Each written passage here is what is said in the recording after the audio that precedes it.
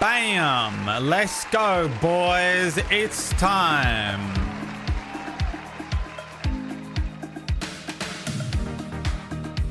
It's the end of the year. I put on the most garish shirt I could think of that wouldn't work on camera. I hope you're all dressed up. This is it. The stream you've all been waiting for. The stream. The stream you've all been waiting for. We're getting into it. We're doing a tier list today of all the games we played this year. We're going to judge whether they were good or bad. We're going to take into account a couple of different factors, not just like, were they a good game, but was it a good game to stream, and did you enjoy it? You're going to have a vote as well for like each game where it belongs on the list, on the tier. S through trash. S through trash. It is a Tuesday, and what an appropriate day to end the year on, I'd say. What a middling year it has been.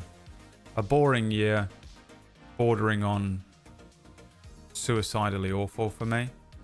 Either boring or incredibly awful. That's what my year has been. Can't wait to see the fucking back of it.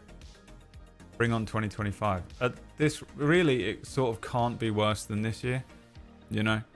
Famous last words, probably. How many days were you not sick this year? Technically half of the year. Technically 6 months of the year. Almost exactly, really. A little over. May, the end of May through till still sick, so most of it. And then the rest of the year, the beginning of the year was absolutely fucking horrendous. Ran straight into money problems and had to move house. And then immediately just got unbelievably unwell, and it hasn't gone away. So I have something wrong with me. I don't know what it is. Cheers. What a great year. I hope your year was better. If it wasn't, at least there's next year. Maybe it will get better. You know? Maybe it'll get better.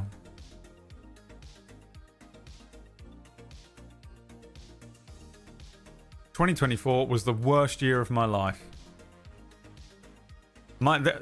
Somehow this wasn't the worst year of my life, you know. My life has had some way worse years than this, but my God, yeah, the worst. Oh, it's up there, certainly up there.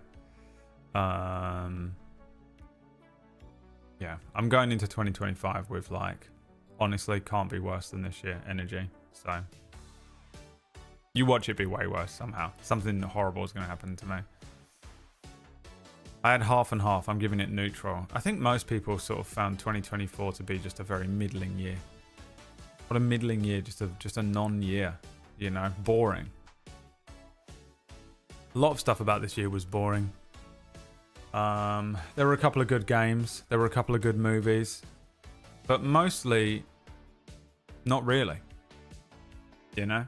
Not that many great shows. Couple of them popped, but like, you know, just a basic year, I would say, for a lot of people. Some people, maybe they had the best year of their life. Maybe some people met the person they love and got married. Maybe some people had a baby. Maybe some people won the lottery. You know, maybe someone else had a good 2024. But from the people I've spoken to, nope, not really. 2024 was pretty jam-packed, really, for you. You were busy. Yeah, that explains why you weren't here. Didn't show up, did ya? Half a job Akio, they call him. Does half the bloody job and buggers off. Bloody buggers off. I woke up this morning and did a bunch of yoga. So my body feels weird. I feel kind of exhausted. Did a little workout. I sort of... I did a science workout. I thought I'd do. If I feel absolutely horrendous tomorrow, it's okay, because I and working on table story things. I don't have to be on camera. So it was like a good idea to do it today in my head. So I woke up and just did a bunch of stretches, did a bunch of yoga, then did a 30-minute resistance training workout, which may or may not kill me. But if it does, only Whack and PB have to deal with it tomorrow. So all we do is sit and complain for multiple hours anyway. I had a good 2024 personally, but it seems like I'm a bit of an outlier. Yeah, it is. Why did you have a good year? What did you do? What happened to you? You married? What's happening? The fuck is this?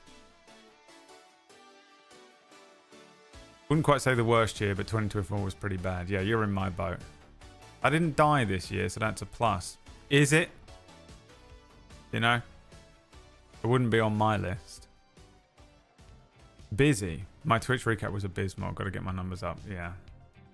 You gotta return to rot. Return to rot. Hi, Gabe. That's his sign, Gabe. Gabriel Tola. Yeah, I wanted to do the replacement pink flannel game today. But I thought that the replacement pink flannel game was orange flannel. Okay, I wanted to do the replacement orange flannel game today. We might still be able to do it. Delivery is due for between 3 and 5 p.m. It is currently 2:10.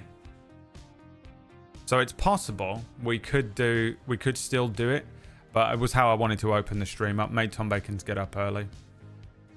Sorry.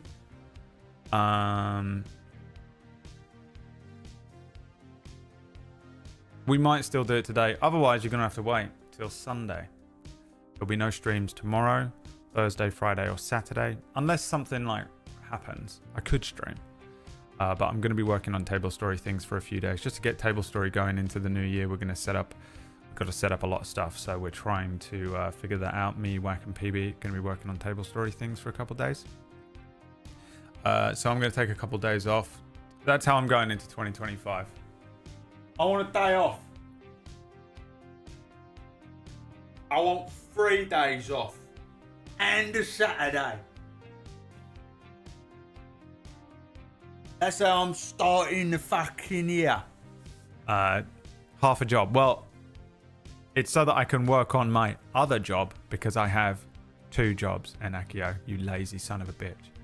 So actually, it's just one job, Brad. One job, Brad, they call him. Blowjob Brad, they call me. Hi, PB. Hi, Ratch. I did see you creeping earlier on, but didn't say anything. Oh, you just fixed all your money, Tom? Yeah, I mean, same kinda. Next year, I'm hoping it really is properly settled, so we'll see. I got a house this year, but yeah, that's sort of stressful, yeah, in its own way. I said goodbye to my tortoise. You gonna get another one? Dude, how old was your tortoise? My mum has a tortoise.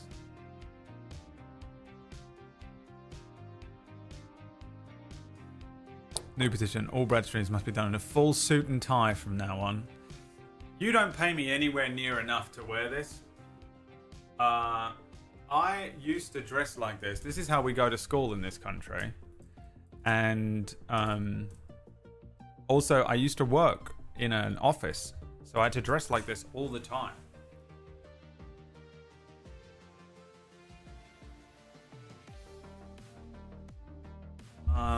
And I don't like it. I hate it. I absolutely hate it because I believe in chaos. You know, it just reminds me of being younger and those horrible times. So, you know, am I wearing sweatpants? I'm wearing like, I don't know what they are. Korean dancing trousers.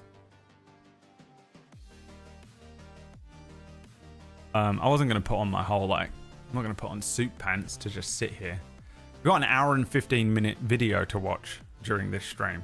So I'm not even going to be here for most of it. Half a job, Brad. We're going to watch every intro of the year. This year it came out to 115 minutes. 115 minutes? Why am I saying that? An hour and 15 minutes. It's not even 100. God. It's 1 hour and 15 minutes. It's because on the timeline in Premiere it says 1:15, so my brain goes 1, you know. But it's 1 hour 15. Can't wait for Ave Maria. It's the longest one by a mile.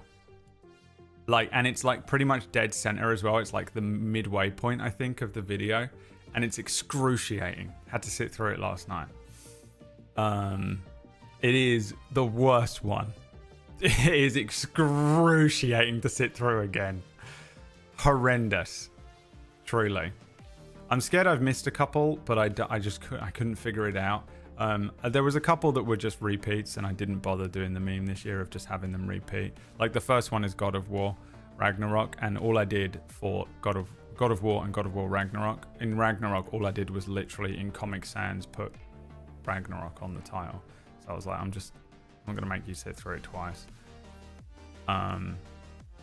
All of the Telltales are in there though, because they were different enough. And it's another drinking game, so prepare, get whatever water, doesn't matter what it is. Drink every time I clearly was having a mental breakdown that week and didn't put any effort into the video edit. I mean, the best ones are from Ratch and Booster Greg anyway. So. Are you streaming today, Wack? Wack said he's going to be wearing a dress today.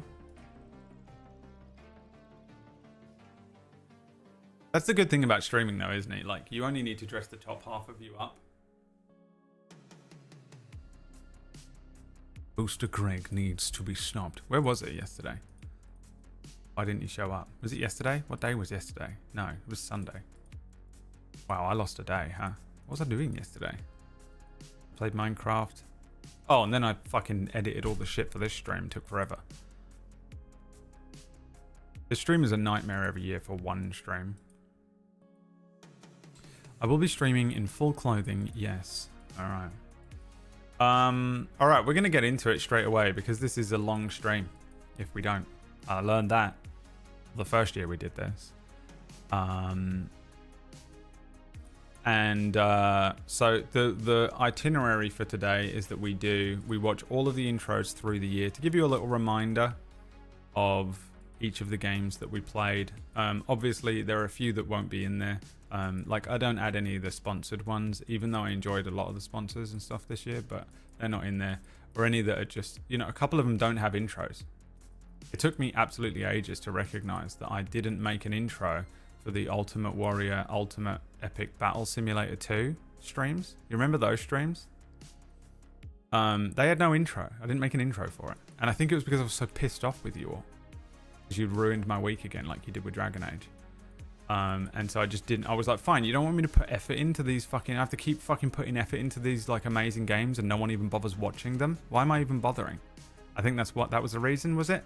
So there was just no intro for it. The streams would just start with the game starting up. I was in a bad place. I think it was one of the last games that I played before I moved house. And I was in a bad place. I've been in a bad place the whole year, really. So the drinking game is drink every time you see that I've clearly put no effort into the edit. Streamer Tantrum. I've had several this year. But otherwise, I think I got them all in there. So we'll see. I don't know. Because the thing is, whenever I do this every year, someone's always like, huh? He didn't add tree cutting simulator. What the fuck, man? Didn't he? And I'm like, we did. Oh my god, yeah, we played tree cutting simulator for 25 minutes. How do you even remember that? You know, I'm always just so blown away. This is my channel, but you people remember everything about it. Everything I fucking said, everything I did, what I was wearing that day, how long we played it for in exact fucking microseconds. And I'm just like, what the fuck? It's really weird. Man's in a shirt. Hell yeah. Someone in chat has a spreadsheet. No, dude, they just don't forget things. Their brain is wired in a very particular way that mine is not. I forget everything instantly. I live in a constant state of brain fog. All right, man. So let's get into it. Let's hope this video plays just in time, Greg, for the only reason you're here. To see your name appear on the screen at some point during this. I'm sure that Greg and Ratch have edited me more videos than are in this year, but I couldn't remember if I couldn't find them, and I couldn't remember. There might be some spelling mistakes and stuff. I had to bang this thing the fuck out, by the way. This is an hour and 15 minutes long, and I was fucking on a time limit, so it has not been proofed at all. Is it? So I'm going to run this, and then I'm going to run... Then we're going to run the video. Again, hour and 15 minutes long. Drink every time I clearly went into a mental breakdown. And at the end of it, we're going to do the tier list. We're going to buy the mods a gift on Steam, but we all know what they're getting this year anyway. I can't remember the name of the game. You've got an hour and 15 to remember it. And due to legal ramifications and a financing issue, there is no $1 giveaway. We might be able to do the new What's Under the Pink Flannel replacement if the thing that I bought for it arrives between 3 and 5 p.m. If it arrives during this, I'll be able to set it up. So we'll see how that works out. I also bought a new thing for here, but it hasn't arrived either. It was meant to be here by now, but I think it's getting here in the middle of January. All right, guys, here we go. This is it. Reminding everyone what we played this year.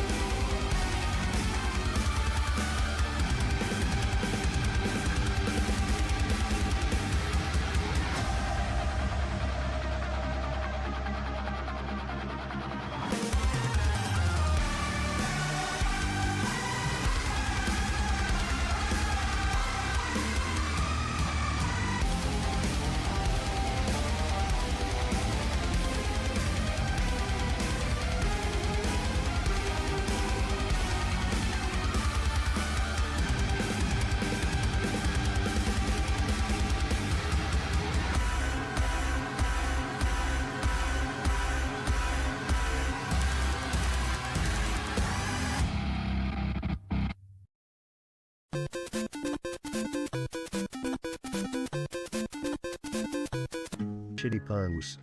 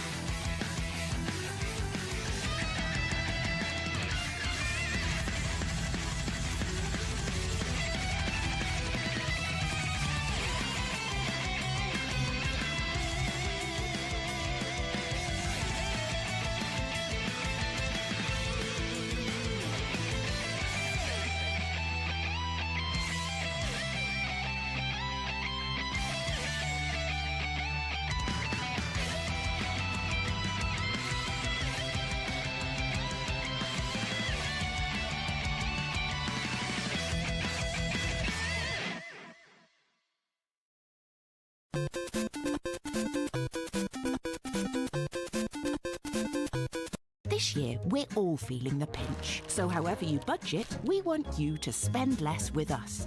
If you're a bit stretched, we've got over 1,000 low everyday prices, now locked in till Easter. Popping in for your favourites, we price match over 500 of them. And if you want to treat yourself, you can, with Club Card prices. So to spend less with us, look out for this, and use the power of this. Because right now, every little helps.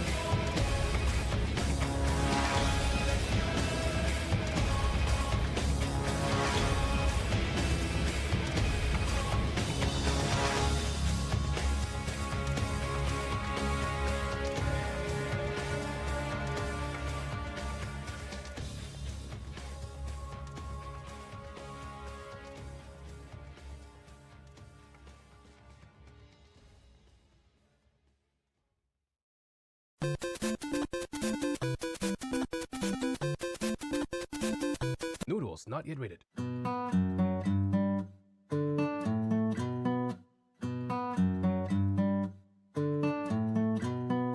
SOS, she's in disguise. I found her.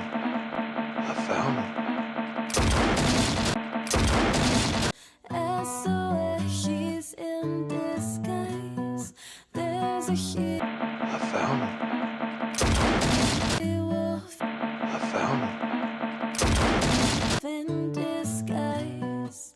Coming I found her. out, coming out.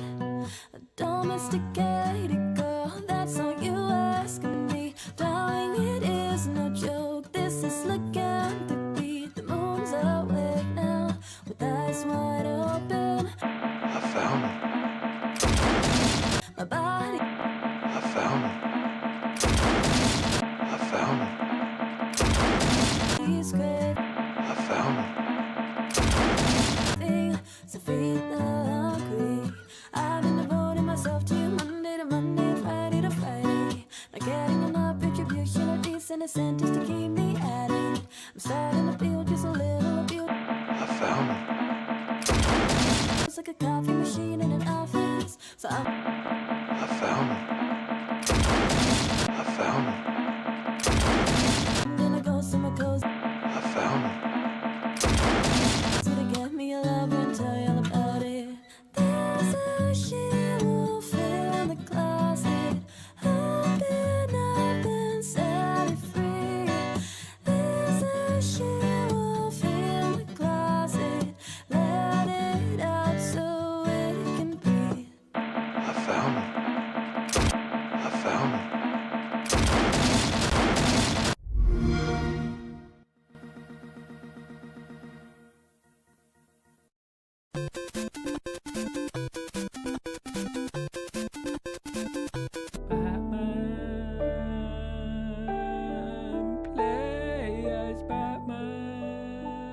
Noodles not yet rated.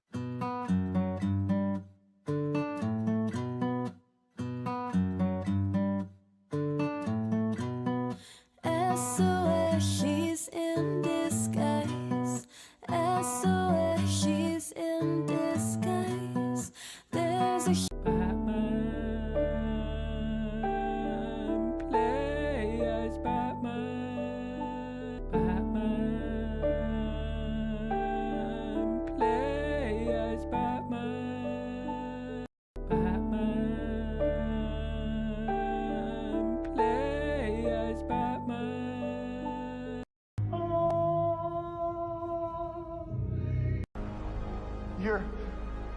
You are?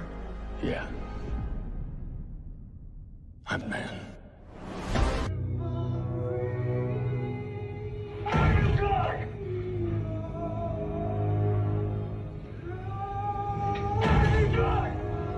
Batman,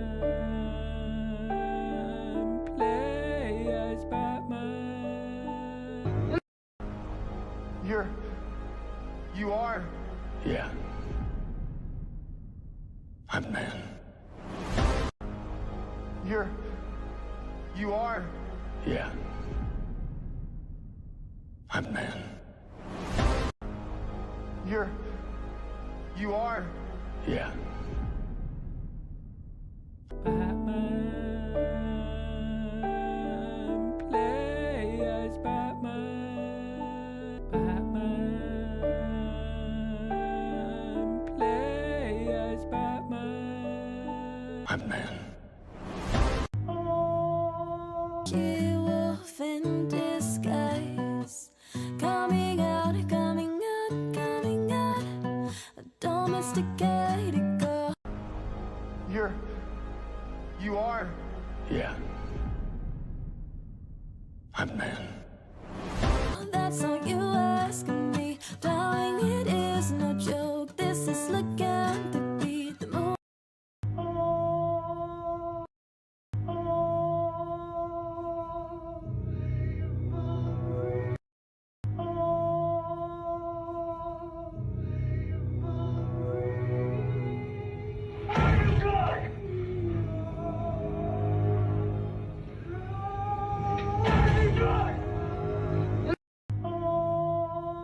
Awake now, with eyes wide open. My body's craving, so feed the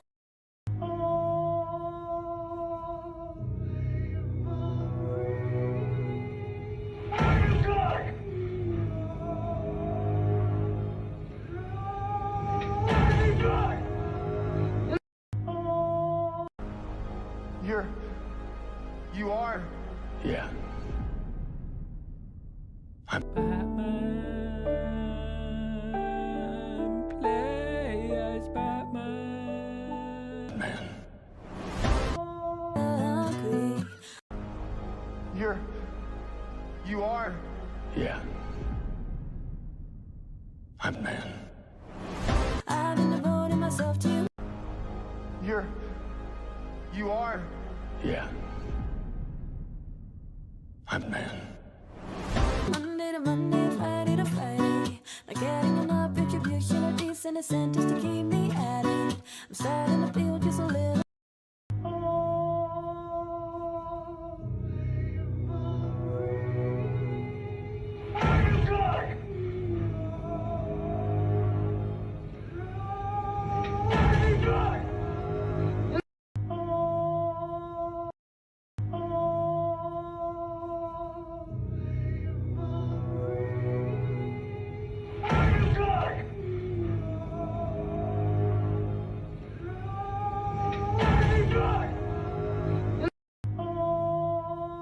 Feels like a coffee machine in an office. So Batman,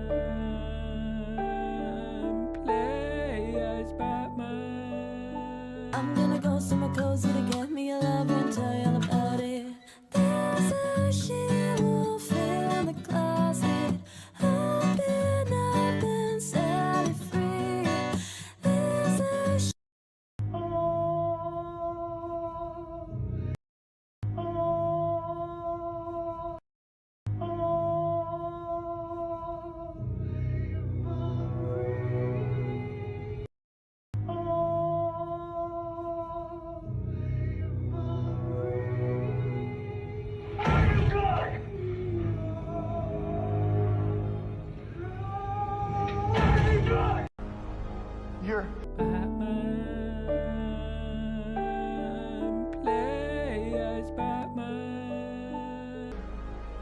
You are? Yeah. I'm man.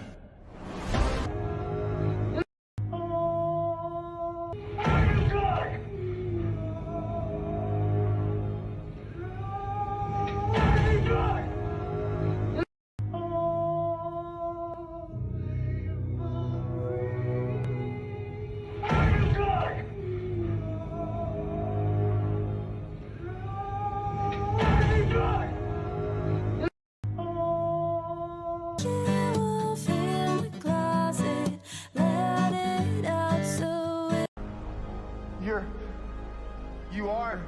Yeah. I'm man.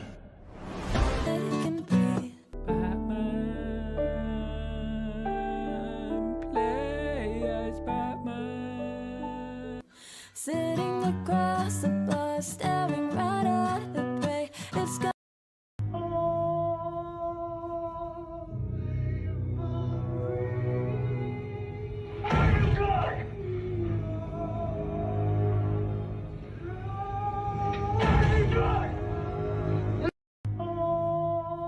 knowing where's the fly. She's gonna get away. Nocturnal creatures are not so prudent. The moon's my teeth.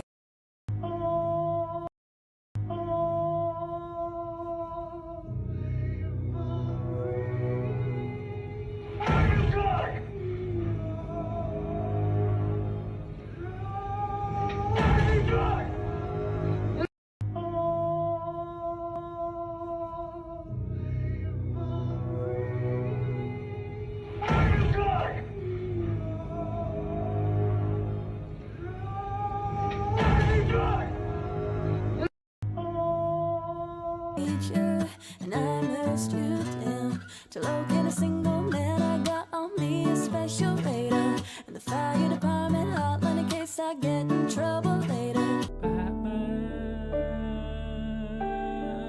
play as Batman. Now look. You are? Yeah. I'm man. Look at the cute little divas and rich city guys I just want to enjoy by having a very good time and behave very bad in the arms of a boy. There's a she-wolf in the closet, open up and set it free. There's a she-wolf in the closet, let it out.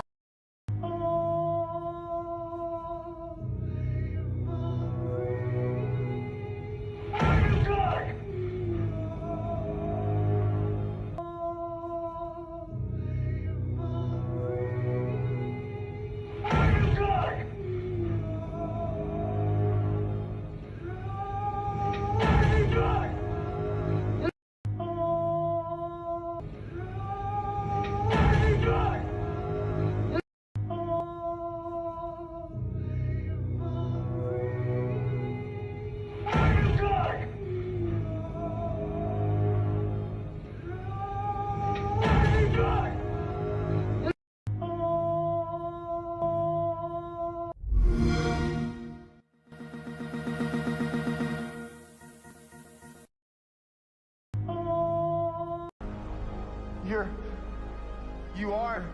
Yeah. I'm man.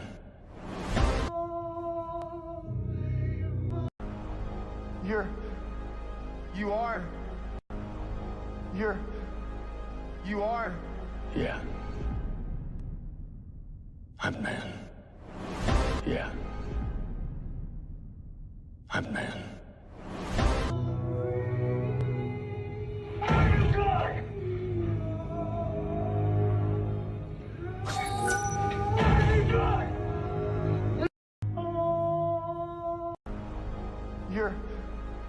You are? Batman, play as Batman. Yeah. I'm man.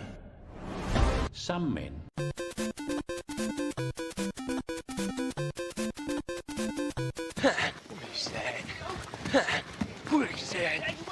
Noodles not yet rated.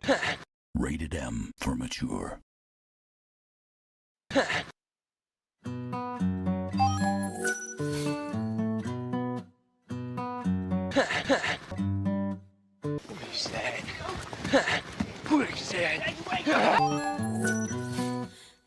swear she's in disguise. Swear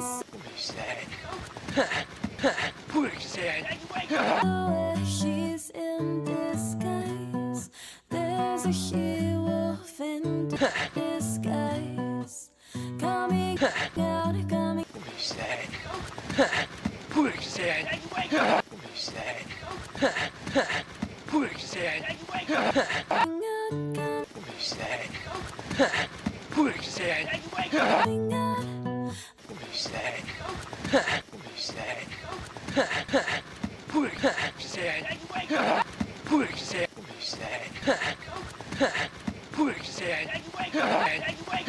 Domesticated girl. That's all you asking me, darling. It is no joke. This is lycanthropy. The moon's awake now, with eyes wide open. I found My body's craving, so feed the hungry. I've been devoting myself to you Monday to Monday, Friday to Friday. Not getting enough retribution or decent incentives to keep me at it. I'm starting to feel just a little abuse, like a coffee machine in an office. I'm gonna go somewhere cozy to get me a lover and tell you all about it. There's a shit.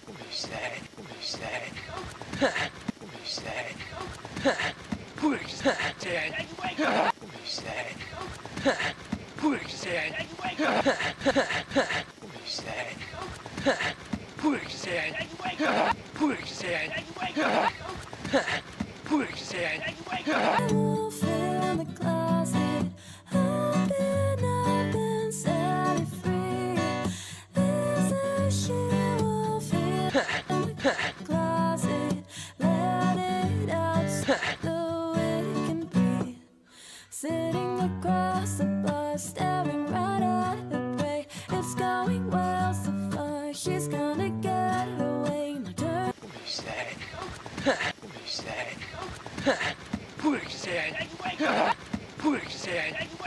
No creatures.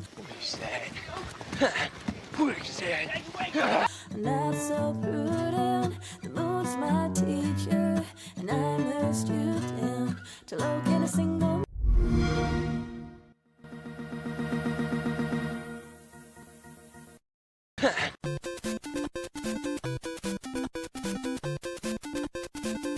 Noodles not yet rated. Some men.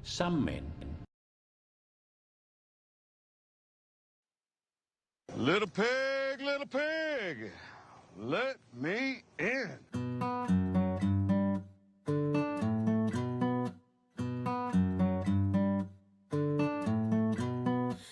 Little pig, let Some men. me in. Some men. She's in disguise. Some men. SOS, she's in disguise. There's a she-wolf in disguise. Coming out, coming out, coming out. Don't. Little pig, let me. Little pig, let me in. Domesticated girl. Little pig, let me in. That's all you asking me. Little pig, little pig. Some men. Let me in. Pig, Some men. little pig. Little pig, let me in. Let me in. Let me. Little pig, Some men. pig. Let me in.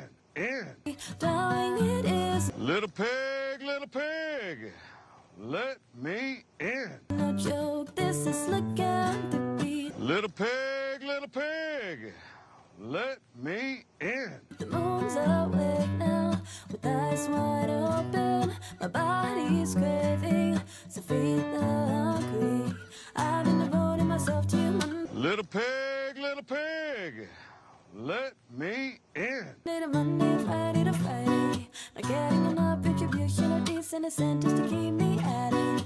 I'm starting like a coffee machine in an office. So I'm gonna go somewhere cozy to Little pig, let me in. get me a love Some men. and tell you all about it. Some men. There's a she-wolf in the closet. I've been Some men. Some men.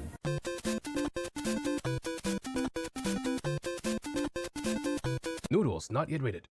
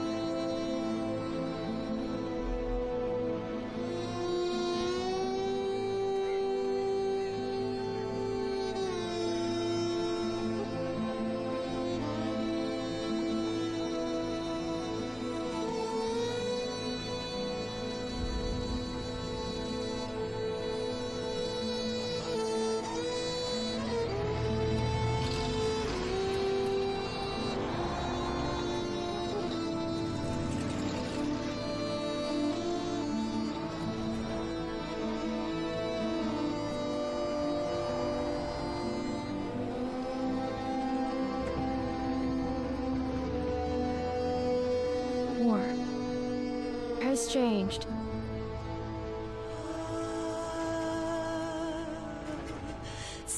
It's no longer about nations, ideologies, or ethnicity. It's an endless series of proxy battles fought by mercenaries and machines. War, and its consumption of life, has become a world war machine. War has changed. ID-tagged soldiers carry ID-tagged weapons, whose ID-tagged gear. Nanomachines inside their bodies enhance and regulate their abilities. Genetic control, information control, emotion control, battlefield control. Everything is monitored and kept under control.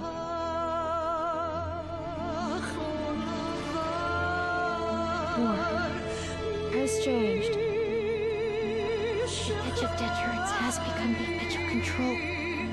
All in the name of everything to distract from weapons of mass destruction. And he who controls the battlefield controls history.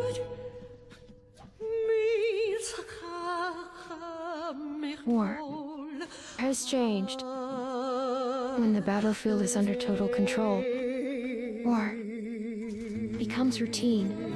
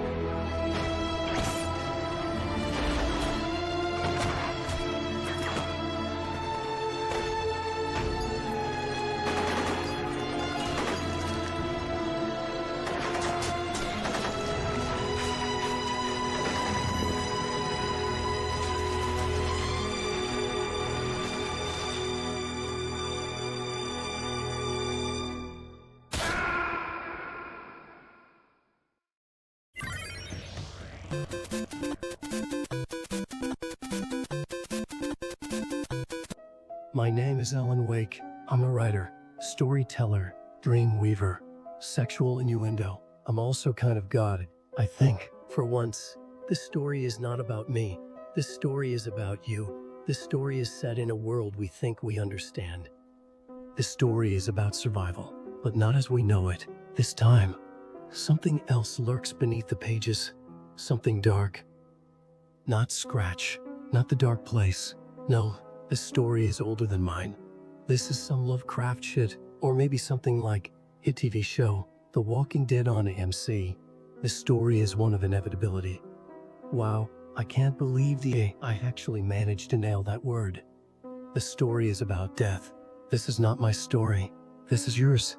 This is another playthrough of RimWorld.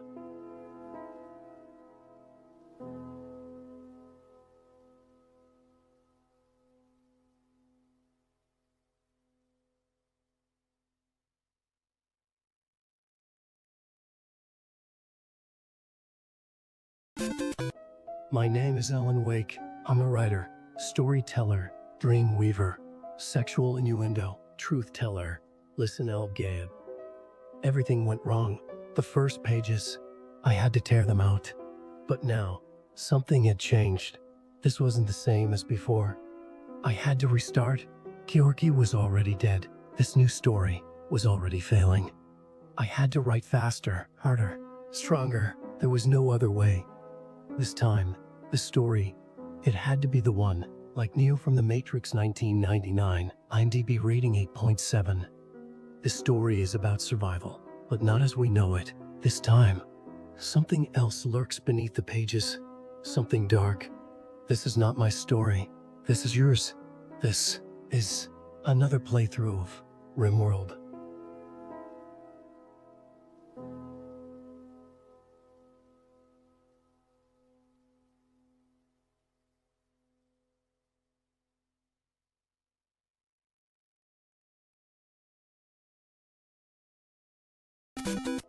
My name is Alan Wake. I'm a writer, storyteller, dream weaver, sexual innuendo, truth teller.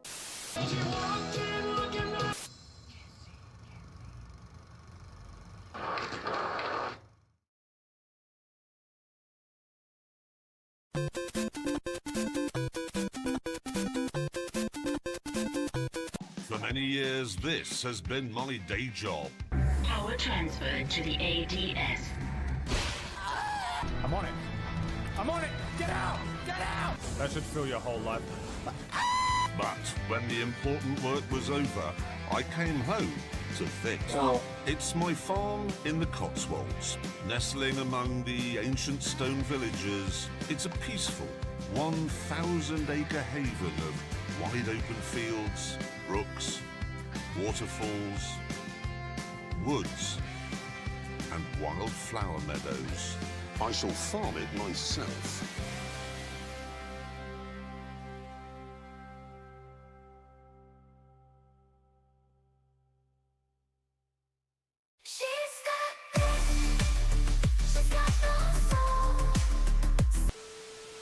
Welcome to Night City. Yeah, come on! The only limit to what you can do is what you're willing to become. So dream big. If you can hack it, the future's yours for the taking. In 2077, what makes someone a criminal? Getting caught.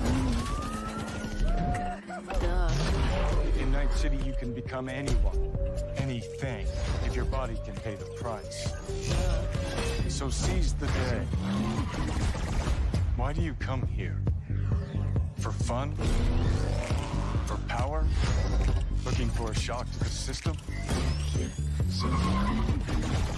Yeah. Because before they put a bullet in you, you'll make this whole city burn. Then set it on fire. Cyberpunk 2077. Pre-order now.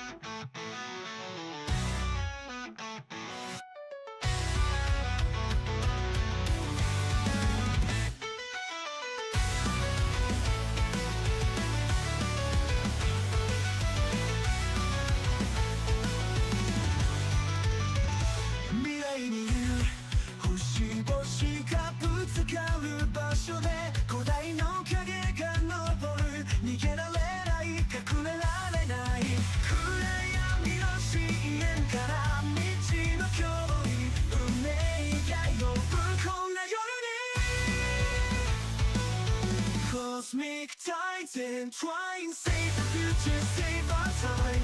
Battle on through, face the endless dark. Stand as one together when the nobody embarks. Whoa, yeah, yeah, yeah. 幾多の世界を超えて視界を結ぶ鋼の結束で戻れはしない真実を探して隠されたベールの中古代の遺跡に物語の奇跡 Cosmic tides entwine Save the future, save our time Battle on through Face the endless dark Stand as one together when the nobody embarks Whoa, yeah, yeah, yeah Through the cycles we will rise In the echoes of the skies Guardians of a fate untold In the fires of the stars We must be bold We must be bold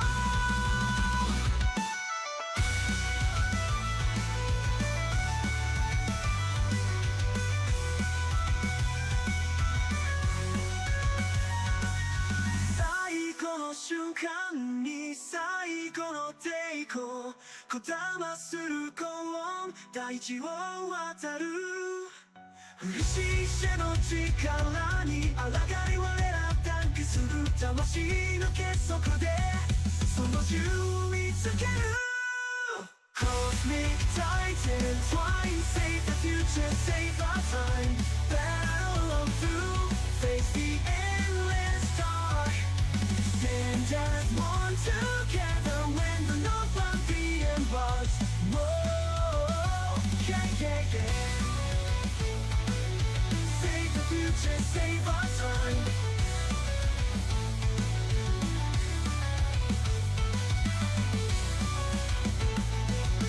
Save the future, save our time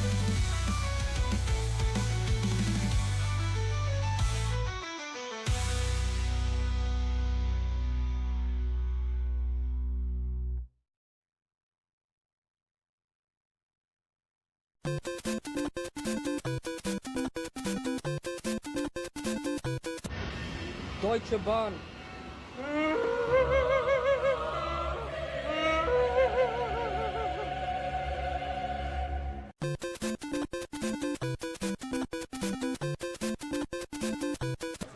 Ale?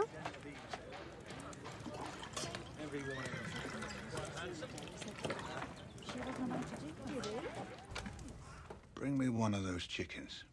You got money to pay for it? You paid for it? No.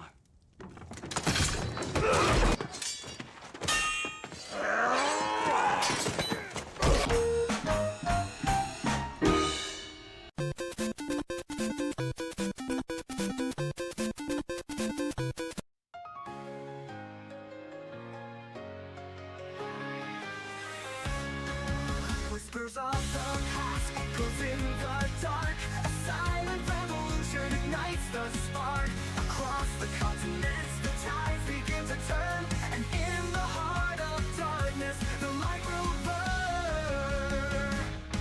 戦いは続く心は決して折れない希望は我らの力が火を打ち負かす暗闇の中でも光は見つかる未来は我ら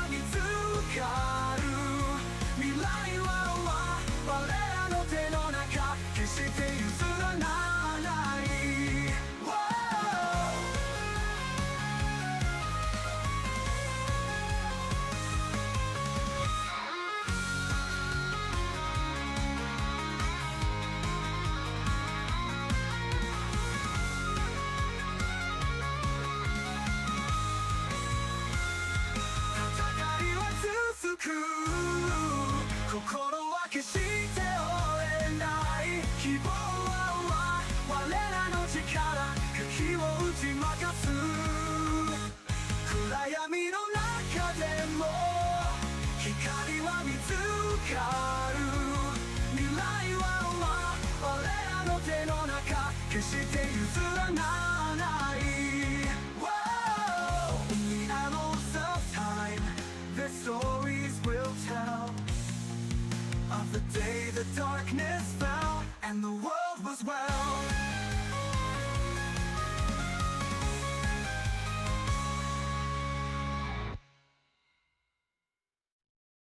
She's okay, okay, oh.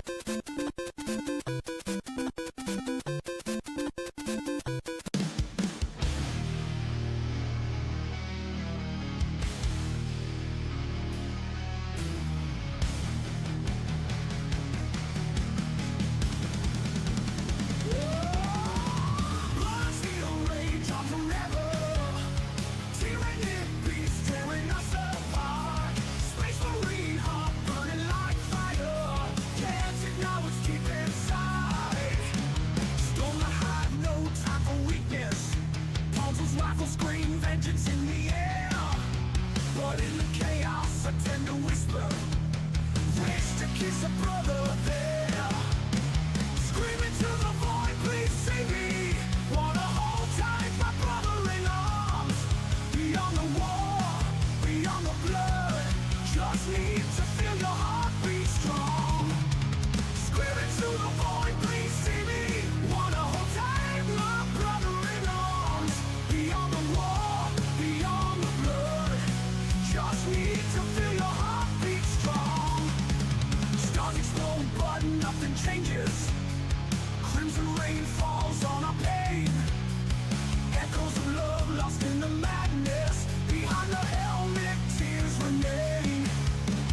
Chase what cuts, but can't release me. Now my duty, but my heart's not free. Endless battle, endless sorrow. Crave your touch before tomorrow. Screaming to the void, please save me. Wanna hold tight, my brother in arms. Beyond the war, beyond the blood. Just need to feel your heartbeat strong. Screaming to the void, please save me. Wanna hold tight, my brother in arms. Beyond the war, beyond the blood. Just need to feel your heartbeat strong. Heartbeat strong.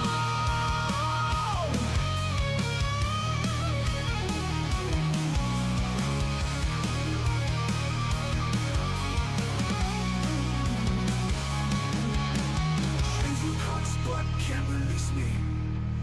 Not my duty, but my heart's not free.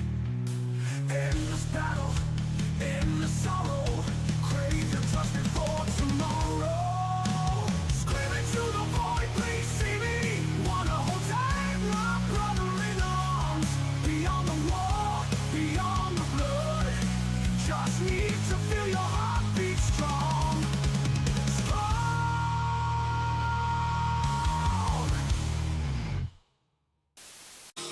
It's time to play the game. Time to play the game.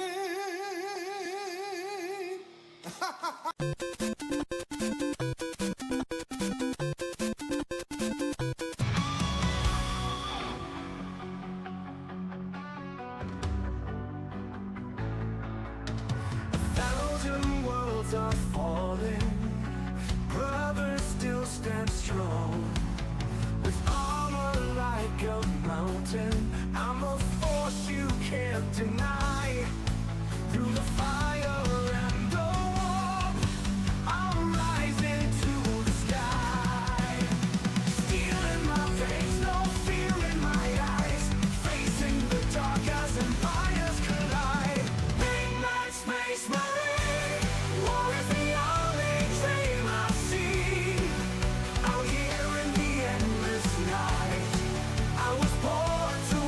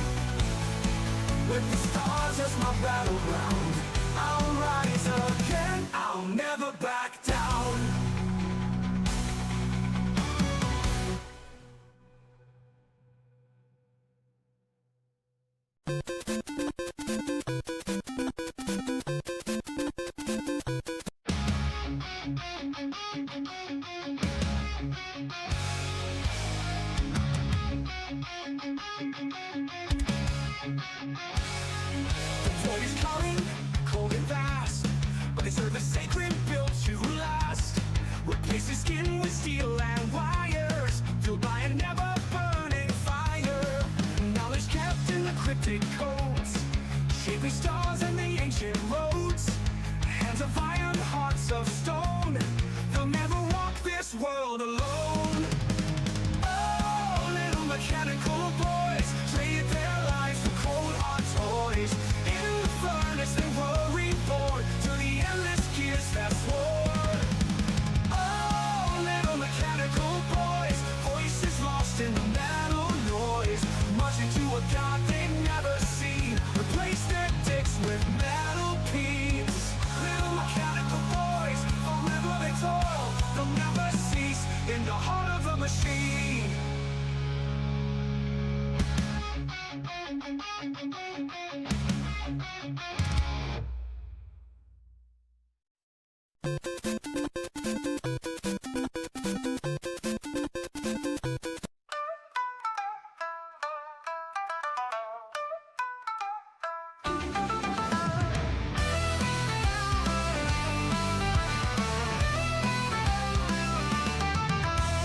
Born from a stone hide, will come touch the sky. He is fighting, fighting, big animal. Go, go, go!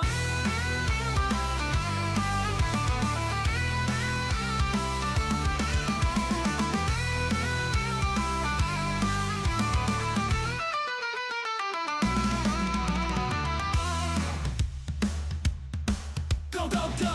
Monkey with the stick causes such a ruckus, jumping through the heavens, making gods piss at us. Go, go, go! Monkey with the stick, never gonna bow and boot the toe. Yeah! Pro disguise, Wukong never dies. His legend so thick, always go now. Monkey with the stick.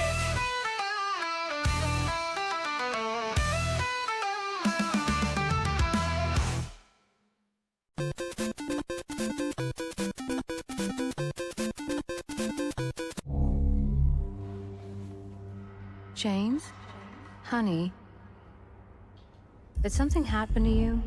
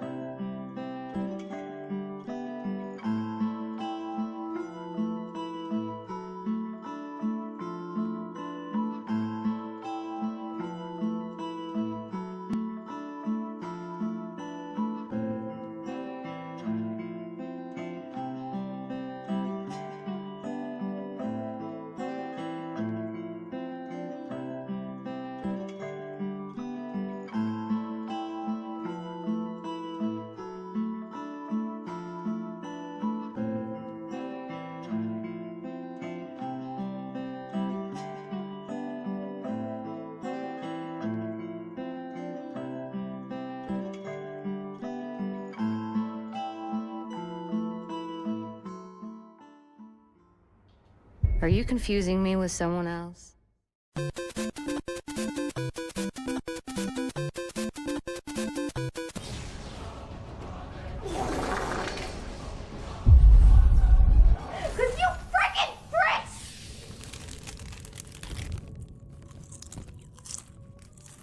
World of Warcraft.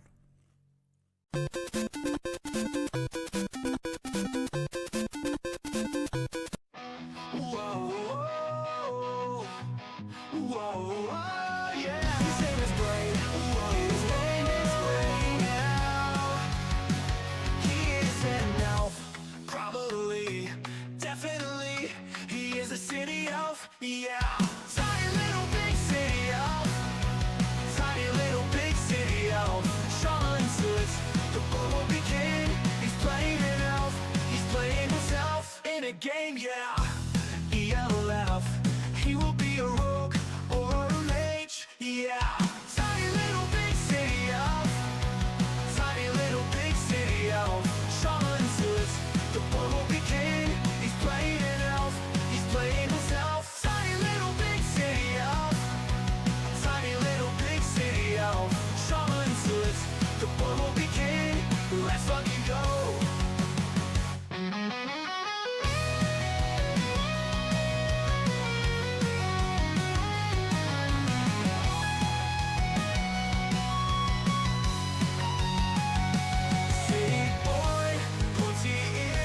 Stabby stab, city life. Tiny little big city elf. Tiny little the elf. Trauma and suits, the boy will be king. Welcome to Dragon Age with your boy Braid. Big city life, elf on the shelf. ELFPNIS.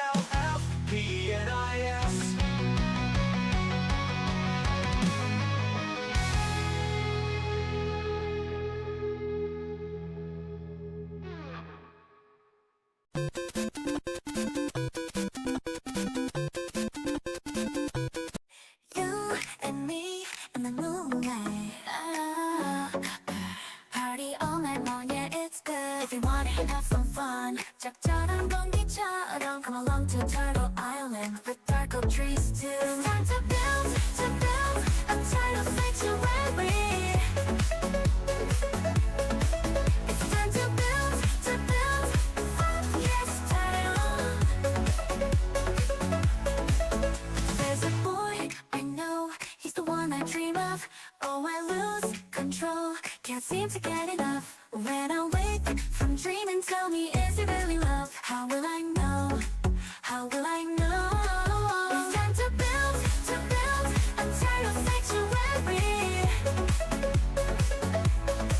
It's time to build, yes, tidal. Turtles have a 30-centimeter penis with a hook on the end. Hooked penis, yes, hooked penis, yeah.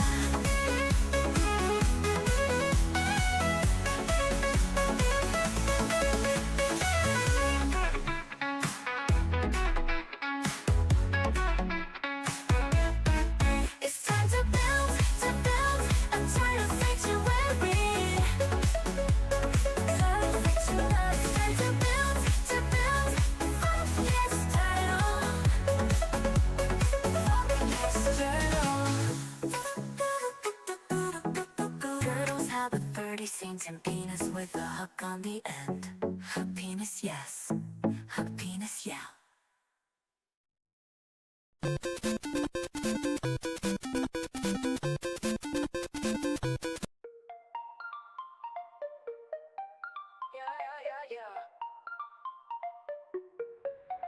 When you need a game to fill the void, when you need the views, it's gamer steroids.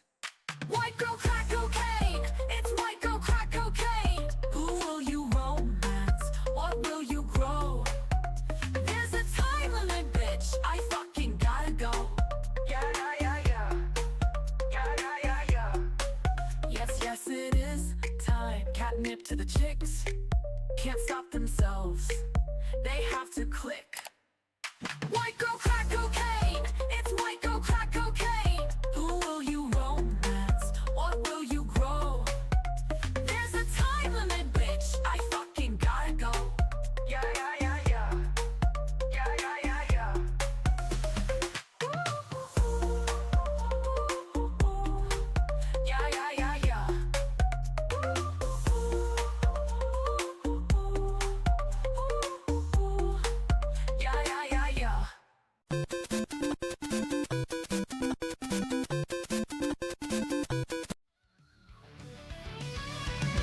Dance, you little witch man, go and find Siri.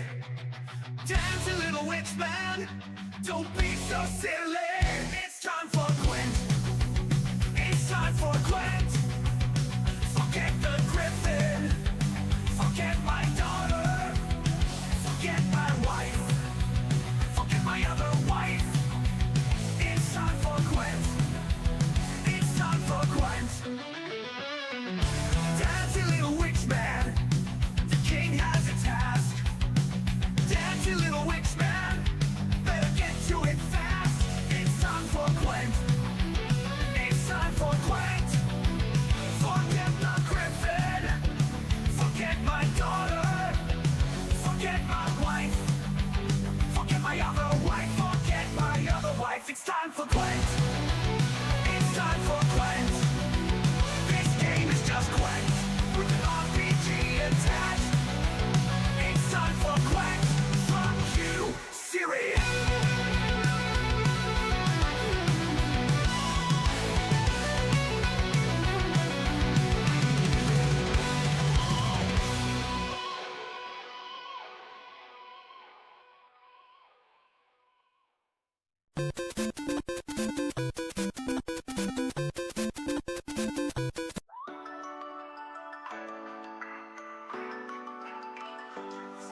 you dream of cozy life, when you watch too much anime, when you want to change your life and your outfit to infinity and beyond.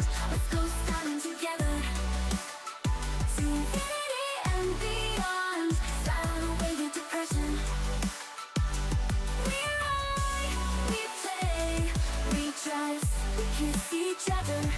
When you want to ride a horse, when you want to ride a bike, when you want a weird anime pet, this is the game for you. To infinity and beyond. Let's go styling together to infinity and beyond. Style away the depression. We ride, we play, we dress, we kiss each other. 4 anime white chicks and probably a few depraved men. To infinity and beyond. We ride, we play, we dress. To infinity and beyond. Just style away from depression.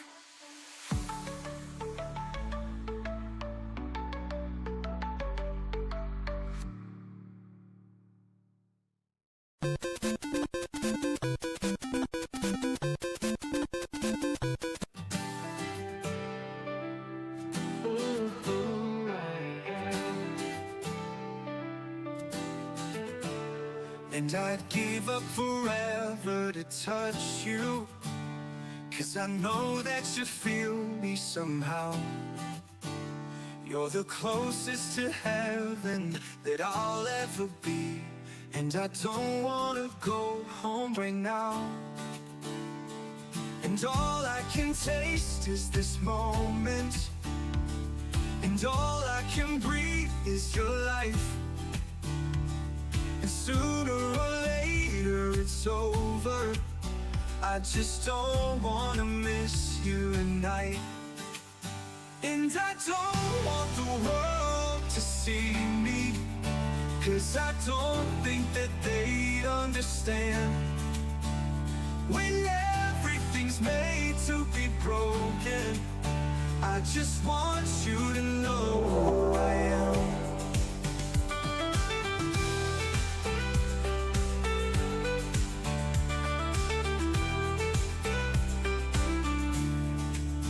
And I don't want the world to see me, 'cause I don't think that they'd understand.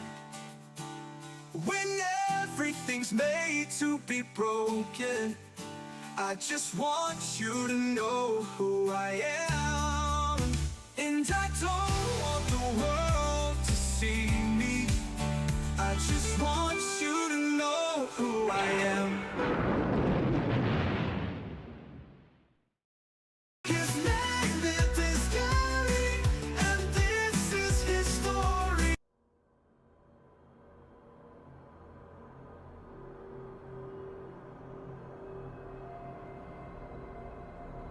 It's under a tiny world. Will take a person only a matter of weeks to travel from one side to the other. Once a lush, verdant planet, Rixonder's rain had stopped falling. What had stopped it? And how? Was there something to do with the warring empires? Was it a new unknown threat? Or perhaps it was the new major tech and steam-powered technology from the Hutchtan matriarchy or Kosusiv Reinti. Long ago, the world was treated as an experiment by the gods. They were trying to discover the most powerful species they could make. Just a fun game for them became our world as we know it, in the finals of the Kraven trials. Humans faced off against Noms. The humans won. In a final test, the gods pitted the humans against the dragons. The dragons tore the world apart, leaving magic unstable, destroying any semblance of society. Now, after 1,000 years, the mans have rebuilt. 2 great kingdoms, constantly at war, and between them, the last forest. The only place of green in our dying world. And inside that forest, the last Nom. My name is Gary, and this is my story.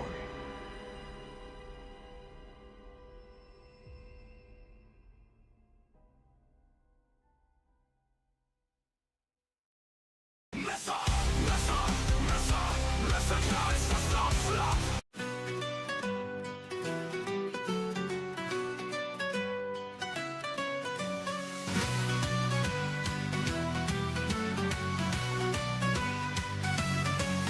In the town of Badgerbrook, the dawn begins to break. Leary stands upon the hill, their future to remake. A spark inside, a calling deep, the winds are whispering. Leave behind the life you know, and let your journey sing. The world awaits, the fire burns inside. With shadows rising, they cannot hide. The path is long, but the stars will guide. Leary, take the sky, it's time to fly. Rise, Leary, rise, the time has come. Face the driver, chase the sun. Through the forest, dark and seas untamed, you carve your name in skies of flame. Oh, Leary, rise, the hero's light. Across the land through endless night. With every step, the legends cry. Rise, Leary, rise. In the midst of ancient woods, where shadows weave their lies, Leary faces monsters fierce with courage in their eyes. The road is hard, the nights are cold, but they will never yield. For every scar and battle won becomes their sword and shield. The storms will come, but their heart won't break. Through every trial, through every quake, with magic's roar and the earth's great shake, Leary walks the line for the world's sake. Rise, Leary, rise, the time has come. Face the tiger, chase the sun. Through the forest, dark and seas untamed, you carve your name in skies of flame. Oh, Leary, rise, the hero's light. Across the land through endless night. With every step, the legends cry. Rise, Leary, rise.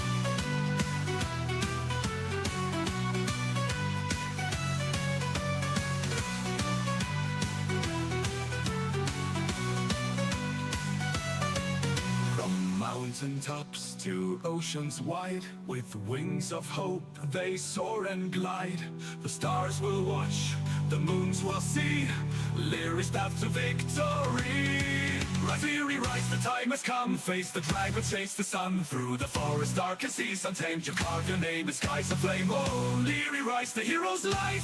Across the land through endless night. With every step, the legends cry. Oh, Leary, rise, the hero's light. Across the land through endless night. With every step, the legends cry. Rise, Leary, rise. In the midst of ancient woods, let the echoes ring. Through the world where heroes sing, the journey calls, the flames arise. Now's the time, Leary, rise.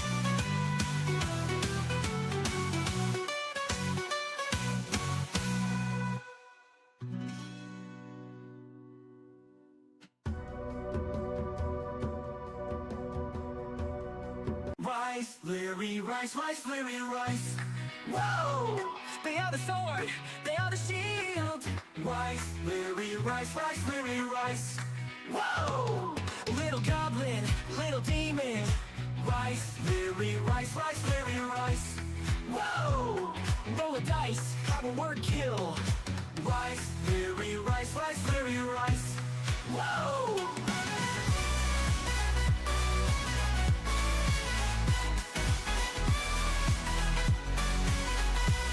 Whoa! Rise, Leary, rise up and fight. Win, win.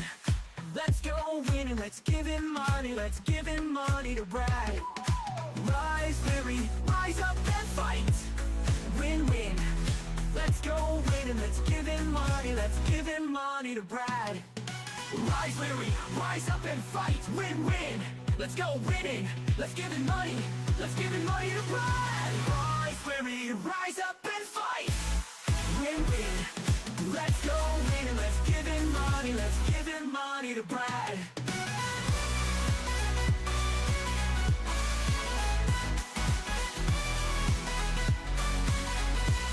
Whoa!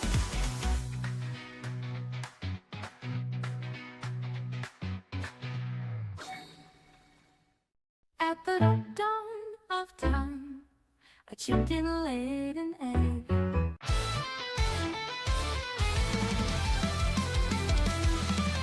Corruption's fast to spread when democracy is dead. As oppression reaches pressure points, guess who goes ahead? Just leave a note or wait, a bonus justice shall arrive. They're both right through, their hair is blue, it's time to roll and die. Marching forth with weapon drawn, set the world alight. A goblin friend, a paladin, ready for the fight. No evil mind, no demon kind, no tricks or shrewdery.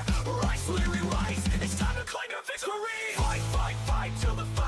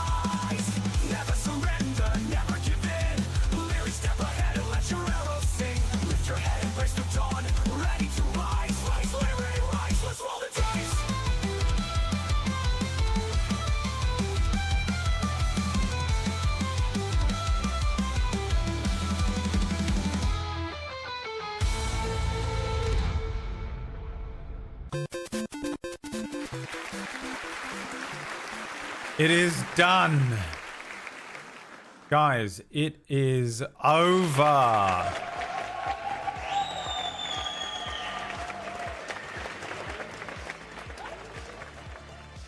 Now, the real question is,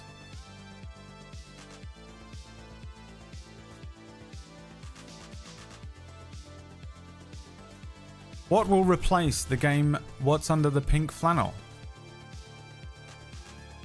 There's only one way to find out. There's no way this is going to work when I click this button. Coming up next on BBC Two, it's the BradWOTO stream. But first, it's time for What's in the Lunchbox?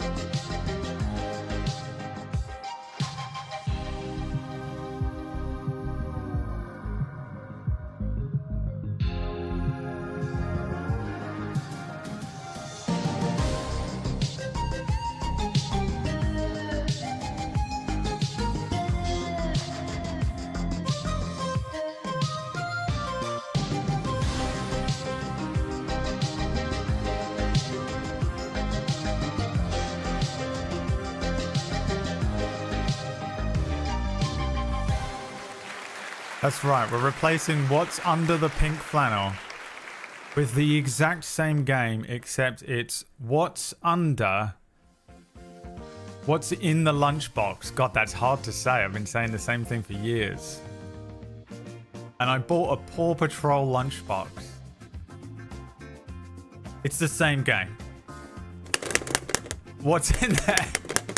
Exclusively to drum up engagement at the beginning of a stream. What's in the lunchbox? Can you guess? What's in the lunchbox?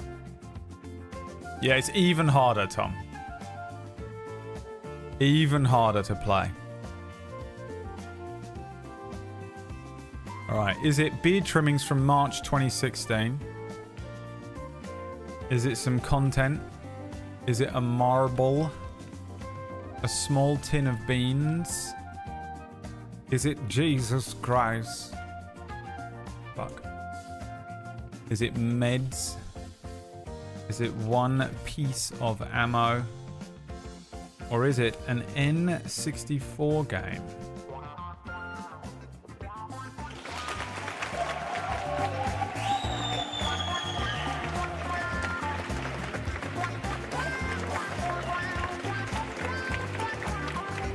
Is that lunchbox the size you're expecting to be? It looks nothing like what I was expecting to arrive, and also it's already broken, so...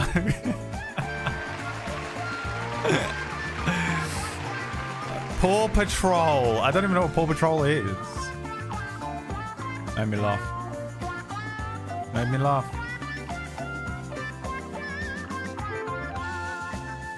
Also, I'm going to make the penguin from the intro an emote. What do you think about that? Don't let me forget to do that.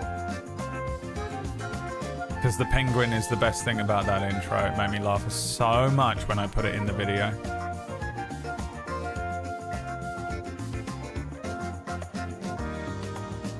Pengling.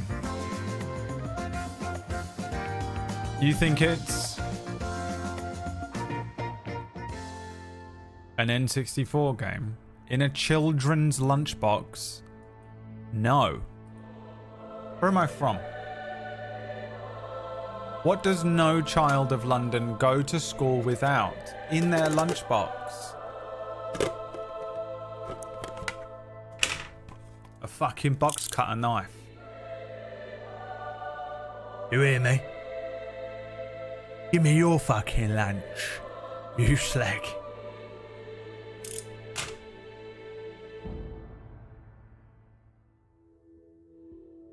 That's right, from now on and for 2025, or at least for a week, we're going to play What's in the Lunchbox every day.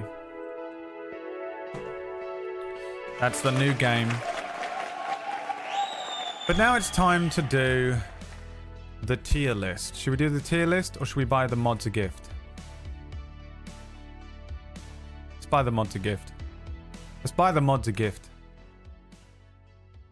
Because we know what they're getting.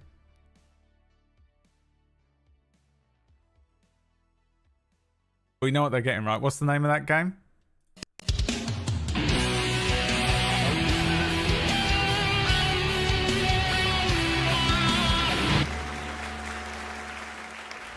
We gotta give them a copy of that game. 5 hearts under one roof.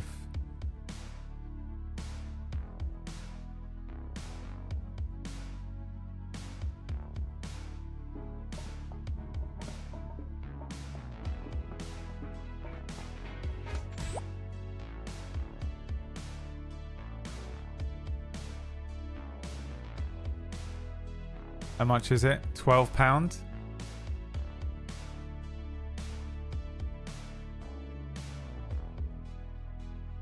Let's get them each a copy of 5 hearts under one roof. 5 hearts under one roof.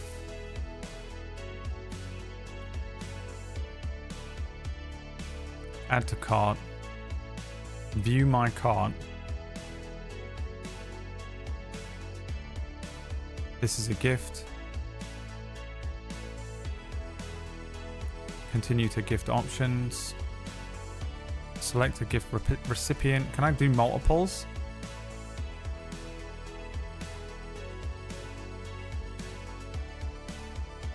Can I do multiples? Alright. Enakio. First one I saw on the list. Well, g'day, mate. And Happy New Year. Sure hope you have a great one this year, mate. Have a copy of this game on me and chat. Because chat are going to fund this, right, chat? You're going to pay for all of these, right? How many copies of this do I need to buy? Well, good day, mate. Send it. Continue to payment.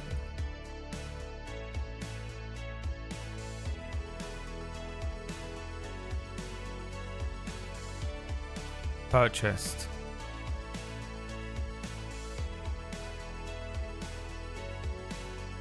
My accountant's going to be so confused. Hey, you bought 6 copies of 5 hearts under one roof. Add to cart.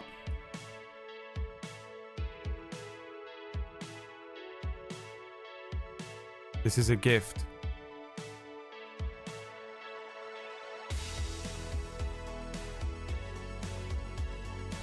Select gift recipient. Elux Loquette. Well, g'day, mate, and Happy New Year. Sure hope you have a great one this year, mate. Have a copy of this game on me in chat. Continue to payment. Agree. Purchase.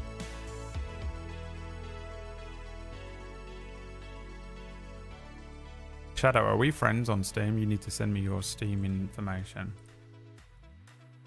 Can we do that?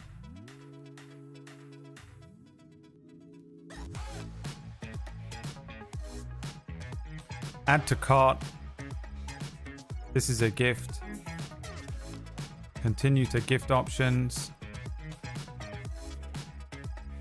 Select gift recipient. Lele. G'day, mate, and Happy New Year. Sure hope you have a great one this year, mate. Have a copy of this game on me and chat. Continue to payment. Purchase. How much is this so far? How much does this cost me so far for this meme that none of them are going to appreciate or play? Add to cart, view my cart. This is a gift. Select gift recipient. Lilies of the Valley. G'day, mate, and Happy New Year. Sure hope you have a great one this year, mate. Have a copy of this game on me in chat. Purchase. How much has this cost me so far? Thanks, Ratch. How many copies is that so far? You guys are keeping count, right? Add to cart. This is a gift. View my cart. Select recipient. Kujio. G'day, mate, and a happy new year. Sure hope you have a great one.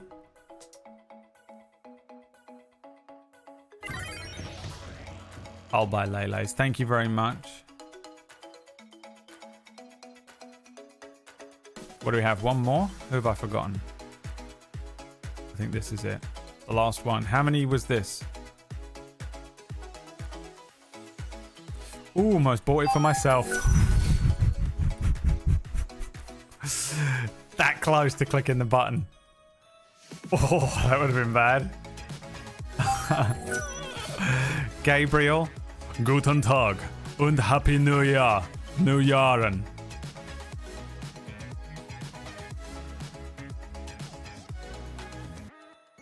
Oh no. Guess I'll have to play it. Oh no, not the game I want to play the most. 2025. Okay, it's done. That's it. The meme is over. Next year they get a real present. Don't let me forget.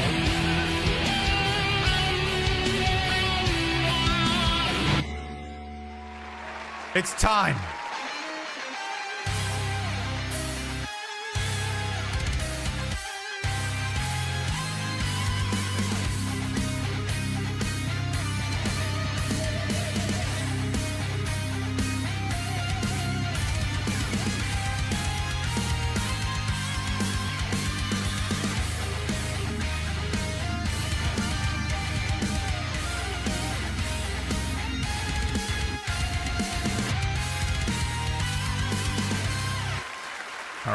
Waiting for Shadow to accept my friend request so we can buy him a copy too. He's so desperate for a copy of it. It's unbelievable. This is it. This is the part you've all been waiting for. This is the part you've all been waiting for. We're going to get into the tier list itself. Thank you, Chen. Thank you, Ratch. Thank you, Derp. Thank you, Florence, for the tip. Thank you, Carmine, Polestar, Danny's, Anonymous, Shadow, Greg, Liam, Pitsky, Chicklet, all the resubs and stuff today as well. I've got a lot going on, and also I wasn't on the stream. I didn't want to interrupt the art that was the 10-minute fucking Batman intro. Imagine not giftable. This account has this game already. Would have been good. Would have been good. Okay. Shadow is online. Hang on. Is that you, or am I buying this for someone else?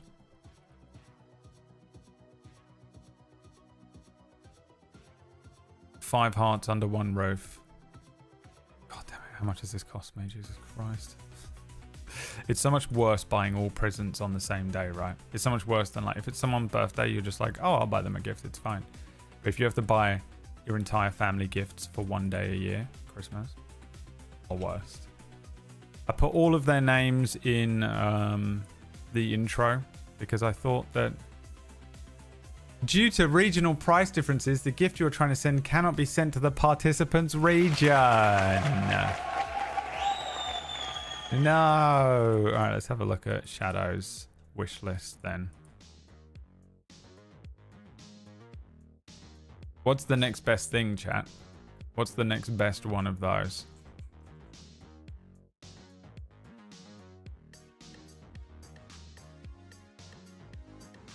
Let's have a look. He's got 265 hours in Dragon Age The Veilguard, 323 hours in The Legend of Heroes Trails Through Daybreak. Hey, Trails Through Daybreak. I want to play those games really badly. He's got Steel Right. We're going to find the one that's the closest to £12 and buy that for him. That's £11 RPG Stories, £11 Corsair's Legacy, £11 Lazara Summit Kingdom, £11 Romancing Saga Minstrel Song Remastered.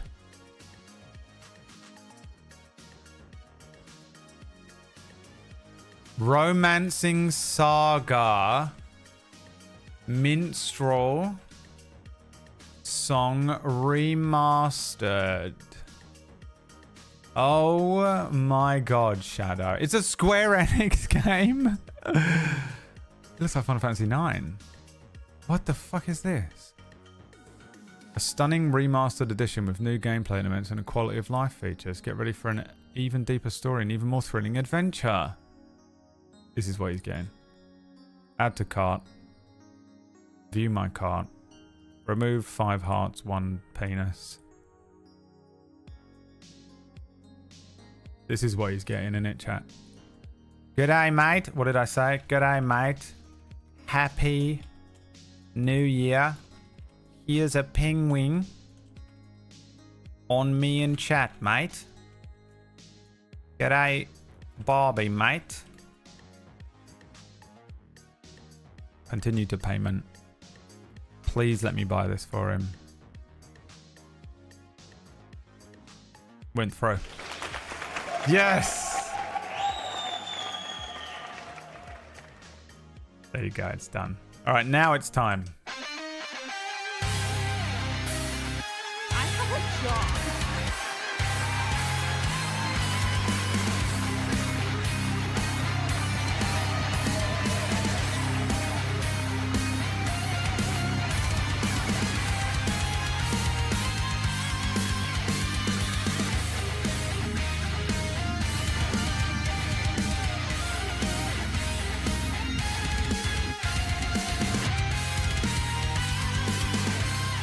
Here we go, baby. Here we go. It's time to go through each of the games throughout the year and put them into a tier list, along with you lot voting as well. Here they are. It's the list, the tier list. Can I move this up a little bit? Maybe we put this up here a little bit like that. Fucking ugly as shit, innit? We'll do it this way. The tier list. Oh, we could do this. That way you can actually see them all. Look at that. I figure we'll go through it in order that we played it. Doesn't really matter, does it? But we'll go through it in the order that we played it. Starting with God of War 1. God of War 4. I'm just putting it on. I'm not putting it in there yet. It's just on there just so we can see which one we're talking about. We're going to put it into one of these. S tier is that this is the fucking greatest game ever made. Unbelievably brilliant game. Here's the criteria. We're going to talk game on its own. What was the game like on its own? Was it a good game? Was it a good game? Then also we take into account, was it a good stream game? Like, did you enjoy watching it on stream? Was it a shit game to watch on stream? When you think to the time that we were playing God of War, are you like, oh dude, those streams sucked? Or I really enjoyed those streams? Or, somewhere in the middle. I'm going to try and remember, even though I don't remember anything of this year, whether it was a good game or not, and whether it was a good streaming game or whatever. Like, were views good? Did I make absolute bank off this game? The sharky business side of it. Was it good for that? And then with all of those things, we're going to combine that and put it into a place on this list. So you have to be objective. Now, I know it's fucking clinically impossible for you guys to be objective about anything, but try. It doesn't matter. And don't get pissed off when your game that is an S tier game ends up in trash tier because it was a bad stream game, but is a good game in real life. Okay? So, God of War. The original God of War. The first game that we played this year. Who remembers playing it? I sort of do. Here's a clip. Hurry, brother. We may get a piece of the chisel and be gone before they even notice. Look how fat I used to be. Uh-oh. Yeah.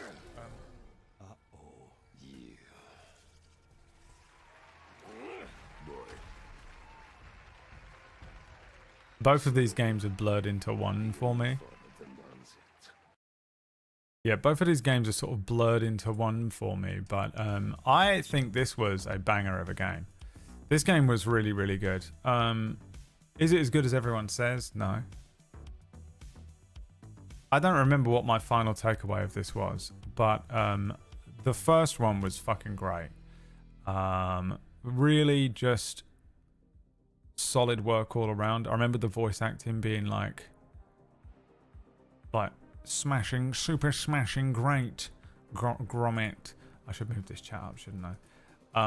But I don't really remember honestly what my final takeaway was. I do recall it being like pretty decent for views, and I think it's one of those games that's pretty easy to just like log in, like jump into, fight some stuff, play. The voice acting's pretty amazing. The script is pretty good. The gameplay's pretty fun. But I do hate one thing about this game, and it is throwing the axe to do everything. Throwing the axe in this game to complete every puzzle, throwing the axe to do every bit of platforming, throwing the axe to do everything in this game is just so boring. And also, I then went in and threw the axe exclusively in combat. But also, the axe is really strong in combat. For me, personally, I think this was a pretty fucking decent experience. So, I think we started the year off strong. I don't know where I would put it on this list yet, but it's not up to me. It's up to you first. First of all, so what ranking God of War 1, S, A, B, C, D, and then trash, right? Is that what I've got on there? Pump. No, just C and trash. What did you think? God of War. What was your opinion of God of War? For me, I think it was pretty up there. It was pretty up there for me. And it's genuinely, objectively a solid game. Subjectively, I enjoyed it more than I thought I was going to, if you remember. I had attempted to play it before and just really got sick of the axe throwing mechanic being the only thing. And by the end of it, I was like super into it, I think. By the end of the first game, I was super into it. There's something about it that for me, I don't recall it being like stunning though. I don't think it makes it into S tier for me. It's missing one small thing that I think just keeps it shy of S tier. But I don't know what it is. I think maybe if it had performed better. Everyone's sucking off this game for years, and then you play it and no one even watches it, you know. And you're like, oh, well, why did I bother playing it then? I thought everyone has come in and screamed at me to play this game. A tier, yeah. I think so. I think A tier is the way to go. A, that's where you belong. We start off the year A tier. Now, Ragnarok, less good, if memory serves. They kind of blended into one for me. Basically just the same game again, but with a couple of different weapons that you collect. Atreus is older and more annoying. A little predictable with the story. And kind of, I was sort of happy to never play it again by the end. I think, if my memory's correct. It's just a lot more of the same thing, isn't it? It's still very well produced though.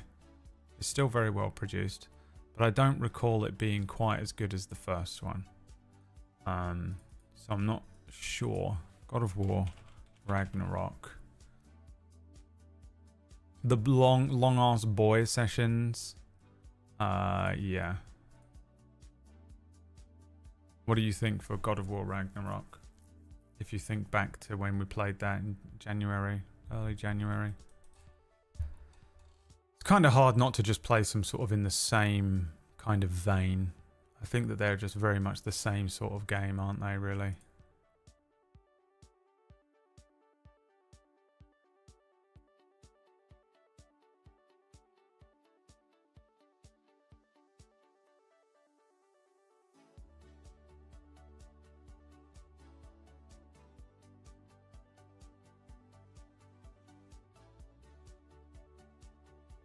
Wax Steven says C tier. I can't remember. Like, I'm trying so hard to remember what. Usually I try and wrap up my thoughts on the game overall during the credits rolling. I think in this one I remember just being like a little bit underwhelmed by it. The first one I wasn't overwhelmed by, but it did sort of, once I got into it, I was very impressed by it. The second one, I think I was just a little bit underwhelmed by. I don't know, though. I think they were both very good, though. They're both amazing games for their own right. B. I would put it in B. I think B is correct. B tier game. Not quite up on the level of this one. Was it? Okay.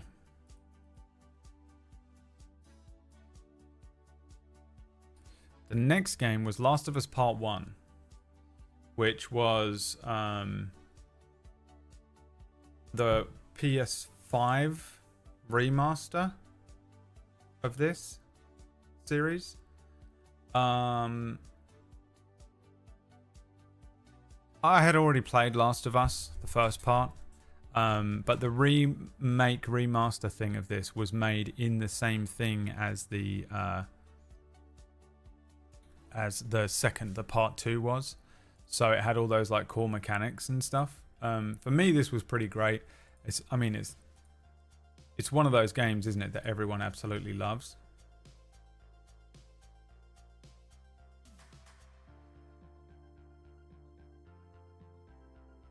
I remember streaming it and being like quite impressed by it. Oh, hold on. I might have to BRB. We may have another delivery. Another what's in the lunchbox round, perhaps?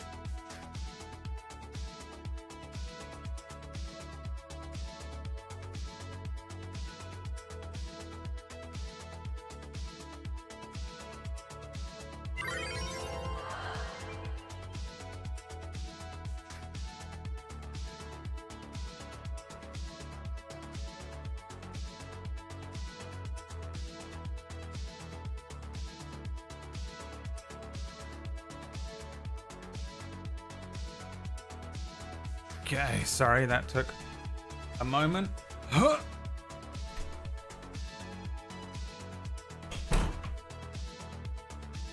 supposed to have 2 things delivered.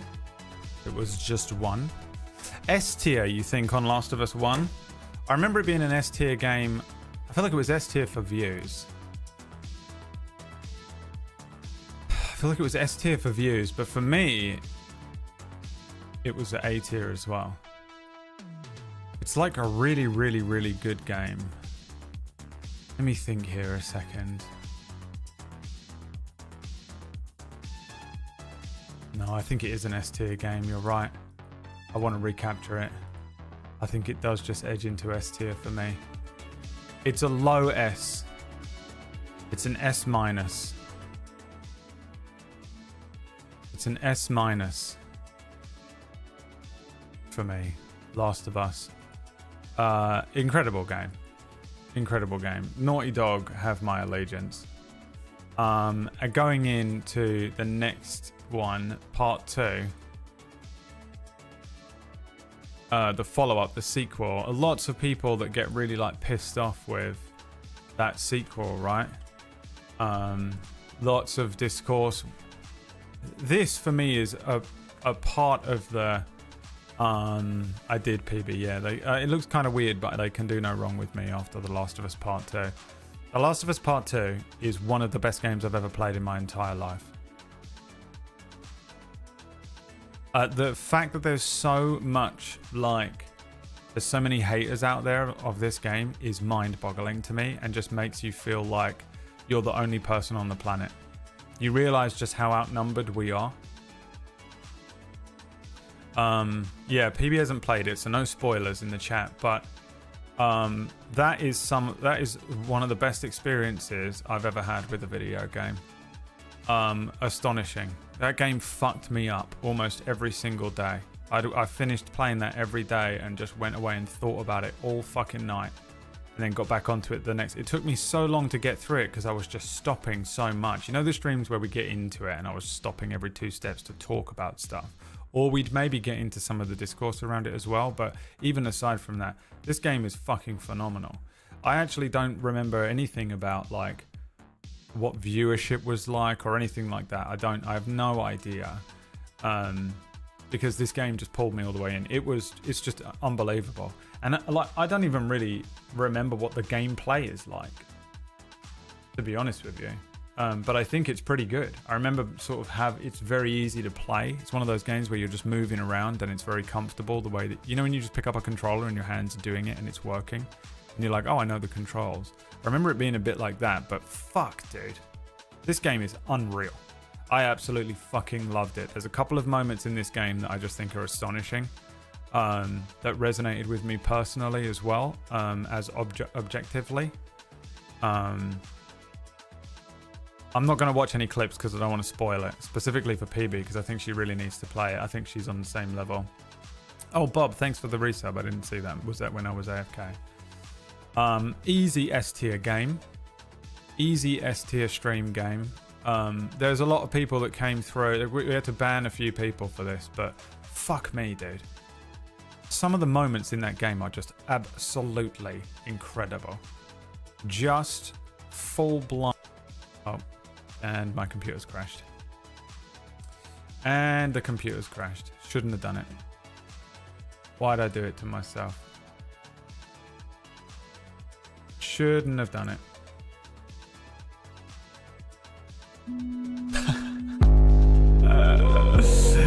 Yeah, there it is. Okay, are we back? My D drive, man. Anytime I access something on the D drive, I've got to move some of those videos off of the D drive. Fuck, that's annoying.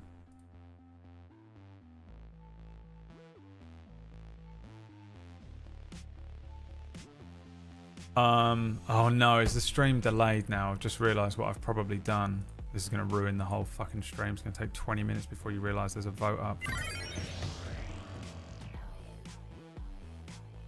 I'll go like this. then listen to how far back. Delayed now. Just realised what I've probably done. Pretty delayed. In the whole fucking stream. It's gonna take 20 minutes before you realise. Oh, this is gonna take forever. Go like this. God damn, that's fucking long. All right. Well, hi Kyoki. Thank you for the cold hard cash, my friend. Yeah, Last of Us 2, absolute S tier game. By far one of the best games we played this year. Then we did Subnautica with the Twitch integration, which was very fun. What I'll do is I'll do this. And I'll just set the thing going immediately. And then I can talk about it. Which I probably should do anyway. I'm just going to move that to there for now.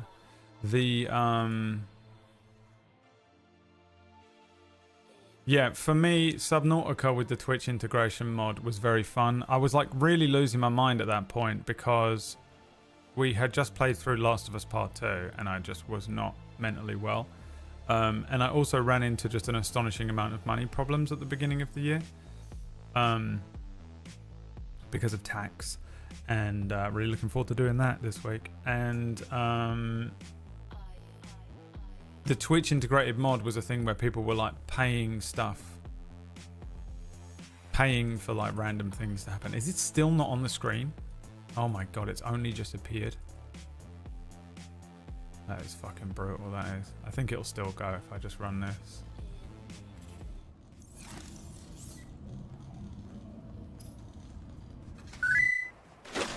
Yeah, and you were teleporting me around and like teleporting Reapers in and shit.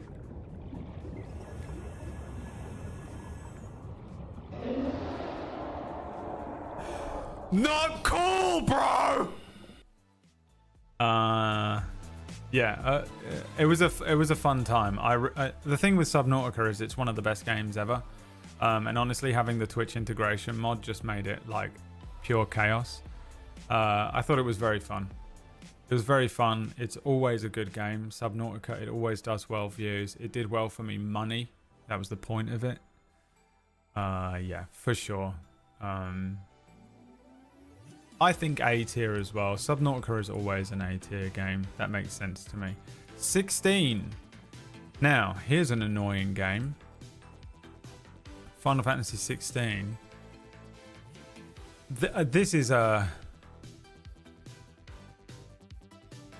one of the best games ever. Definitely one of the best games that came out on PC this year. But dog shit views. No one wants to watch any good games. What I've learned this year is no one will watch any new games. And it's the most annoying thing. It's the most annoying thing. No one showed up to watch this and I had to just stop playing it. And I just played it offline. So it's annoying because for me, this is an S tier game. I absolutely loved this game. I enjoyed almost every aspect of it. I think the only thing that this game lets itself down on is the side quests are shit. And it just feels like you're playing... It feels like you're doing side quests in Final Fantasy 14, which for a game like this is just absolute trash.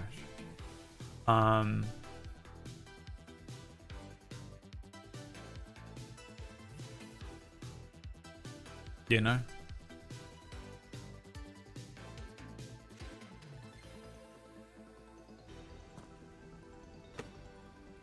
A 56-second. To find out who we are, once and for all. Literal devil trigger in the top left. Accept the truth.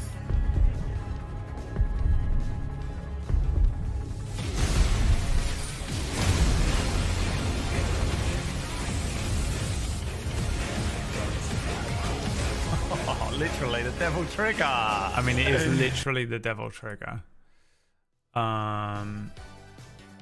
Yeah, one of the best games. You're all saying S tier game, S tier game. But where were you? None of you watched it. lying. You know? The most annoying thing about this game is, for me, it's an S tier game, but as a stream game, trash. Because no one showed up. No one watched it. I put it on. No one fucking cared. I mean, I was sponsored to play it at first, and then I was like, I'll play it again. No one watched it. Lowest views all year. B. You ruined it. Another game that you ruined, and I hope you're proud of yourselves. Because this is one of my favourite games I've ever played. And couldn't play it on stream. What's the point of having this job, you know? It's the worst feeling when you're a streamer. When you're playing a game that you're just so excited to play. It's one of your favourite game series, or you know, it's about to become one of your favourite games and you're enjoying it. But no one's in this channel. And you're like, why do I can't believe that I'm doing this job. And everyone's so jealous. They're like, oh, you play video games for a job? That's crazy. And it's like, yeah, I don't play anything I want to play. I'm basically a games tester. I just get given something to play by someone else. If I play something I want to play, no one shows up. And it really fucking sucked. So I just played it offline when I didn't feel well later on in the year. Even though I've already played it, I'd already beaten it, you know. But I was like, I'll do it again. Yeah, so I think even though it is an S tier game, and for me, it deserves to be there, just 0 views. No one watched it at all. Just a horrible experience to try and play something that you really enjoy, but no one's showing up, and you're just not making any money, and you literally having one of the poorest years you've had in like over a decade. So yeah, B tier, Final Fantasy 16. Rebirth, the exact same story. Rebirth, exactly the same thing.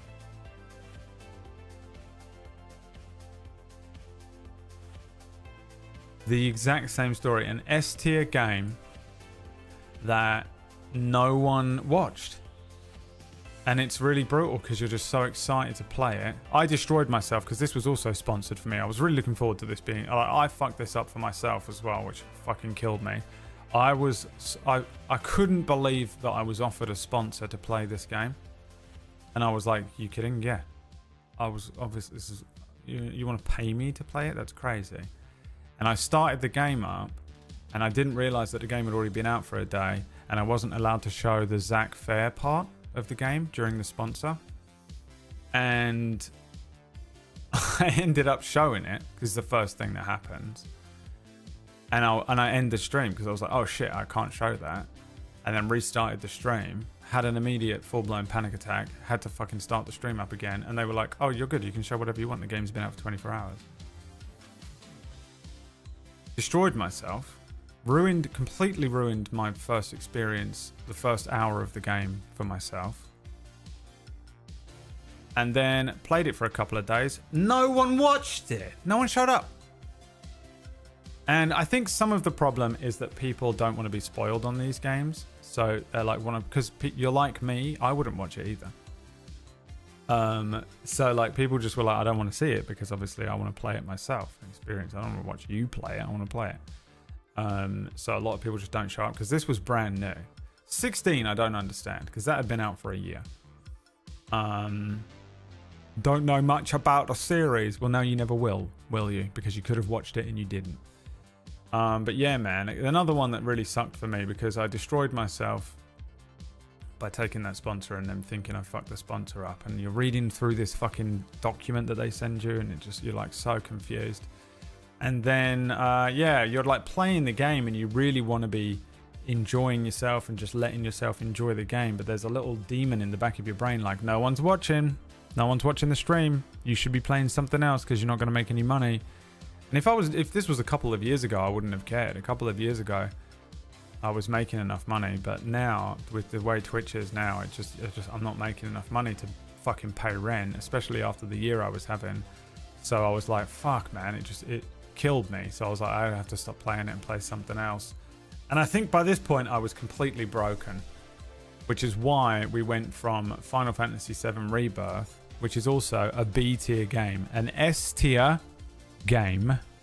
I loved this game.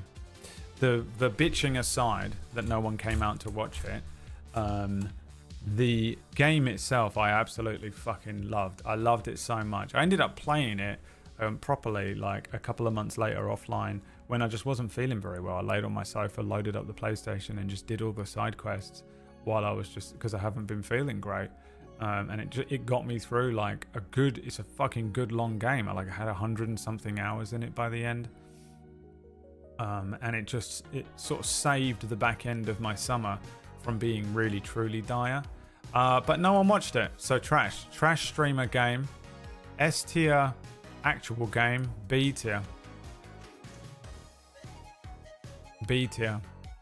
which is why we brought out this. We cracked out Ultimate Epic Battle Simulator, is that what it's called? 2. And when I was looking through the intros last night, I went over to the Battle Simulator intro and was like, what was the intro for this? I couldn't find it anywhere. I'm looking through my files. And I was like, I'm going to have to go and look for it. So I went and found the VOD and clicked play, and it just starts. It's just me appearing on the stream. I just did this. I did one of these. Hey everyone, and then just immediately went in and played the game. I guess I was broken. You had broken me at this point. Not for the first time this year, but you had broken me. And I was like, what do you want from me? You don't want good games, because I just had 2 of those on and no one showed up. So what the fuck could you possibly want from me? This shit? This fucking brain dead 10-minute YouTube video type game? Want 10,000 Yodas versus 1 penis flap. 1 penis flap versus 10,000 Yodas. And it turns out, yes, that is what you wanted, because this did much better. This was a great stream game. This was a chaotic week, but it was great. I remember my computer being on fucking fire, and this computer is amazing. And this computer was on fire. It was literally just, I'm sitting there every day with it going, oh. I was like, dude, I've been pushing this thing. I've run like fucking After Effects at fucking maximum frame, replay things, and it renders and shit in 2 seconds. It was Ultimate Epic Battle Simulator, the Ultimate Warrior, that just destroyed this fucking computer. It struggled so much. And we did a tournament, if you remember. And it was like All Might versus Palpatine in the end. And we did like a tournament bracket that was really... it was really fun. It was really fun. The thing about that FF game, the cutscenes were so long, even my controller gave up and snoozed. Okay. There are people like you that don't like games, stories, and stuff. And I'm not like that. That's not who I am. I don't care about if a cutscene is long. Metal Gear Solid 4 is one of my favourite games ever. And it's got the world record. I don't give a shit about that at all. I'm less bothered about things like that. And I'm not bothered about gameplay, because some people will make or break a game. They'll be like, it's only 62 FPS, bullshit. And I'm like, I couldn't care less if it's 62 FPS. Did I enjoy the game? Yes. Hi Disby Raiders, you're delayed in my chat for a little bit here. Hi Disby, welcome in. Merry New Year to anyone who is doing New Year's things today. We're doing a thing where we go through all of the games this year and put them that I played in a tier list. This is what we got so far. And you might be like, what the fuck? This is wrong. And you're right. It is wrong. But it's because we're using a particular sort of standard to determine which games go where. So it's not just, was the game a good game? We're taking into account whether it was a good game to watch on stream and whether it was a good game kind of for metrics on my channel, which I hate to really do, but is part of it. So we're taking all of those things into account here, which is why 2 of my favorite games this year are only a B tier because no one watched them. But personally, I would have put them in an S tier. I absolutely loved them. The Ultimate Epic Battle Simulator A, I would say this was an A level as well, yeah. because the game itself is kind of funny and kind of stupid, but it isn't anything like, you know, stunning. It's nothing that you go crazy about. But the experience that the game provided for us with these streams and the tournament and stuff was like really fun. So yeah, I liked that as well. Then we went to Supermarket Simulator, which is this one. And again, this isn't me putting it into any of these rankings. I'm just putting it on the screen and then we're going to go away and vote on it. Supermarket Simulator is another just stream game. Another just straight up stream game. This was another one that was just hilarious to play. I can't believe how many people had like a crazy amount of hours in this game. It was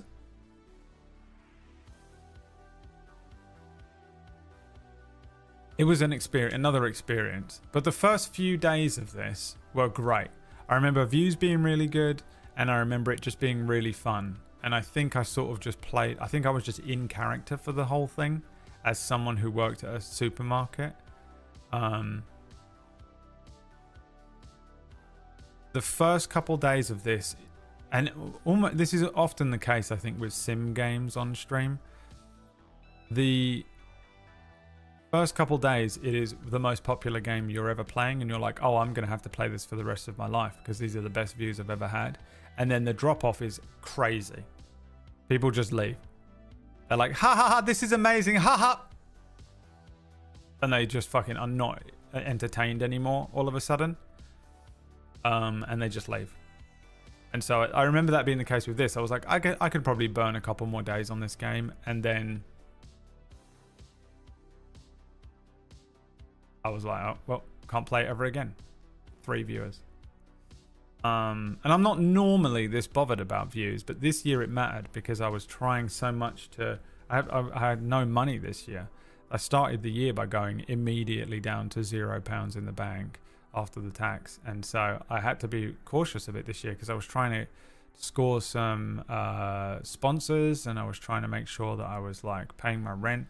I had also, coming up, I hadn't hit it yet, but you know, the middle of this year I suddenly got very unwell and got really sick and had to take so much time off, so it was horrible. A, B, it's an interesting one, isn't it? I think it might be a B tier game. I mean, the game itself is probably a C. The game on its own, if I just played this by myself, it would entertain me for an hour, and then I would have turned it off forever. The game as a stream game goes up to maybe an A. So I would say it's a B tier game. How disgusting is that? Look how much being a streamer affects this. You know?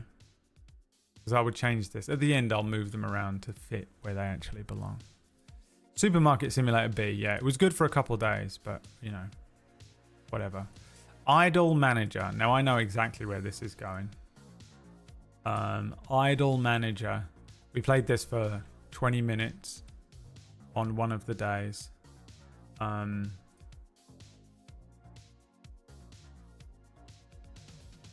This is like not the worst game ever, really. You just manage an idle team, and it's you build relationships with them. Even though that's creepy, it's more like you just get to know them. And then you try and just manage them and send them out to do like photo shoots, and then you make a song with them and stuff. The part of this that is a bit like, if you've ever played the video game, you know that video game maker, or whatever it is. What is that one called? Everyone played game sim type thing. Game dev sim. It's a bit like that, but you have an idle group to manage, and the game is fine. The game is one of those, like, you put it on another screen while you're watching something type game. I remember it not being, it didn't feel very balanced, but it was dog shit for views.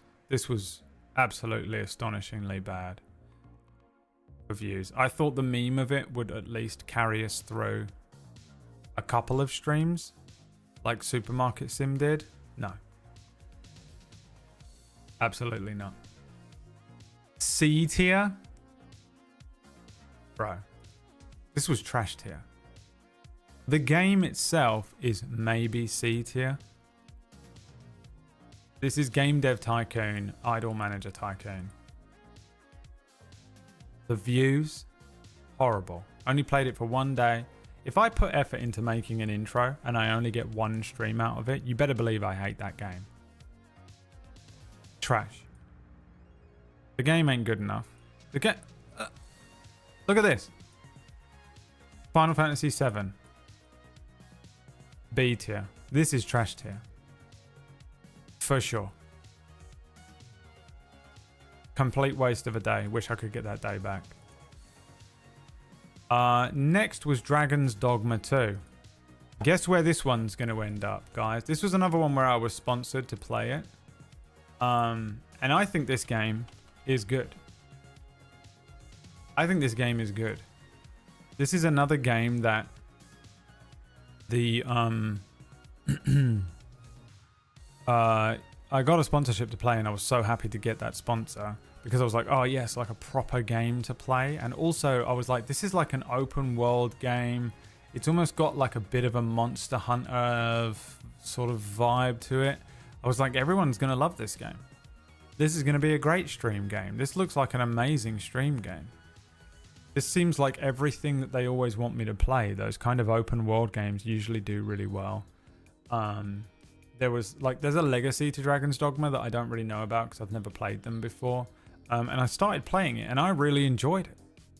I thought it was a good game. And then I looked over and was like, what do you think, chat? No one. No one at all. And it didn't make sense to me because it's one of those things where I was like, okay, well, maybe some people are like waiting to play it, but it doesn't have a story. Well, actually, it does have a story. No, it doesn't. There's nothing to spoil. You know? It's not because it was sponsored. It was just a new good game. You know? A new AAA game. I can't play them on this channel. You all leave me immediately, and I'm just like, oh man, I'm really enjoying playing. I don't have to play Idle Manager today. I don't have to play fucking Supermarket Simulator. I can play a real game in my job where I get to play games for a living. No. You can't. Super fucking like annoying because I was like, oh man, I was really hoping to get a couple of weeks out of this game, you know, and I like really pushed it, I think, to as much as I could, but no one was interested. No one showed up to watch this game whatsoever. The game isn't a great game. I don't think the game on its own is S tier. It was a trash tier game to stream. I think it's probably maybe an A or a B tier game on its own. This is one that I wish that a couple of games that I'm gonna have to buy another copy of for my PS5 and just play on my sofa by myself and get me through another Menti B. Next time I have a little mental breakdown and I'm just kind of freaking out on the sofa for a week, it's Dragon's Dogma 2 and Dragon Age. Another one that I think probably is an A tier game or a high B or a low A. Trash for views. I think this is the first C tier game that we streamed this year. Just a bit of disappointment. And I went into that with no expectation as well. I didn't know what Dragon's Dogma was about. And I actually really enjoyed it. I think it was a pretty fun game. Any game where I'm just running around and killing a monster and able to talk to chat and interact with chat. Dragon Age, the problem with Dragon Age Veilguard was Wax Steven lied. And I'm never ever playing a game on hard mode again. Because I had to just lock in with every fucking fight, and instead of being able to interact with chat in any way, I'm just like playing a video game and sweating my ass off, and it's just fucking boring as shit. It's like playing Elden Ring. It's the most boring thing you could ever watch unless you're interested in watching the gameplay, which none of you usually are. This is the problem we ran. This year has been so confusing for me when it comes to this kind of thing. That's how we ended up in the 5 games a week problem. and answer, because the audience here is crazy. 50% of you are people who will only watch shit like Farming Simulator and supermarket simulator and shit, and 50% of you are people who want to watch Stardew Valley and The Last of Us and things with story. And there's no fucking crossover, so I have to cater to one side or the other all the time, and I just have to constantly split the audience. And so sometimes, and then there's just some random element to it that doesn't work, but usually a big open world game like this, it works. Because anyone can just shoot, and who cares what's going on? Oh, he's fighting a thing, now he's talking. He's fighting a thing, now he's talking. You know? I watch a lot of streams too. I'm exactly the same. I'm like sitting here being like, you guys suck. But like, I'm exactly the same as you. Like, there's no... I'm sort of preaching to the choir a bit. But like, it's been the craziest year for this, constantly. Where I was putting out these, like, I was like getting on these like really fucking high tier games. These games that I was like, this is going to be a good stream game. This is going to be a good stream game. I'm really looking forward to playing this. I'm really looking forward to playing this. And then nothing. Just no one was watching it. And the views were just going down and down and down. And I was like, fuck, it must be me. It must be Twitch. And Twitch have not been helping this at all. But fuck, man. This was fucking brutal. This is what I mean. Reliving this year in this way is reminding me why I've been going crazy over the last couple months. And how we ended up playing Infinity Nikki, you know? The fact that you won't watch Dragon's Dogma, but you'll watch Infinity Nikki is crazy. They're the same game. They're the same fucking game. So after this debacle, this crazy insanity that I was like, I don't know what the fuck we're playing, we end up with The Walking Dead. Is this the first one? Is that the thumbnail for the first one? I think it is. So then we run straight into The Walking Dead. Did I pick this? How did we get this? Was this a game vote? This must have been a game vote winner. And this was another complete whiplash game. Another total whiplash game for me. Didn't know... I saw, it has a cult following. It's another one where like the people who love this game love it. And they will not accept you saying anything other than this is the best game they've ever played to them. They like can't stand it if you have any opinion on it outside of like, this is the best game I've ever played in my entire life. And I went into it with the experience of playing it when I played it before. And I was like, because this game came out in like 2013 or something. And I was like, this game was probably really good in 2013 on an Xbox. But I'm playing it in 2024. How good can it really be? I think... I remember going back on what I said a bit. I went back on what I said. I went into it pretty...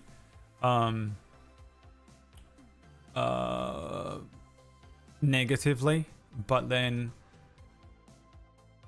two things I think happened. One, we made our fun with it, chat. We had a lot of memes come out of these. A lot of memes were born of these games. And I think it just made it so fun. We watched it like a soap opera. It felt to me by the time we got to the last season that it was a soap opera. And like a new insane thing would happen. There was one meme in the first, it was there is a chair over there, but The Wolf Among Us changed my entire opinion on Telltale games, yeah. Because I just didn't like them before, but I gave them a chance, you know, the last couple of years, and now I actually think I really dig them. They don't always do very well for views. This one, and only this one, the sequels didn't do well. This one, the first one, did really well. I remember it was good views, it was a good time, we had a laugh, and the game is pretty good. It isn't the incredible Oscar-winning fucking thing that everyone says it is. But it is a pretty good game, especially when you compare it to the other ones. For me, the game on its own is probably A. If I'd played it in 2013 when it first came out, it might be an S tier. But I didn't. So for me, the game alone is probably an A tier. And then on top of that, I would say that the stream experience is probably an A tier for this game as well. And then you lot said it was an A tier, the majority vote for A. I definitely think this is an A tier game. It really sort of cemented to me that actually I need to give these Telltale games another go. I enjoyed the Expanse one as well. Yeah, but this one is way better than the rest of them for The Walking Dead. The next couple of Walking Dead games were like...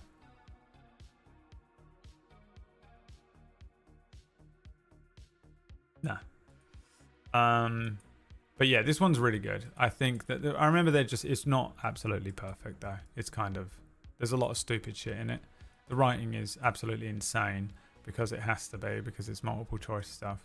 And it's old and kind of dated at this point, which is a bit of a shame. Batman is the next one up. Batman Telltale. I would say a similar experience.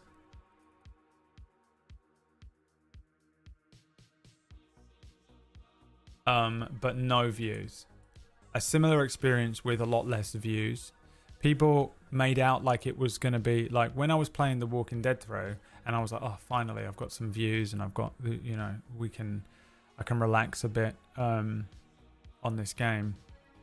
Maybe because I thought that I would just carry through for the Walking Dead games because everyone was so sycophantic about Walking Dead that I was like, okay, cool, we can play these Walking Dead games and this viewership will hold. No, because nothing makes sense. Nothing makes sense at all.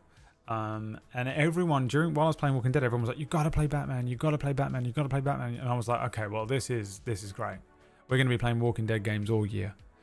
And we put on Batman, and personally I think the Batman Telltale game is really good. It's definitely up there in terms of quality with the original Walking Dead one, the first Walking Dead one. It's slightly newer, so it had like a little bit more polish to it. And I actually really enjoyed it. I thought it was a pretty good game. I don't recall what I said at the end, but my memory of it is that it was really good. It was a good story. The game itself is fun, and it's kind of because there's like choices and stuff going on. It makes for memorable stream moments, and that, you know, we can have fun with it, which we did.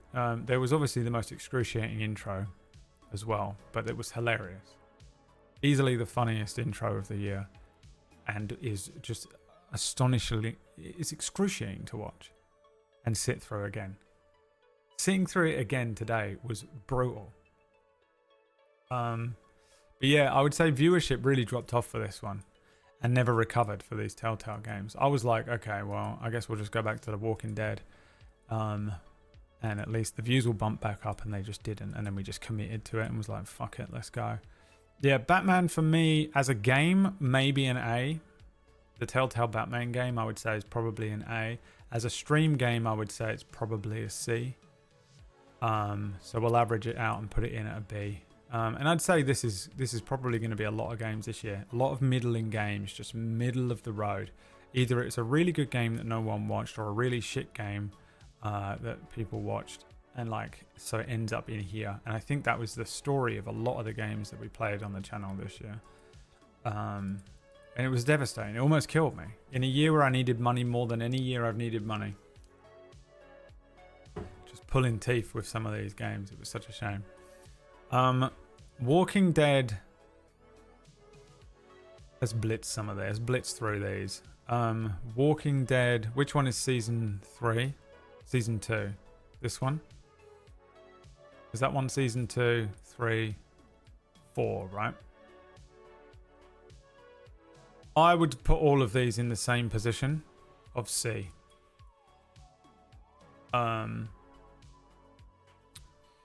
These three are the same game, basically. But they didn't do very well for views.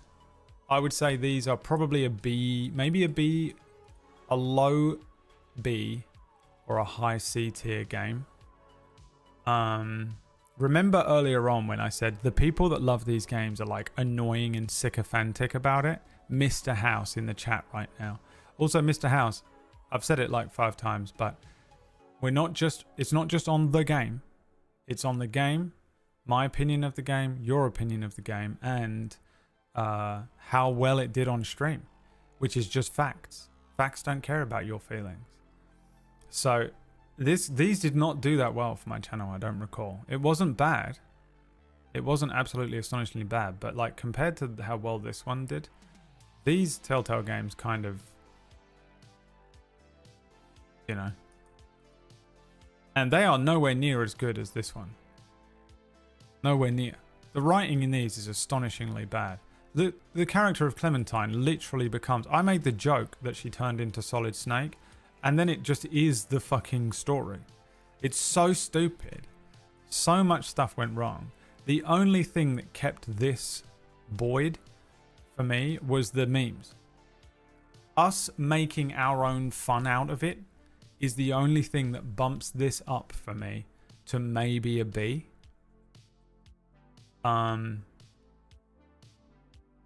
Because we had a lot of fun with it.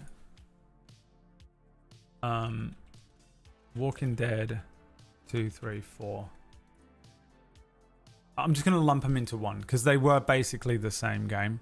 I think they're about the same quality as each other. They're as poorly written as each other.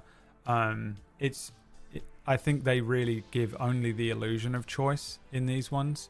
Like it doesn't feel like there was any like major decisions. There were one or two that we made. I don't want to be spoilery too much. I'm sure everyone's played them, but there were one or two major moments that definitely happened. But we, as a community, made it hilarious and made those games and those streams fun, I would say. I definitely don't think the games are that much of a hard carry. I was not sitting there playing them.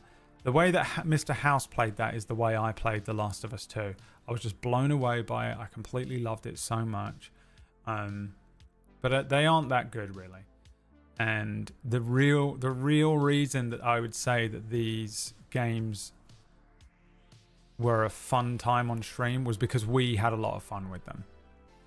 You know, I think if I just played that by myself and didn't have you to make jokes about it with, or maybe if I was like sat with Liam playing it on a sofa or something, if I just played it by myself, I would have found them incredibly boring. I think they would have probably been a full-blown C. But the fun that we had with it probably pushes it up to a B for me. Can anyone split this?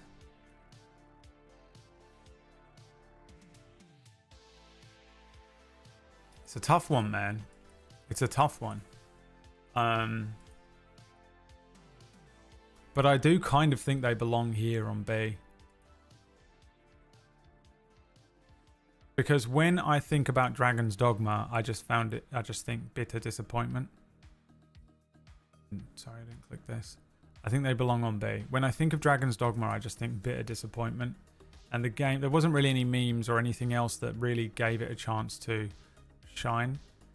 When I think of these games, they have redeeming qualities. God of War Ragnarok is really good and really could very well be in an A tier for me, but I just don't think he's as good as its predecessor and therefore doesn't deserve to be in A tier with it. These are amazing games, but were terrible for views. Supermarket Simulator was amazing for one stream, 2 streams. Very funny. Terrible game. Batman, Walking Dead, we made them fun. When I think about playing these, I don't feel bad in my heart. I remember having a fun time with you, chat, but not having a fun time with the game, which I don't really think about with Dragon's Dogma or Idle Manager. So I would, for me, in terms of the feeling that I get when I try and place these on this list, I would say they belong there because we had fun with them, because we made fun with them. And that's it. Now, RimWorld Anomaly is next. I actually have no idea. I don't remember this at all. I must have been barely conscious. I don't know what was happening to me. Had I moved house at this point? When did I move house? I remember it being Alan Wake, and we tried to do the Anomaly stuff, but I pretty much just don't remember anything at all about it. So this is just on you. Obviously, from a game perspective, I think RimWorld is one of the best games ever. We didn't do any Anomaly stuff, but that's always the case with RimWorld. You really have to struggle to get there. RimWorld for me is an S tier game. I think it's one of the best games ever made. I think it's brilliant for a lot of different reasons. It's a storyteller. It's fun if you're the type of person who wants to build things. It's fun if you're the type of person who wants to manage some stuff. And I think it's a really hard game that you can get into quite quickly and get better. It's a roguelike, right? Or roguelite. You were murdered when you summoned demons to fight a zombie army. That's right. The Lich showed up. Yeah, we had a big fucking castle. I didn't do any of the anomaly stuff. I remember doing bits of it. But I must have not been with it at all. I really do not remember this period of life. I don't know how long I played it for. Like, I remember it a bit, but I don't remember. I don't know what was happening. This year is a really scary year for me when I think back and try and remember specific parts of it, because I just have huge swaths of blank time. Because it's just been an absolute struggle. A. Most people saying A. You guys remember it as being an A. Fine. I'm happy to put RimWorld in A. RimWorld itself on its own is all reliable. I think, if my memory serves correctly, it did not do too well in terms of views, but I'm not sure. So I moved in April, at the end of April, beginning of May. So then we had Farming Sim. And now this I do remember a bit better for some reason. I don't know why I can't remember RimWorld. Maybe the part of my brain that tries to remember RimWorld kind of puts them all together. Now, Farming Sim was a bit like Supermarket Simulator in that I remember it being, the first couple days views were really good, and then they sort of petered off. They started to peter off pretty quickly. But I also remember enjoying the game more than I thought I would. You know?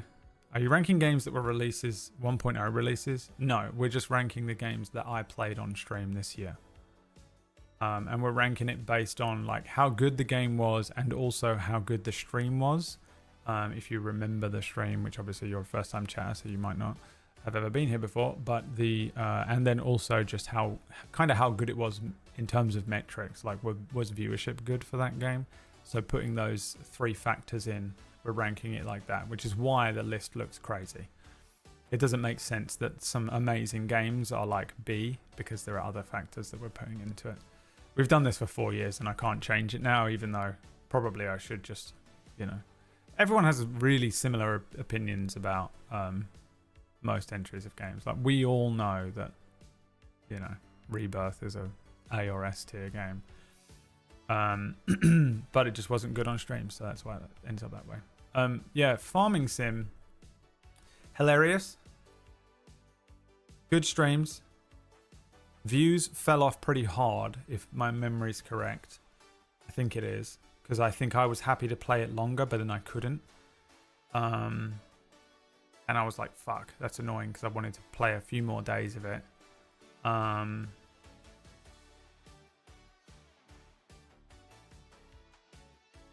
Good memes, fun time. And honestly, the game's pretty good. It's a bit of an Infinity Nikki. This is the Infinity Nikki for like neurodivergent men.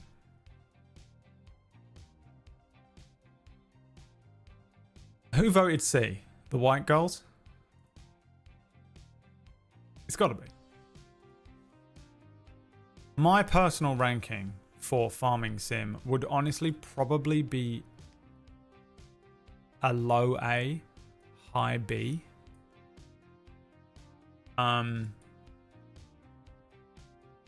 Mostly because it was fun. Like Ultimate Battle Simulator, ended up just being kind of hilarious and really engaging, and there were lots of memes. It's where the Elmo meme comes from. It's just it was hilarious. It was constantly, I just remember just constantly having so much material that I could make jokes about and riff off of.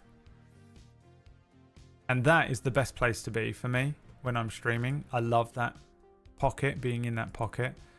Sometimes these games are hard for me to stream because they require a lot of energy to just constantly be in character all day, and I don't think I remembered that. And then also, as I was playing, I was actually kind of getting into the game, and the game was pretty good. So you think it was an A. I'll be honest, I think it was an A. Farming Simulator was really good. I think if the views hadn't dropped off, this would almost have been an S tier. If people had stuck around and watched this, that could have been S tier for me. I enjoyed my time with that game. I think it's kind of up there. It's a low A though, because the views dropped off so massively that it almost ends up in B tier. But I think it was more fun than these. It was more fun than these. It's almost around this kind of level of fun. But I do think it was more funny to play. Then we had Cyberpunk Phantom Liberty DLC,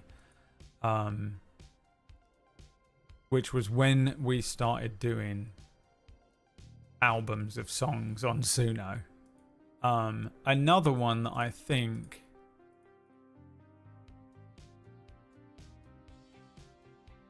so we did the whole game again, but I also played through the Phantom Liberty DLC for the first time.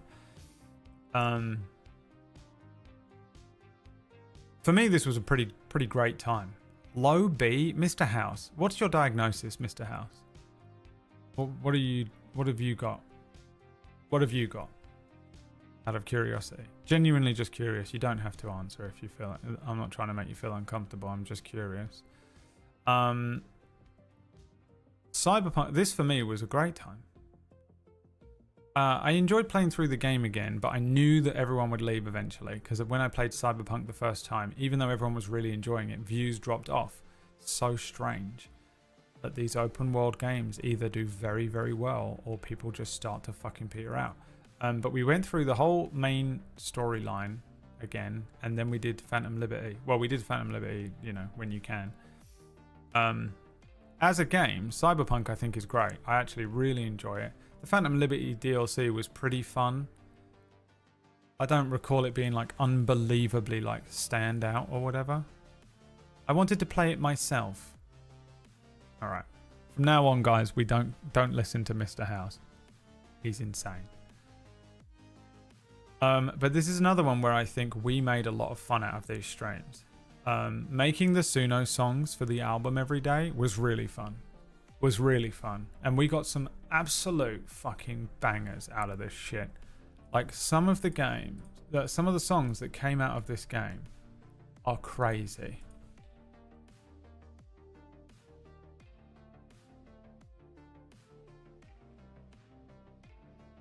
It is insane how great this ended up being. And because of that, we always had... I think because of that, it really elevated the game. We elevated the dish. Okay? From a home cook to a full-blown master chef. Because we were making these kind of albums and stuff. And like playing the game with that, I think really elevated the game. This is borderline S. If you had put this in S, I would have allowed it. But it is an A tier game. These were A tier streams. The views were fine. This actually destroyed my TikTok. I was uploading on TikTok every day.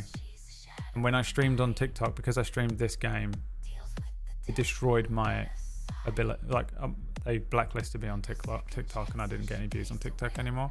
Super annoying. But we had the songs. The playthrough was fine and views were good. This was A tier. This was a good time. When I think back to it and I think, how do I feel in my chest about this? Good time. Good time. I think easy and A tier for that one. We're all in agreement. We had the Night Springs DLC for Alan Wake, which has the worst intro, obviously. Alan Wake 2 Night Springs DLC. I think I did this in one day.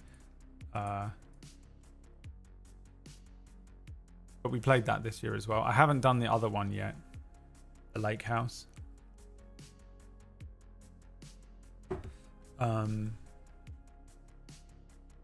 I know how I feel about this one, but I don't know how you feel about this one. That one day of a stream, I remember just putting it on thinking, you know, here we go. Like I was sort of expecting it to be Alan Wake's American Nightmare level, like, of a game to play. And in fact, it was fucking brilliant. And every time I'm always like, because views are very random with Remedy games. Sometimes I get really good views with them, and sometimes you'd think everyone hates these games. And so I'm a little bit trepidatious sometimes to play them when I know that I'm having a bad month. Mr. House said, "B, Greg, don't worry. Don't worry about Mr. House. He literally has the worst opinions on games all day so far. It doesn't count. This is easily S tier. Easily S tier. This was an amazing experience. I was just blown away. And I remember my takeaway from this just being like, man, this is why I love them so much.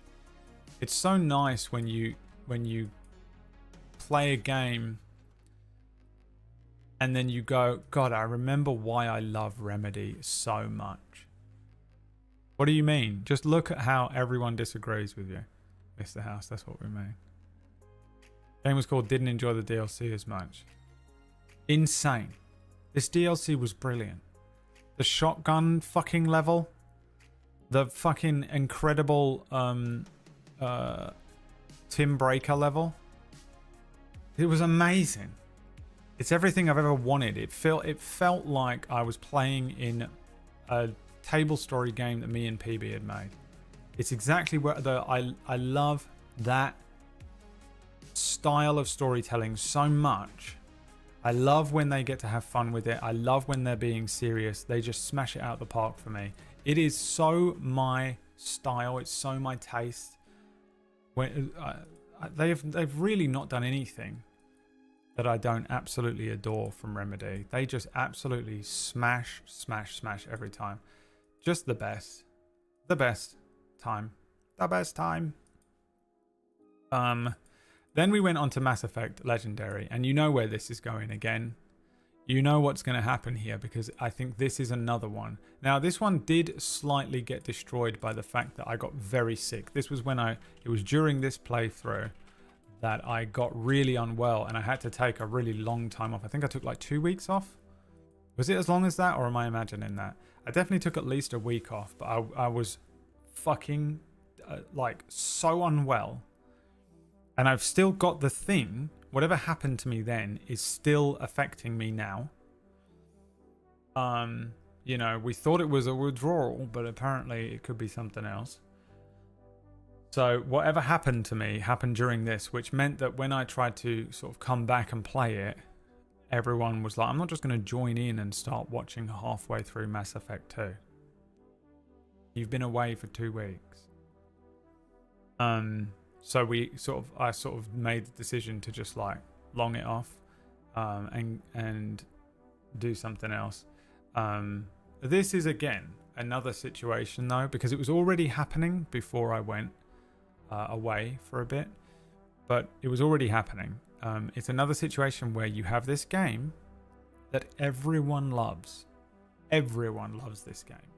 Everyone will tell you this is their favorite game. Everyone will tell you this was the best game that they've ever played, and they love it so much. Oh, I can't wait for you to play it. Please play it. Please play it. Please play it. And you would think, if I play this game, I'm going to have thousands of viewers because everyone's screaming at you that it's the best thing ever. And then you play it and no one shows up. And you're just flabbergasted when you're streaming it. You're like, what? I could have sworn every single person that came into this chat room over the last 6 years told me to play this. And so I've played it and there's no one here? What is happening? What the fuck? It's so confusing as a streamer. And it's another situation. I would say with this one though, it's long. It's a commitment. It's like playing The Witcher or something. You sort of got to commit to it. You'll get good day one views on a Mass Effect 1, and then usually it kind of bumps back up again when you switch to Mass Effect 2, and then it bumps up again when you switch to Mass Effect 3. It's good for that kind of thing, but yeah, it's another one where everyone will tell you to play this game. I can't wait for you to play it. I can't wait for you to play it, but they don't actually want to watch it. They love it. They've played it and watched it so many times, they don't want to watch it again. They just want you to play it and have the experience, and it's like, I feel like a dick about it because I'm like, I know that you just want me to experience what you experienced and have fun with this game, but I can play games offline. If you're not going to watch it, I'd rather not play it on stream, because now I have to sort of factor that in. And I'm not enjoying the game that I would be enjoying and you want me to enjoy as much, because fucking no one's showed up on watching it, and now I have to like really fucking be sat there like, am I really going to commit another fucking 100 hours to this game when everyone's left on day 2? Shit. It's a sucky place to be. You're putting that in B? C.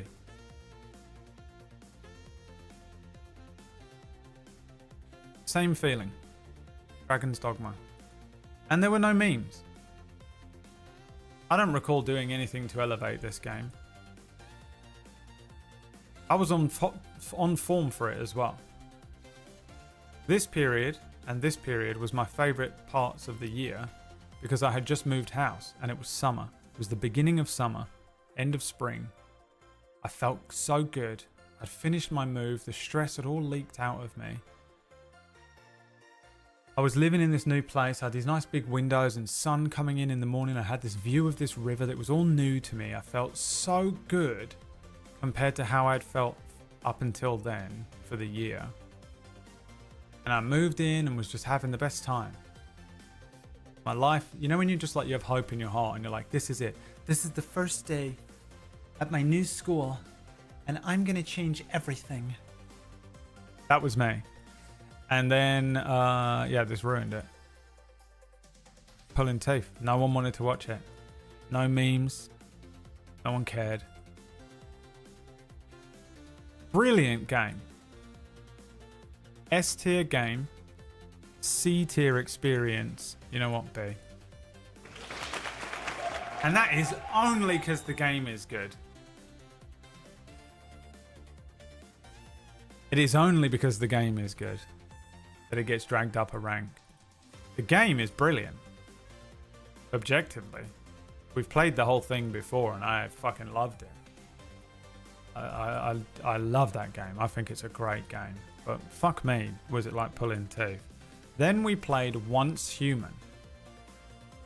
Now this was the game that we played predominantly with the others. Where we were like building stuff. This was a weird game, man. I really liked this game. And it was weird. Like the building was fine. The scavenging was fine, but it had that weird like kind of anime. God, what is that? Like it's like a Parasite type story, but it has like a control element to it. It feels a bit like Remedy's Control. It feels a bit like what was that game that had all the black goo in it? It was a first-person game that came out a few years ago. It had kind of that weird story to it, and then it had Pokemon in for some reason, and you could make a bike, and we could make jokes about Ratch. Another one that I think this game was very fun to play. It's a fun jump into it with everyone. It reminded me of when we played Prey, yes, Mr. House, like that. It had that kind of a feel to it.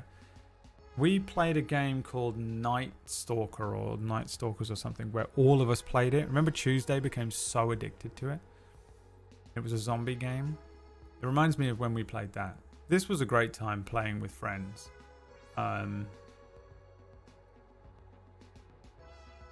This was a good game. And it was a good time.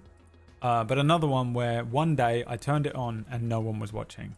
I was extremely unwell though. I remember playing through this and I was just not feeling very well at all. I was really struggling in every possible way. And my friends came and just kept me afloat, I think, during the play of this. Really enjoyed that. Once Human.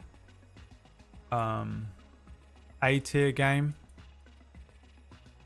I think for the first part of it, yes. Then it just dropped off hard all of a sudden. And I was like, fuck, what do we play? What do we play? Tavern Manager. Tavern Manager.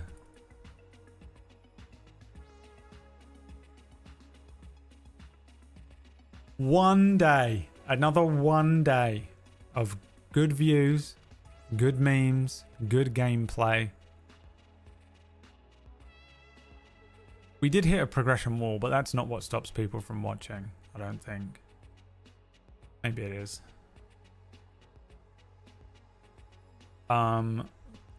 Yeah, Tavern Manager. One day I was like, oh, thank God. Views. And then I played it the second day and no one showed up. So I played it for a couple of days. Very funny for that day. Has 2 streams in it max, which knocks it down for me as a game. Knocks it down. The game itself is fine if you like sort of sim games. I've not done a lot of tavern ones. There are others out there. And it was fine, right? You just sort of make food and that. They all get the same level of stress. They're just all exactly the same game. B. I think B as well. I think if we'd got a few more days out of this, it would have been fine. But it might have gone up to an A. It definitely wasn't in C, because I remember it being a fun time for a few days. For what it was, for how it existed, strong B. Strong B. Then we had the Wolfenstein games. I think we can probably... No, we can't. I was going to do them all at once. Wolfenstein... The New Order was the first one that we did. I was going to do them all at once, but actually they were very different. So Wolfenstein New Order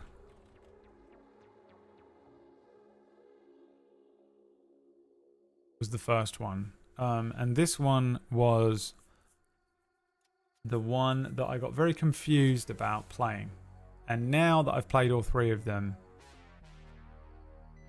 I'm less bothered. But as I was playing it, I was just kind of confused as to what was going on with the story. But if you play it, like, I don't think they nail... I don't know, maybe I was just one of those people that went to watch Starship Troopers and thought that it wasn't a comedy. And then was like, that was trash, man. It wasn't even that good. But like, when I was playing through that first one, I was like, what the fuck is going on? They just keep jumping the shark. But it doesn't come across like a comedy game. But it kind of is. It's a fun game. It's a fun game. They jump the shark every 2 seconds. I think it was an okay stream game. I find that FPS, single player FPS story games never really do well on this channel. Rarely do I get good views. Even something like Metro, which was one of my favorite games. I remember it not having like major views. I rarely get to play single player FPS shooters. But this was pretty fun. I think the second one was better. And ultimately, when I think back to the period of time, I mostly just feel very, very sick and unwell. I was really fucking sick and just didn't do well. I wasn't doing well mentally, and I wasn't doing well physically. But yeah, I don't think the satire landed as hard for me. But I think that's because I went into it not knowing it was a satire, and it doesn't. I guess I don't know, because I can't really trust where I was at mentally at that point. I probably just wasn't getting the joke. The laser goer came in the second game though, no? Was that in this one? It was good memes. It was good memes, it was good time. Wolfenstein New Order, I would probably put very low A, very strong B.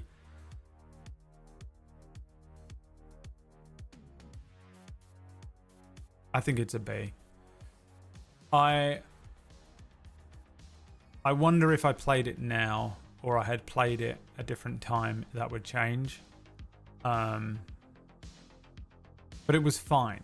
Like, for a game that for many years a lot of people had told me to play, it didn't do that great in terms of metrics.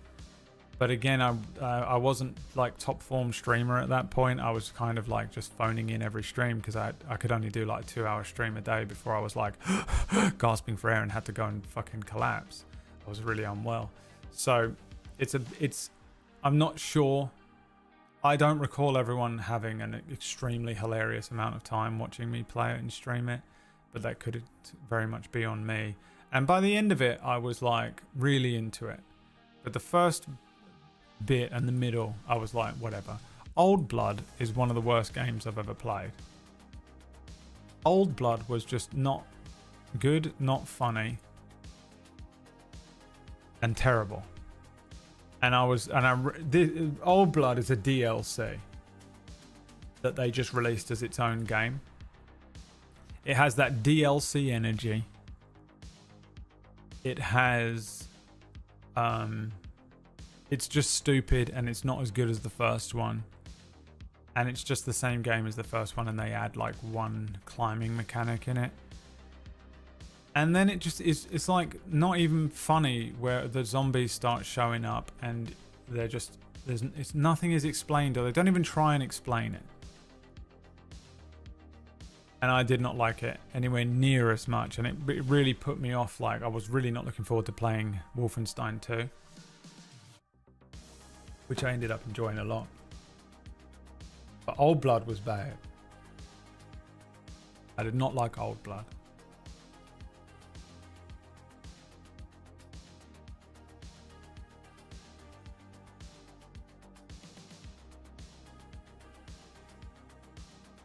What did you think? I'll say this much for it, actually. Do you know what? Because I'm losing a bit of objectiveness. Maybe I should sit down. I'm getting tired. I'm losing a little objectiveness. We had a lot of fun with Old Blood, actually. Apart from that boss, was it the final boss? We were laughing a lot. Because it was so shit. It became one of those games that's like so shit that you start to enjoy it. Because one of the things that works well on this channel for some reason is when I'm able to get my hooks into something and start taking the piss out of it, like Mr. House. There's lyrics in my music. And I think for that reason alone, I'm going to bump it up from trash tier to C tier. Because actually, when the zombies started fucking dropping out of the sky and stuff, we were laughing so much at how bad it was. And it did actually become very funny by the end. Or at least at some point, I remember that much. Again, though, I wasn't feeling very well at that point. It was during the PUBG days, yeah. But I was really struggling at that point in my life. And I wasn't doing well. And, you know, I was doing my best on stream, but they were short streams. And I've been trying to flex that muscle or regrow that muscle. Because I was really just putting everything into being able to stream for only 2 hours a day, and then I had to go and collapse for a bit. And sometimes I had enough energy to do another stream or PUBG or something in the evening, but a lot of that period of time I was really struggling, both physically and mentally. Ja, meine Bombenschaus ist meine... That's right, I remember this. This is me. You know, yesterday we were talking about the part of me that I just got unlimited. I just unlimit. That's all I had left was my automatic ADD crazy brain. Eine Kampfenpistol, das Bombenklaus. Just trying to be a German was all I spent the time doing. I think my German accent got slightly better during this. Und meine Kampfenpistol. Because I did a German accent every day. German is such a stupid language, you guys. You guys, Germans, what the fuck? Yeah, I think my German accent got better. It's not good. I don't do a good German accent, but I think my German has gotten more sounding like a German. Oh, and it was because of that. Because of Wolfenstein.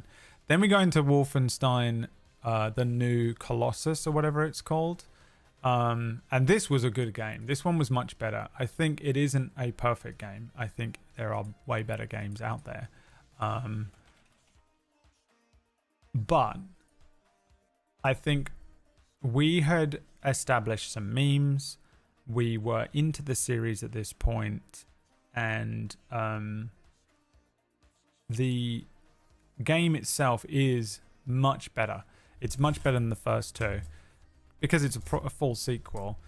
So it actually has different mechanics and stuff to it. The dual wielding of laser goers and stuff was very fun. It becomes the thing that Doom is trying to be, but it actually has a story. It has a better sense of humor, and it just gets sillier and sillier. You got to Venus and kill Hitler, you know?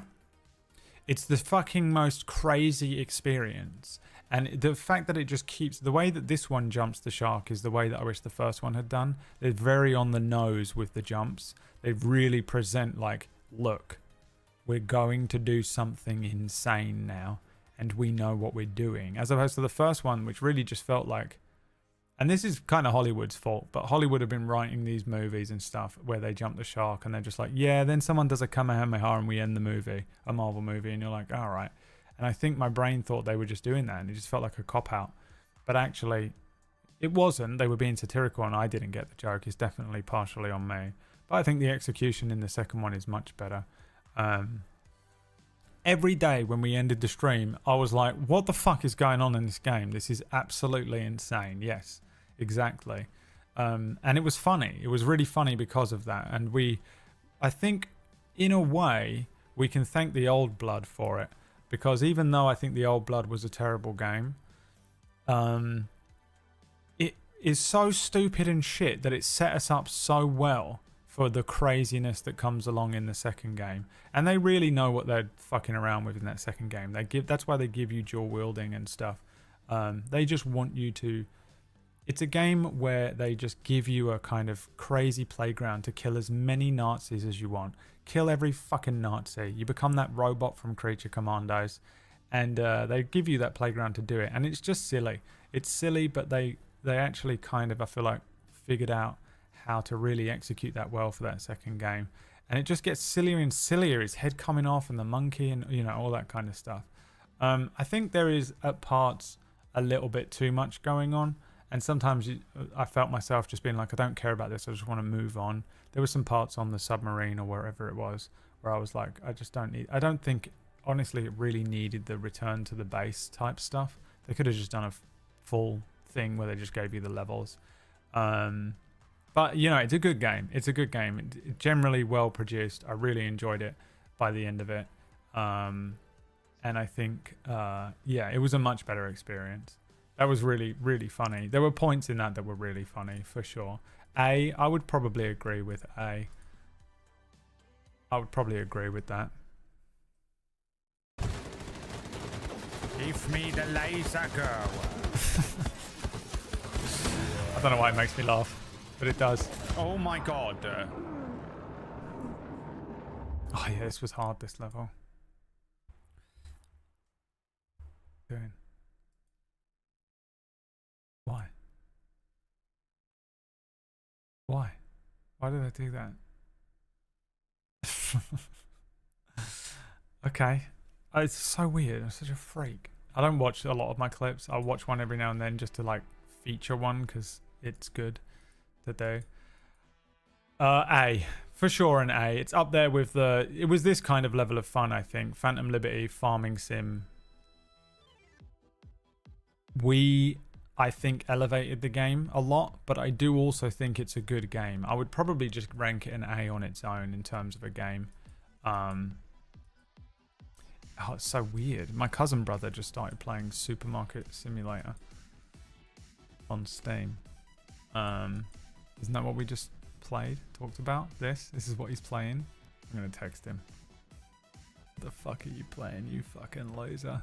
He better be playing it with his kids if he's just sitting there playing it on New Year's Eve at fucking 5:30. Alright, so that was Wolfenstein. Yeah, Wolfenstein 2 was good. Then we went into Star Wars Outlaws. And again, an interesting experience. Now this one's going to be a bit of a contested. This is a fuck around. Because there's a lot of criticism. I guess the first thing to address is the fact that there's a lot of criticism around the game on its own, some of which I agree with and some of which I really don't. I think this game is fine. I think the hate that it got was very mismatched, and I don't think it's as bad as everyone says. Everyone really sort of tried to trash the fuck out of this game, and I don't agree with it. But it isn't that good. The game itself plays in a very simplistic open world way. It does feel a bit like you're playing a game that came out a few years ago. And not 2024 game, right? Orcus, shut the fuck up. Jesus Christ. I'm trying to... He needs attention, but I'm trying to get this fucking done so I can go and eat some dinner. And that's the thing. People trash the fuck out of this game. And I think, as a Star Wars fan, this game... I think you have to be a Star Wars fan. Yeah, it's the people that do that thing where it's like, it's Ubisoft, so I don't like it. Oh, all right. Zero. If you're one of those people, you have no personality. You have no personality. Grow your own. As you have to be a Star Wars fan to play it, though, because the locations are beautiful. I think one thing that this game, that I think my favorite thing about this game, and I think possibly objectively is the best thing about the game, is that the locations are legit. It really feels like you're walking around each of those locations that you visit, and the attention to detail on some of the levels is beautiful. And when you're a Star Wars fan and you get immersed into that, and having an open world game where you can jump between these systems and go to these planets and walk around those levels, I found to be quite magical. I think for me, that was the thing that really, really drew me into the game, and I found it quite immersive, which is pretty good for a game that is relatively basic in terms of gameplay. I think if you're a Star Wars fan, you should definitely play it. We made another song out of it. We had a good time with that. But again, like, views just dropped off hard. And I had Maya screaming at me to play Space Marine 2 with him. And so I pivoted to Space Marine 2 with the intention of jumping back into Star Wars Outlaws if at the end of like Black Myth Wukong, because I was going to go away do the other two big games that dropped, and then I was like, if nothing else was happening, I was going to jump back into it. I think I could quite happily jump back into it. For me, I think it's another game that I'm just going to pick up a version on the PS5 and play on my own, and just I'm having a mental breakdown that week, so I'm just going to fucking boot up this game and mindlessly play through this Star Wars game again. It had Sabacc in it, which was actually really fun, and I would love for them to release as an app for an iPad. For me, I think the game was A or B tier. It was a bit like pulling teeth trying to get you people to watch it. No one was really showing up. In terms of views, this game was very sort of middle of the road, probably a C. In terms of my experience with the game, I would say it's probably an A. If we took it to just the immersive element of the fact that it felt like the people who made this game, who were in charge of creating the level design, S tier level design. Absolutely S tier level design. I think even though a lot of people criticize this being Ubisoft, whoever actually made this game really tried to make it feel like Star Wars, and I can appreciate that so much. I think, but then it wasn't too bad for views, but it wasn't great. And it's an easy game to play. I think it's a low A or a high B.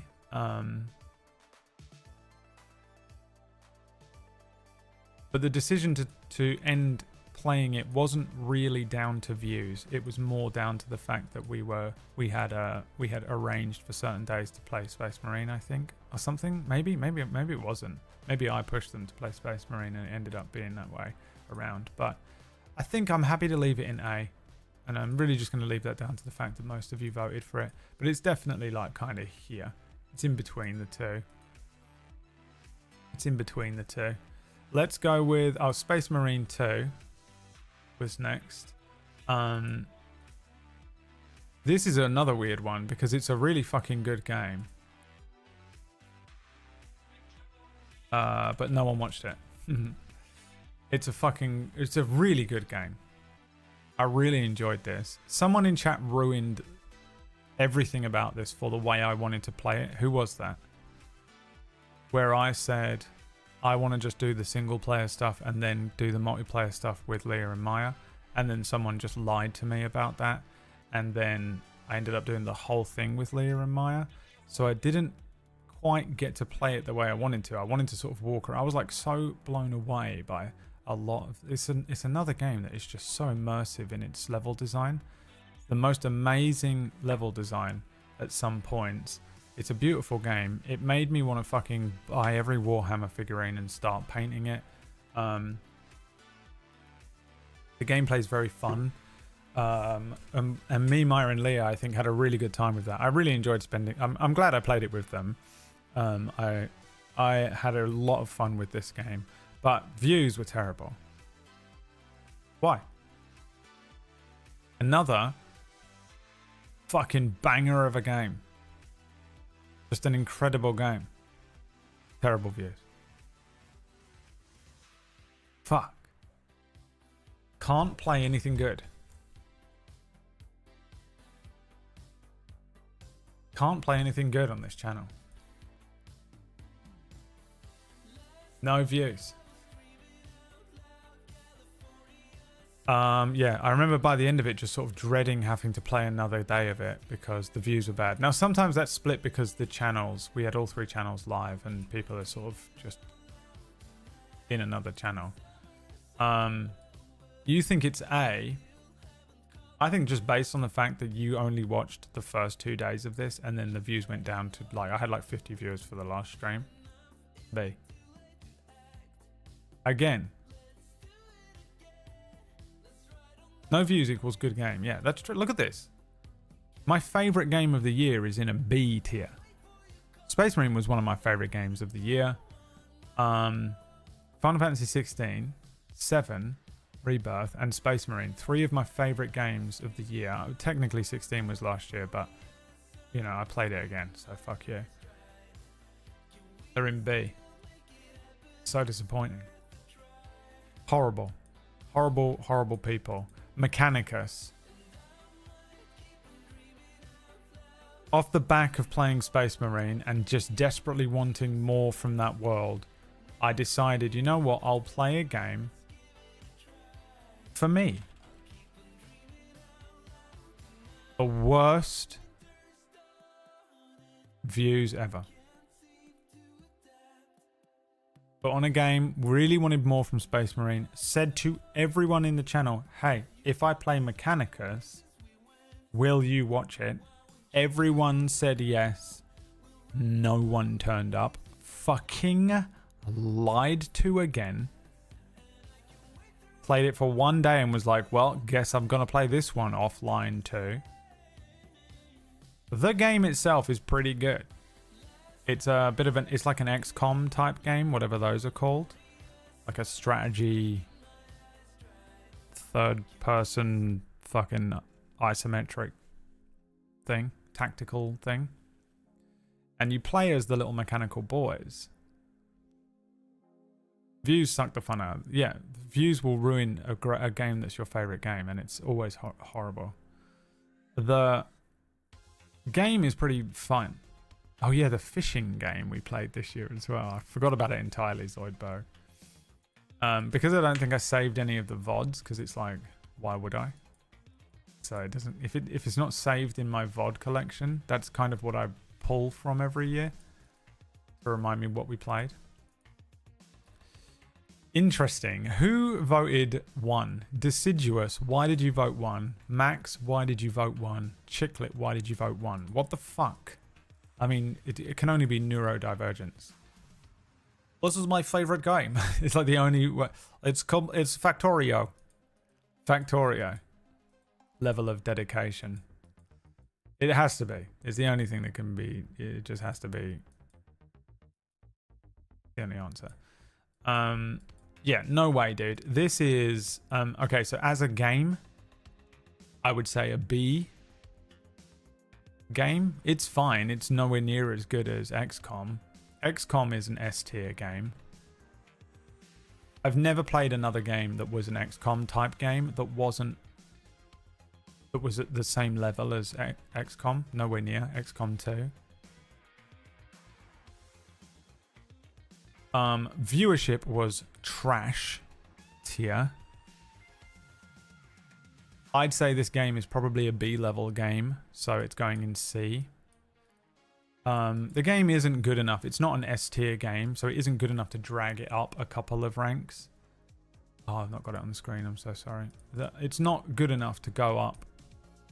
It's not an S tier rank game, so it doesn't justify going up here. The viewership on this game was the worst ever.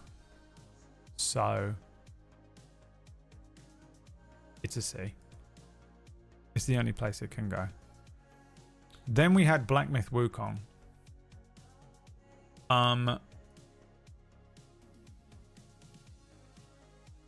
This game was great. Really,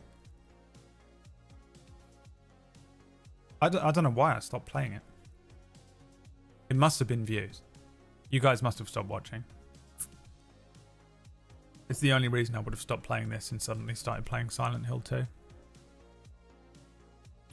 It must have been views, right? What was the reason? Did I give a reason on stream? Even if I did, I wouldn't trust what I said. On its own, this is probably an S tier game. Just the game itself is really good. It's not as annoying as a Souls-like, because you can just keep your souls and stuff. Too hard? I wasn't struggling with it though, was I? Did I just get to the point where I was like, they're going to find this boring maybe? Watching me just fight this stuff. It wasn't that hard though. I was smashing that game. I don't believe you. I was absolutely decimating. Because Maya was coming in every day like, how the fuck are you doing this? And I was like, because I'm a gamer. I don't believe you, Plumrug. You're just saying that because you're the fucking Elden Ring command. I remember thinking I'll come back to it.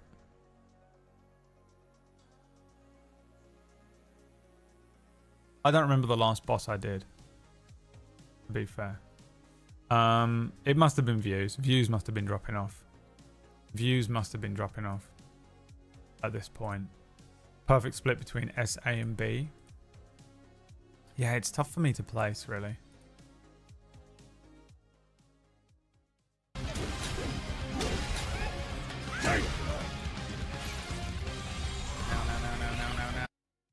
I mean, Dragon Age Valguard, huh?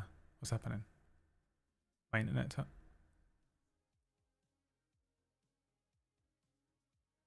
Am I still streaming? Am I still streaming? What's happening? I am still streaming. What happened there?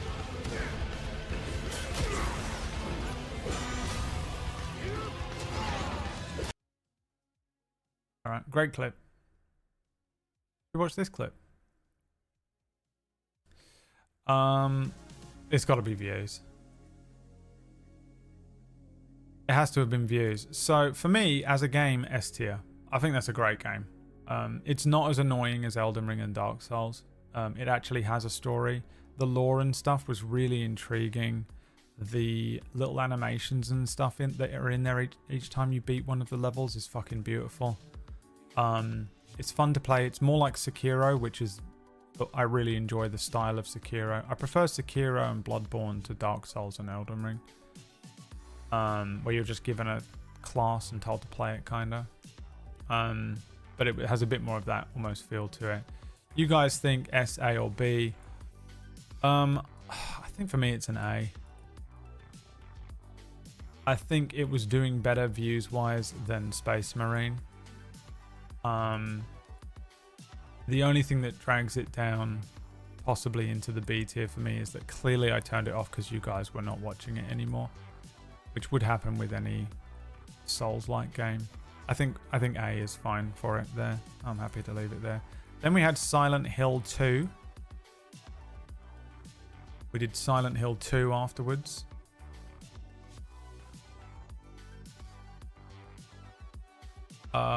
Which was stunningly good. Stunningly good. Silent Hill 2, the original, is one of the best games ever made, and is just another marvel of just like game development and the artistry and creation that you can draw from this medium. Genuinely one of the best games ever made, and clearly inspired so many horror games after it. There are horror games that are still just trying to emulate what that game did, and they never will.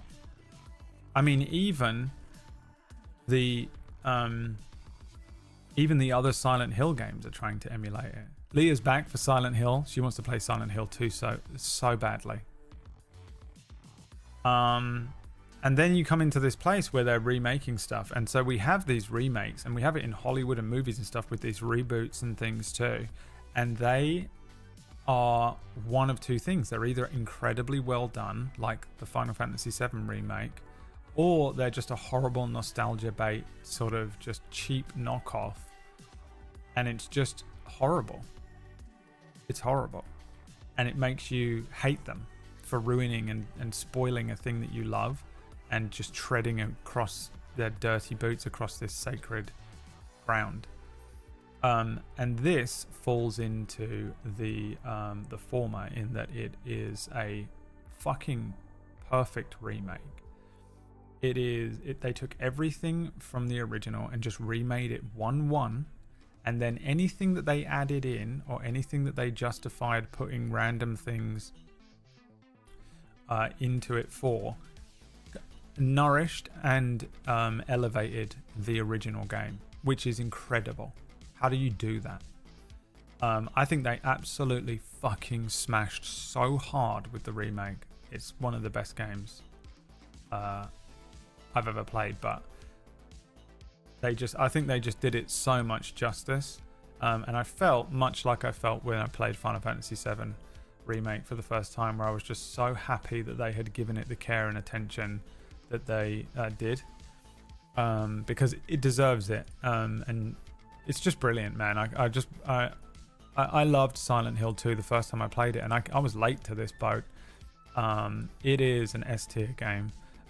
It is incredible. It's incredible, and I really hope that a whole new generation of, like, you know, maybe younger people play this remake and are able to enjoy the Silent Hill series, or at least Silent Hill 2, because it's a fucking incredible experience because of this. It's a really, really, really well made remake that they did. I think they honored very well. Smashed it. Absolutely smashed it. Easily an S tier.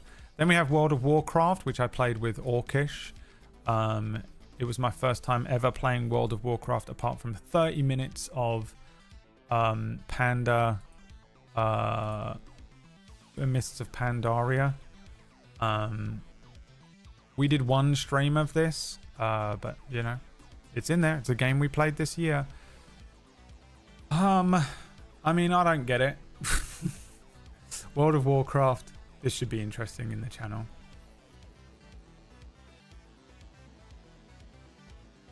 It's whatever. I mean, I couldn't care less, basically. The meme that me and Orcish did was that he had to find someone from Hearthstone Battlegrounds, because that for me is an S tier game. I love Hearthstone Battlegrounds. But like, I mean, playing WoW now, jumping into it at this point, I don't like MMOs. I don't care. I am playing Final Fantasy 14, and I really, really am enjoying that. But I think if it wasn't skinned in a Final Fantasy setting and has all the Final Fantasy stuff in it, I think I probably would have maybe fallen off of it or gotten bored. If WoW was on PlayStation 5 like Final Fantasy 14 was, and like, you know, like it was clearly made with that in mind, I'd consider it. I would consider it. But I don't know. I I guess I don't care. It's too much. There's too much going on. It's too big. I've got no one that I want to play it with. I don't. If I'm gonna play a multiplayer game, I want to play like Marvel Rivals or PUBG or something. Nothing. WoW. I don't like it. I don't dislike it. It's just not my thing. It's not my thing. You know, it's not my thing. Maybe one day I'll get into it. Maybe I will. I think it's possible. I just don't. I nothing it. Who cares? You're all saying trash tier. We'll do that just to piss off Orcish. Anyway, we'll put it in trash tier just to wind him up because he. By the way, I took down names of who was watching his stream yesterday. By the way, don't think I don't know who you are. I wrote down each and every single name that I saw in his channel, and I'm not angry. I'm just disappointed, to be honest. Okay. Then we did Dragon Age again. Oh God, fuck you. Yes, you. Fuck you personally. It's the story again. We come into the same story where an amazing fucking game. There is some blame to be placed on Wax Steven here. For sure. Another brilliant game. No one I want to play it with. Get absolutely shit on. Yeah, exactly. Well, I don't want to play it with anyone because I don't want to play.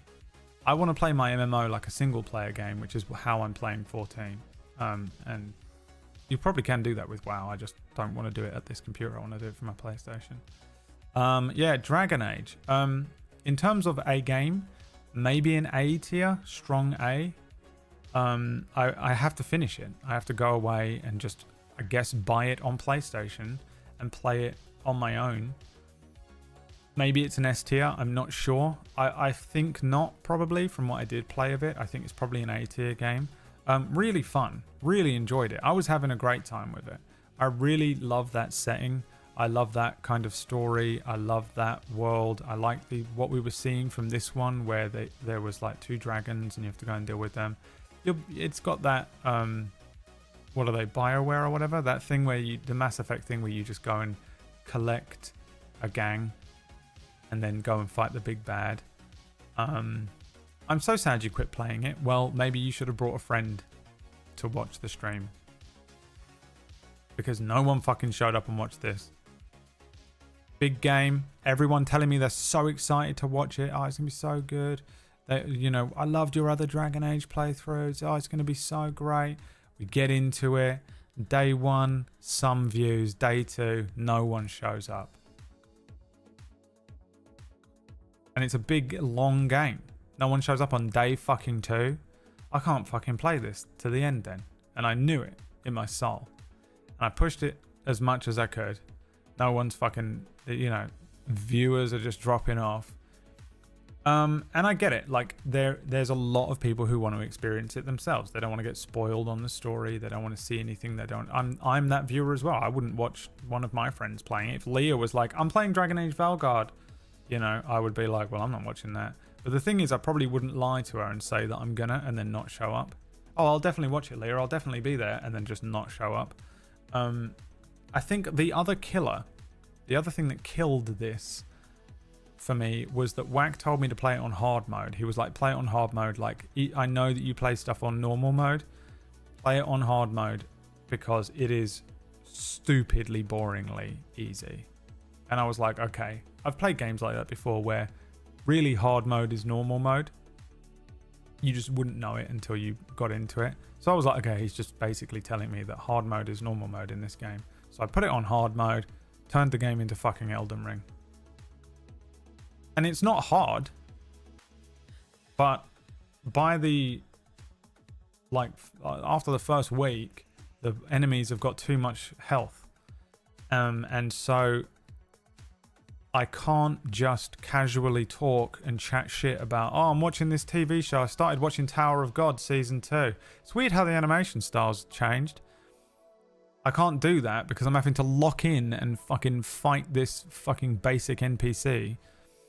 And I think that just gets really boring to watch when you... That's not why people watch this stream, I don't think. I'm not the best gamer ever. You're not watching me for skills. So, annoying. So yeah, it's an annoying one. This is another one where the game itself is probably an A tier. It's probably an A tier. But in terms of viewership, trash tier.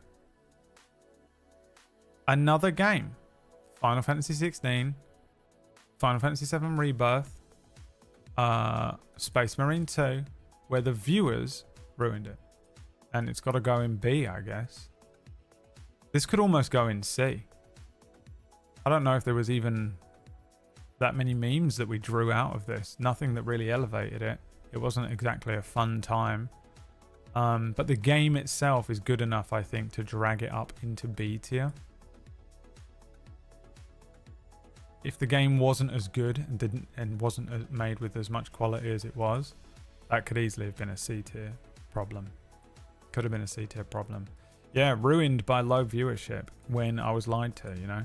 Hey, will everyone... You fucking... The week before that. The week before. Where I was like, hey, will everyone watch Dragon Age? Shall we do Dragon Age? And everyone said yes. Fuck, man. Getting gaslit by you people. And that broke me. So now we enter the second time that I snap and redo the whole fucking stream like we did with this thing, where I just go, I don't know what the fuck you want. I don't understand what you fucking want from me. You just tell me one thing and do another. And then I play this and it gets loads of views, and I play this, it gets no views. What's happening? I don't understand anymore. So I snap, freak out, and we decide to play a new game every single day. Because the only thing that works is the first day views. And then everyone leaves on day 2 for some reason. So I was like, okay, since they're just animals, what if we play a fucking new game every single day? And then we go on to a rotation. And we play Minecraft on Mondays, Stardew on Tuesdays, Witcher on Wednesdays, Infinity Nikki on Thursdays, and RimWorld on Fridays. And we did a whole Venn diagram, we did a vote, we tried to figure out who the audience is. Is the problem that most of you are white girls and the rest of you are just neurodivergent men? And the neurodivergent men want me to play Mechanicus and Minecraft and Factorio? And the white girls want me to play Stardew and Minecraft and Infinity Nikki. I can't apparently play story games anymore. Can't play anything that lasts longer than 3 days. What the fuck are we going to do? So I had to sit there and I tried to figure out who you are as an audience. What the fuck do you want from me? And then we grabbed a bunch of random games to try and figure out the metrics of each one. Mondays is Minecraft. Everyone likes Minecraft. Everyone watches Minecraft. That's the catch-all. What happens if we play that on a Monday? Stardew Valley. Crack cocaine for white girls. Let's see how that does on a Tuesday. Let's try and because I can't just ask you and be like, would you guys watch this? Because you always say yes and then don't show up. So I'm like, okay, well, we need data as well. So let's pull the data in. How many of you actually are white girls that would say this shit? And how many of you are fucking liars? Let's pull in a story game that boys like, The Witcher, that girls can enjoy because there's a romance pick your girlfriend story. Let's bring in the most fucking horrendous shitty anime white girl game, Infinity Nikki. Chuck that on. Maybe that's the audience. Weird men and white girls. And then on Friday we've got RimWorld. Neurodivergent men. And some girls because they like to build a home and get a cat and romance another RimWorld character. Then we get some fucking hard data. We get the hard data back. Minecraft does well. Stardew Valley does okay. Not as well as we were expecting. Witcher does poorly. Infinity Nikki does really well. And RimWorld does okay. So we have all that data now. I'm at the point where I think when I come back, because I'm going to take a couple of days off here, there isn't really any games that I'm interested in playing right now. And also I'm scared of playing anything. Look at the year we've had. So, what do I do? And I think what I might do is play Minecraft Monday, Tuesday, RimWorld Wednesday, and Infinity Nikki Thursday and Friday until a game comes out that I think we should play. And long off Witcher, because Witcher, to be honest, mostly is on me. It's the one that performed the least well, but also I really struggle to play that weekly. It's a hard game to get into for just a couple of hours on a Wednesday once a week. You really want to sink into that game, sink your teeth into it and get into it. And I don't remember the controls every week, and it's just like, oh. Can we do a new rotation? What fucking games? There aren't any left. Look at this, Bogor. Have you listened to a word I've said? I've spent the last 3 hours bitching. Listen. Apply brain. There's nothing. We're done. This is the end of the road. We're cooked. The channel's over. I just got to tread water as long as I possibly can. And then I'm off to get a job in a fucking bookstore or something. I'm moving country. I'm getting the fuck out of here. I don't want to be on stream. I don't want to be on a camera. I don't want to have to put up with you people anymore. I'm going to go work in a bookstore where the only people that come in there are people that read books, which means they don't want to talk to me. I just check out their book and they leave. And then the rest of the day I can read it. Sit there reading a book away from a fucking phone, away from a computer. No light. Bookstores are dingy and dim. You've broken me and ruined me.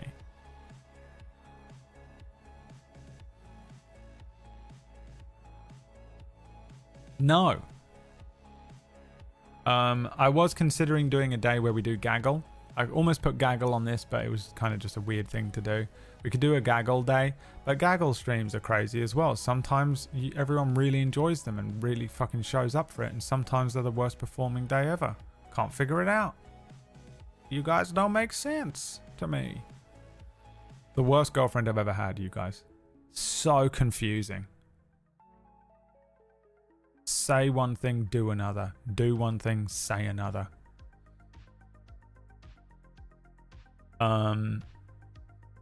We could replace one of the days with a GTA Chaos mod. I will consider that, depending on how hard it is to install. Because that could be fun. I will consider that. Maybe an Infinity Nikki day. Because I love Infinity Nikki, but I don't know how much life it's got left in it, so I kind of think I could stretch it out by just doing it once a week. So we could do Chaos Wednesdays. I'll consider it. Because I'm having a few days off, I might have time to install it by next week as well and set it up. So that might be what I do. That might be what I do. So let's chuck them onto the list here. So the first one being Minecraft. Again, it's good views. Good, not great views, but you know, solid views. I've actually enjoyed these streams. We've had fun. We have the Turtle Sanctuary. Banging intro. I smashed with that intro, and I know I did. One verse is a Twice song, and one verse is a Whitney Houston song. Would you consider another Baldur's Gate 3? Oh, Baldur's Gate 3, the game from last year that was the first version of this bullshit where everyone says, I would love to watch you play it. I can't wait to watch you play it. And it's a fucking incredible game. It's beyond triple S tier game. And I put it on and no one shows up. Yeah, sure, Riv. I'll play that again after you fucking brutally ruined my experience of it the first time. I swear to God. Where do you get off? The audacity to come in and suggest it. How fucking dare you? The first one. It was the first ever time that happened. Probably not, but it happened last year. Yeah, no, I don't know. Minecraft though, has been fun. Good memes, good time, easy game to play. I feel no stress waking up on a Monday morning knowing that I'm playing Minecraft. There are some days I wake up and I'm like, fuck, I have to run a table story show. Or some Sundays I wake up and I'm like, oh my god, I need to like be on. I have to drum up some energy and I don't feel well, and here we go. Minecraft, I can play that game in my sleep. It's D&D. I want more D&D. Well, when you fucking start bringing people to this channel and start subbing at tier 3, I'll consider what you want. But you, on your own, showing up, throwing your measly fucking $5 at me, how dare you? Where is she? Where is she when I need her the most? Where is she when I need her most? Do too, we just don't know. It was called the Girly Podcast. Can't afford to go see the movie in theaters. It costs the same even if you're paying in a different currency. Oh. I'm unemployed, so basically all my money goes to bills and food, or I would support you. Mm-hmm. Yeah. Uh-huh. It's $5. It's really, like, no one's gonna convince me that what I'm saying is so rude or so unacceptable or so outrageous. It just simply isn't. It's $5. It doesn't cost you that much. Oh god, I love transforming into her so much. I love it. Yeah, no, I just can't do it, man. I would love to play Baldur's Gate. I would love to. I have not explored that game as much as I want to, anywhere near as much as I want to. I've done one playthrough and a bit, and I got like the quickest, earliest ending. No. That's not enough. Minecraft, A tier game. Easy A. Easy A. Stardew, the worst game.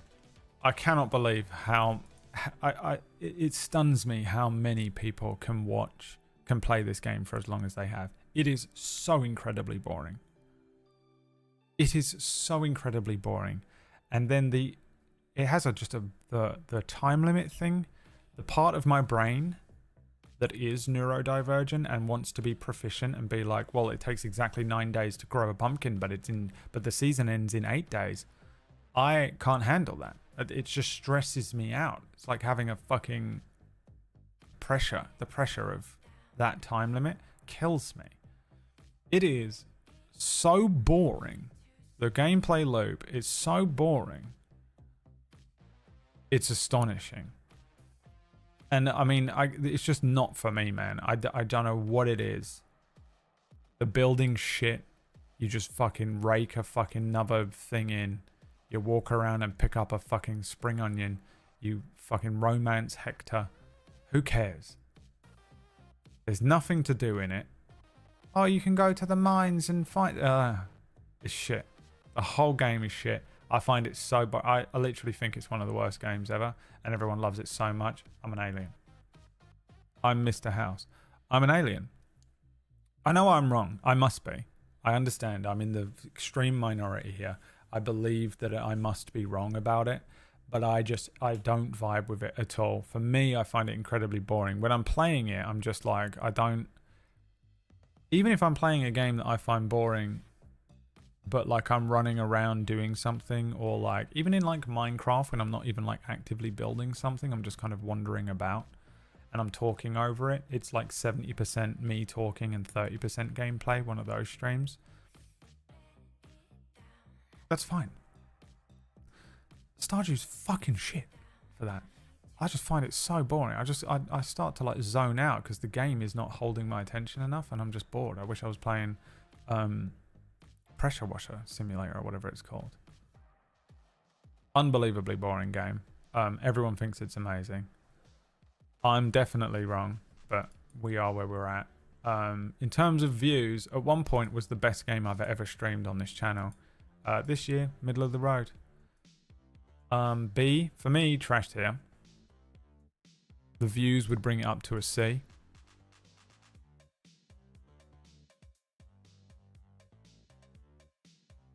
you guys love it so much that I'll let it slide and I'll put it in B tier. Witcher. Now, obviously, Gwent is the best thing about Witcher. It's just Gwent Simulator with an RPG attached. We know that, don't we?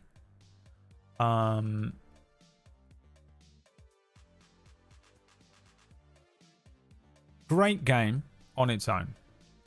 Just the game. Okay, so objectively, game, brilliant. Brilliant game. Some stuff I don't really like in it. Kind of hate the inventory management and stuff in that game. I think the UI is a bit confusing. I think some of the like way that you play the game isn't that intuitive. I absolutely hate that the way they introduce Gwent to you in that game. It makes me furious that you don't even fight the Griffin before they're like, play 2 hours of Gwent. I know you don't have to, but you know, you kind of do have to. They know you're gonna. They made the game. But really, objectively, is a brilliant game. It's a really, really good game. Everything about it. The story, the setting, the way they've presented it, the characters, the music, the voice acting. And I find most of the quests and stuff to be compelling. And I'm basing this more on my previous playthrough of it than the most recent one. But playing it this year, the views weren't great for a game that another game that everyone's like, play Witcher, I fucking love it, it's my favourite game, please play it. And then you play it and they're like, I ain't watching you play it, I just want you to play it, I'm going to my nan's house. And you're like, oh, fuck you then, Jesus fucking Christ. Why have I set up all this shit to play this 2,000 hour game? You're not even going to watch it. Why'd I fucking bother? What the fuck? I'll play Stardew Valley. The worst game but good view. I don't care. I'd rather play that. I play Witcher on my own. I don't stream 24 hours a day. I'll play The Witcher tonight. It's one of them games. I feel it fucking winds me up so badly. I know it's all you've heard me say all day, and you're like just sat there like, oh my god, bro, shut up, you know. Always whinging about this same thing, but it's like crazy. You feel like a crazy person when you're streaming. No other streamer will tell you this, by the way, as well. Don't forget that I'm actually the only streamer who will tell you this stuff, even though you're just sat there like, oh my god, you play games for a living, it must be so hard, it must be so difficult, boo-hoo, always complaining. I get it. It's annoying being sat here listening. You're like, I'm not that guy, I'm here every day. I come to every stream, I'm tier 3 sub. I don't care what you play, I show up. Why are you always whinging at me? You're just... I know I'm preaching to the choir. And just, you know, whinging and shit. But it makes you feel like a crazy person on this side of the screen. You're just like, oh, dude. The way that you made it seem was that this was going to be the most impactful thing I've ever done in my entire life. And you didn't even show up. And it's just been the story of this year. I don't want to sit here and whinge about this whole thing, but it just has been the case for this year with the stream. It's fucking crazy. And you feel nuts. You like put so much effort into stuff. And you're just like, well, that was not worth it. We played for 2 days. You know, and I want to complete these games. I have OCD. You think me ending, like, whenever I'm just like, okay, well, I'm going to stop playing this game halfway through. You think I want to do that? It keeps me up at night. But I have to. I just have to. I just can't keep playing it. It'll kill my channel. I'll die. I won't be able to eat food. I can't make rent. I'll never get a sponsorship again. It's just brutal. You just have to end it and just play something else and hope that it, you know, you pull the slots again and hope that more people show up. Just the way it goes. Now, Witcher is one of those games. A little bit was that here, but more so, I would say for me, I just don't want to play a game that is this immersive once a week for a few hours. I want to play it every fucking day. I want to get into it. I want to just, you know, I want to do a full playthrough. When I become a JRPG channel and I don't have to worry about subs, and I don't have to worry about viewership, and I don't have to worry about sponsors and shit, and I can just run it like the second channel. Oh, you better believe I'm playing through. I'll play all the Witcher games, even though I don't actually like the first one. I will play them all. I'm going to play all these fucking games that I want to play, and I'm going to play them at whatever fucking pace I want. And if you're here and you enjoy it, great. And if you're not, I don't give a fuck. I don't have to give a fuck. But at the moment, I do. And Witcher, I'm not personally a fan of playing a game like this for 1 hour a week. I want to play it every day. I want to get into it. Contrary to popular belief, I actually really do think The Witcher 3 is a great game. B, I guess. Fucking maybe a strong A, possibly S tier game. Brought low by viewership and the fact that it's really difficult to play for a few hours a week. I think it's probably B. Not bad viewership exactly, but just not, you know. For everyone that fucking sucks this game off, you'd think this game, when you play it, the longer you play it, the more money appears in your bank. You know, for every hour you put into The Witcher, you get a £1 coin. For the amount of people that treat it like that, no one fucking shows up to watch it. You notice that? And do you know why? Because everyone's a piece of shit. Including me. Now, Infinity Nikki only has one place it could possibly go on the list, right? I don't think any of us would disagree that Infinity Nikki is the best game we played all year. I mean, Oscar worthy. An incredible game. No. Kind of. A little bit. Yes. A little bit. Definitely not. My opinion has remained a full constant in the few weeks that we've been playing Infinity Nikki. It is objectively, genuinely a good game. My review of it being basically the same as Final Fantasy VII Rebirth. If you've played Rebirth, there's a lot of side quests in Rebirth with these random moments of cool storyline. But it's different enough. Like, the side questing is different and varied. And you kind of just, everything's pretty. It's a very easy to play game, not including the UI and inventory and fucking currencies and stuff, because it's got that gacha element to it. So it's a bit like playing an iPad game where you're collecting your dailies and shit. But in terms of just control scheme and gameplay, basic gameplay, really fun to play, very easy to play, and very easy to stream. As a streamer, I genuinely have a good time streaming it. Not really because of the game and the gameplay and stuff exactly, but because it's just a very easy game to run around in, and something happens without me having to really drive a lot of attention towards it. I can kind of still be doing a thing while talking about it or talking about something else. That's a great place to be as a streamer, because you're multitasking, especially when you're kind of, the way that I've been feeling this year, some days I feel okay and some days I felt really bad. So when you're in that pocket and when you've got that kind of a game to play, you'd think that a lot of games have that when you play them, but it's really not that many games have it to that level of comfort. There are a few where you can do that, and there are a few where you think it would be like that and it's not. Whereas this one weirdly is really comfortable. I'm very comfortable playing it and streaming it, because it just gives me just enough going on the screen as a focal point for the game to be potentially talking about, or I can continue to just be playing it. You know, you've watched me stream. A lot of the time I have to stop, like fully fucking stop to get my point out and then carry on with the game, because that's how my brain works. My brain is dead, dying. I have a dying little rotten brain in my head.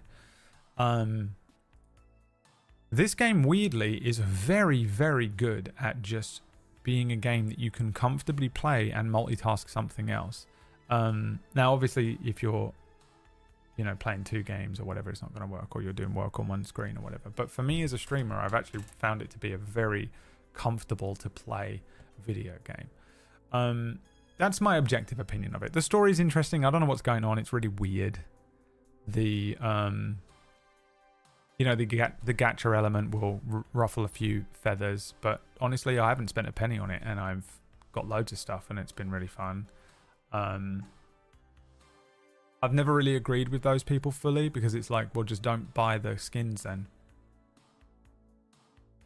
Why are you screaming? It's a free game. It remains a free game forever if you don't buy the skins. There is a couple of arguments around it that I get, but yeah, I mean, it's a weird game. The only problem with Infinity Nikki is the precision, tiny little fucking minuscule, absolute specificism around its target audience. The target audience is very specific. When you actually take away from the objective gameplay elements and just look at who is this aimed for, I mean, there is a very specific demo of like anime white girls. By the way, when I say white girls, it actually has nothing to do with race. If you're a white girl, you know what you are. You know? Chicks, man. Yeah, there's being a white girl has nothing to do with race. You know? So like it's that kind of anime white girl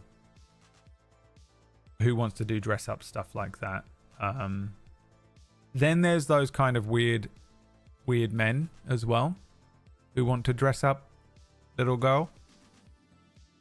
Then there's sort of probably just a general audience of gameplay people who I think could enjoy this. Maybe I fall into it, where it's like you could probably just enjoy this because of the open world element and the gacha element.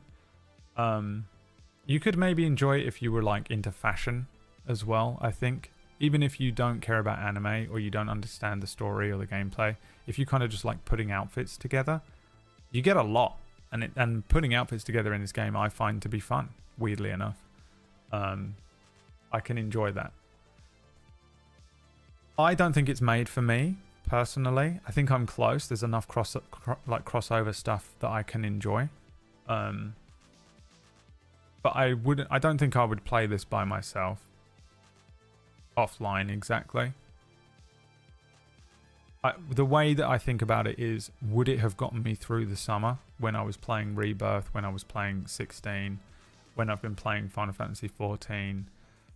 A lot of games on here I could easily do that with. I could do that with Farm Simulator. I could do it with Cyberpunk. I can do it with Outlaws. I plan to. I might do it with Black Myth Wukong. Veil Guard I will probably do. Witcher I could do it with. Dragon's Dogma is great for that. Infinity Nikki is exactly in that kind of realm, but I wouldn't do it. I wouldn't install it. However, I still think it's a brilliant game. I do. I think it's a fucking great game. I think it's quality. I think it's worth playing. I think if you're even slightly interested in it in any way, I would don't be ashamed of installing it and trying it. I know how it looks, you know, but I wouldn't necessarily be ashamed of someone who tried this game who doesn't fit that demo and then enjoyed it, because I've found myself pleasantly entertained by it and genuinely happy to play it every week. Again, it's another one where I wake up on a Thursday and I'm like, I'm happy to play Infinity Nikki today. I do not feel like, oh man, I'm going to have to kind of drag some jokes out, or I have to sort of really turn my brain on, or I don't really want to be playing this. I'm very happy to play it. I was willing to bump it up to 2 days a week. It's a good game. It is a good game. Is it S tier? Where's it going on this list? No.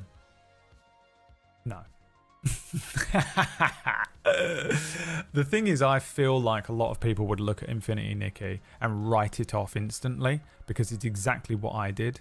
I understand it's a very girly version of Genshin. I don't know anything about Genshin Impact, so I don't really factor that into my review. A lot of people compare it to Genshin. Fine. Great. I've seen a lot of people playing Genshin. I've been interested in playing Genshin because I've seen so many people playing it. I don't know what it is. I think it's collect anime characters, Infinity Nikki. You know, they're all the same thing. There's obviously going to be things that you can compare it to and things that make it unique. I don't know though, so I can only base it off of its own merit. For me, it feels like an open world game. That's the only thing I can compare it to. And it's a great one. Is it an S tier game though? No. I will argue for this game because I think a lot of people would look at it and write it off straight away. They look at this game and go, oh my god. It's exactly what I did. I thought this was going to be one stream of like meme, and then I never even think about it again. And honestly, I think people should give it a try. I actually think it's a really good game, and I think it's one of those games that needs a little bit of like counter argument before you even get into it. Because I think a lot of people write it off, and I think it deserves someone arguing its corner a little bit. But again, ultimately for me, you know, is it an S tier game? Not really. Not really. It's very pretty. It's very good. It's very fun. It's well made, but it's probably an A tier game. This is just objectively. This is just if I was to rank it with, you know, on its own. It's not Last of Us 2. It's not Silent Hill. It's not Alan Wake. You know, it's not.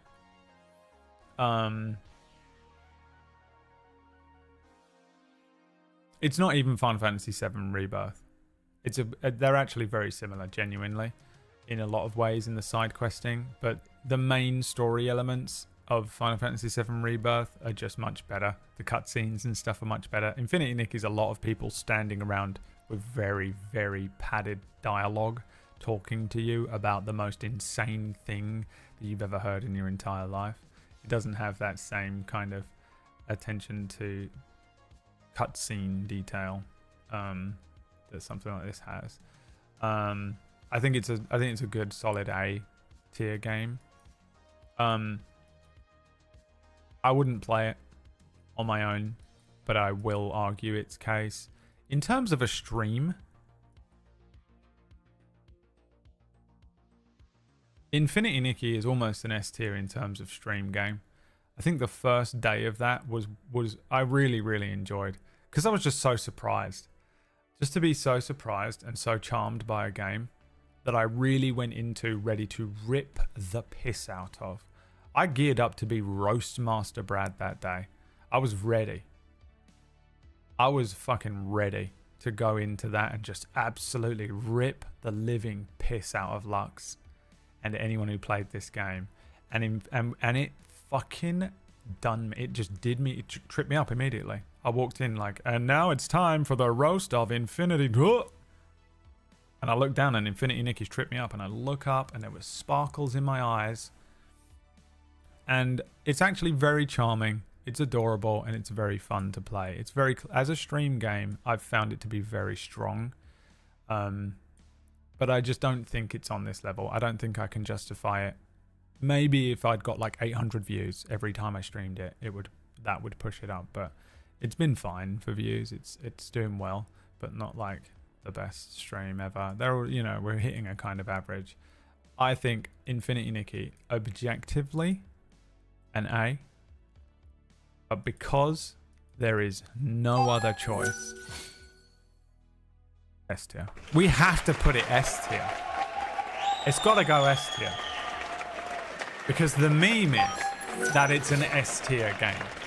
That's the joke, while also kind of being true. That's the thing about Infinity Nikki that is just incredible. You can absolutely rip the piss out of it, but also the thing you're taking the piss out of it for is kind of, it's true. It's an S tier game, kind of true. But that's not possible. It's its own weird irony of a game. Hi, Annie. Thank you so much for the cold hard cash. Install it, Annie. Give it a go. It's free. Give it a go. Why not? Give it a go. I find it to be pleasant and charming, and is a surprisingly good game to play. Infinity Nikki going up there. Then we got RimWorld Ranch. We'll just put this to the vote again. RimWorld again. I mean, we've sort of done RimWorld already, but this new playthrough of RimWorld Ranch, the RimWorld Ranch version, I've enjoyed it. One thing that I'm enjoying about RimWorld Ranch is getting into character as a South American rancher called Jeb. And that's The beauty of RimWorld is the fact that actually it looks like a sort of a community sim or builder game, but is actually a very good storyteller. And when you get to the end of a RimWorld playthrough and you look at the way that the story unfolded, and you look at what happened. Oh, it was crazy when this moment happened. This was game changing. We were invaded by this. Fennec Foxes killed all the people. It was crazy when, you know, one of our characters exploded. That kind of thing. The storytelling aspect of RimWorld, I think, is really one of the strongest things about that game, when it has many different factors that make it a very interesting game. The story of RimWorld Ranch, I've really enjoyed the soap opera that it has been, and I've enjoyed embellishing that. I love creating something like that. Like, I'm just fucking around, obviously. I'm not really trying exactly, but it is fun to watch something very simple happen to these characters. One of them gets kidnapped. And then imagine what these characters would... Playing out the scene in my head is so fun. Because I'm just clicking stuff as well. Like, I'm building this over here. And I just need something to say. And sometimes with RimWorld, you're watching... You're kind of locked in. Even though it's a game that you can pause, I don't look away from the screen. So I don't do as much maybe chat interaction. I'm not like...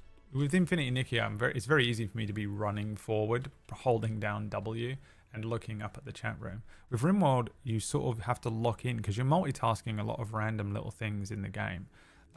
So being able to just rattle off some bullshit that these characters... Play out a scene in my head about what these characters would be doing if they were reacting to this thing, and just like imagining them as these sort of Yellowstone or Outer Range, that game, you know, the Josh Brolin character that's just like, there's something out there, man. You know, one of those kind of characters.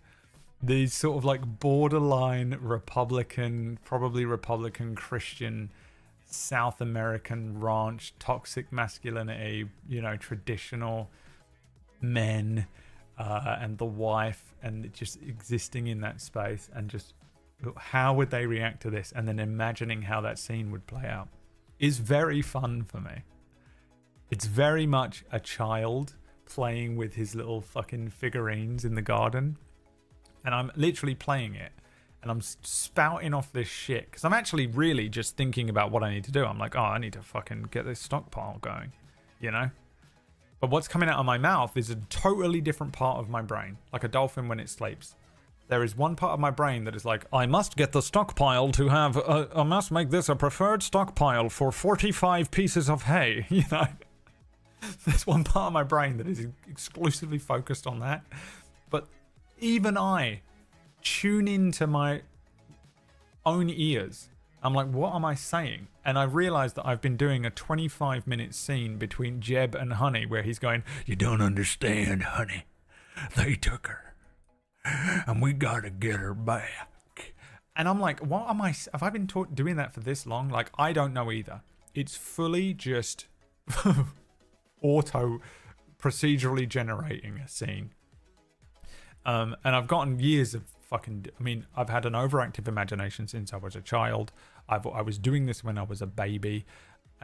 All the way through to becoming a streamer, YouTube and everything. Just doing this, talking mindless shit just to fill dead air for years.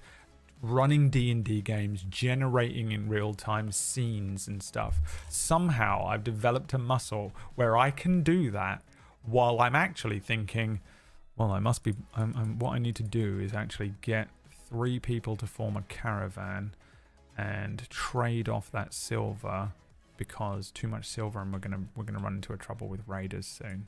That's what's actually going on in my brain. But all you're getting is, you don't understand. I done shit myself, honey. And sometimes I shock myself. And you might, because I imagine watching the stream, you think that what I'm thinking of is what's coming out of my mouth. And a lot of the time, I'm not thinking about what's coming out of my mouth at all. I'm thinking about the fact that I've got to go and cook dinner. You know, it's crazy. It's a crazy fucking muscle to develop as a streamer. But for me, that's what I've enjoyed about this. RimWorld Ranch is I feel like we've really given it a soap opera feel this time. And the weird shit that happens in RimWorld just creates such an interesting story. I love the aspect of this where you can get in and be proficient with, making bill orders and trying to develop things and create things and build a little whatever. I love being a little OCD, build a square, fucking, get some horses in. How do we do that? I really enjoy RimWorld from that perspective, but I really think the thing that sets RimWorld apart is the storytelling aspect. And this story's been a good one to tell. I've really enjoyed RimWorld Ranch's story. It's okay for views. I think a lot of people tune in. I think it's almost a cozy game, RimWorld, which has these moments of chaos, especially with Randy Random as a storyteller. You end up having a board. It's almost a cozy game where I chuck on some Final Fantasy relaxing music in the background. And a lot of the time we're just talking about what's on TV.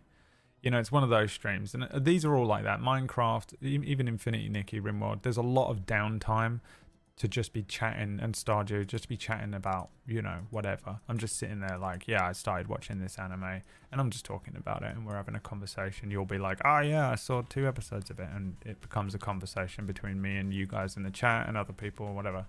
But RimWorld has that thing where just something completely insane will happen at random. We'll all just be like, yeah, so I've been watching Tower of God. I watched 2 episodes. And then it goes, boom. And it's almost like, it'll be the most random thing. It'll be like, 3 of your colonists' penises have fallen off. And you're like, I have to react to this now. What the fuck is going on? It's special, man. I'm a big fan of RimWorld. I think it's great. Is it S tier? No. The game is S tier. The views, B tier, maybe. Strong C, low B. The story of RimWorld Ranch, A, probably. I think it sits in A at the moment. It's A or B, but I just think it's been more fun than a lot of these games in B. It's more fun than Witcher. It's more fun than Stardew, for sure. It's on the level with Minecraft, even though I think Minecraft is a little better for views and generally being able to just interact with chat as a streamer. It really sits in between the two for me. But because it's so consistent and I love the game so much, I think it deserves to be in an A. I love RimWorld. It holds a solid place in my heart. It has been an A experience. I've enjoyed playing it, and I think that's what bumps it up. I think the experience has been better than all of the ones in B, but a little worse than all of the other ones in A, except for RimWorld Anomaly. And Anomaly was in here, so it deserves to be in here. I think that's it, man. I think that is the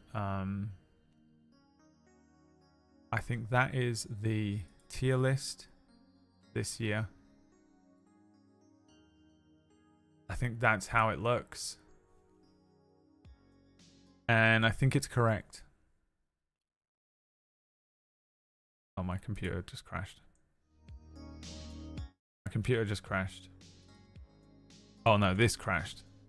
Oh, thank God. I thought that was it. I thought that was the end of the stream.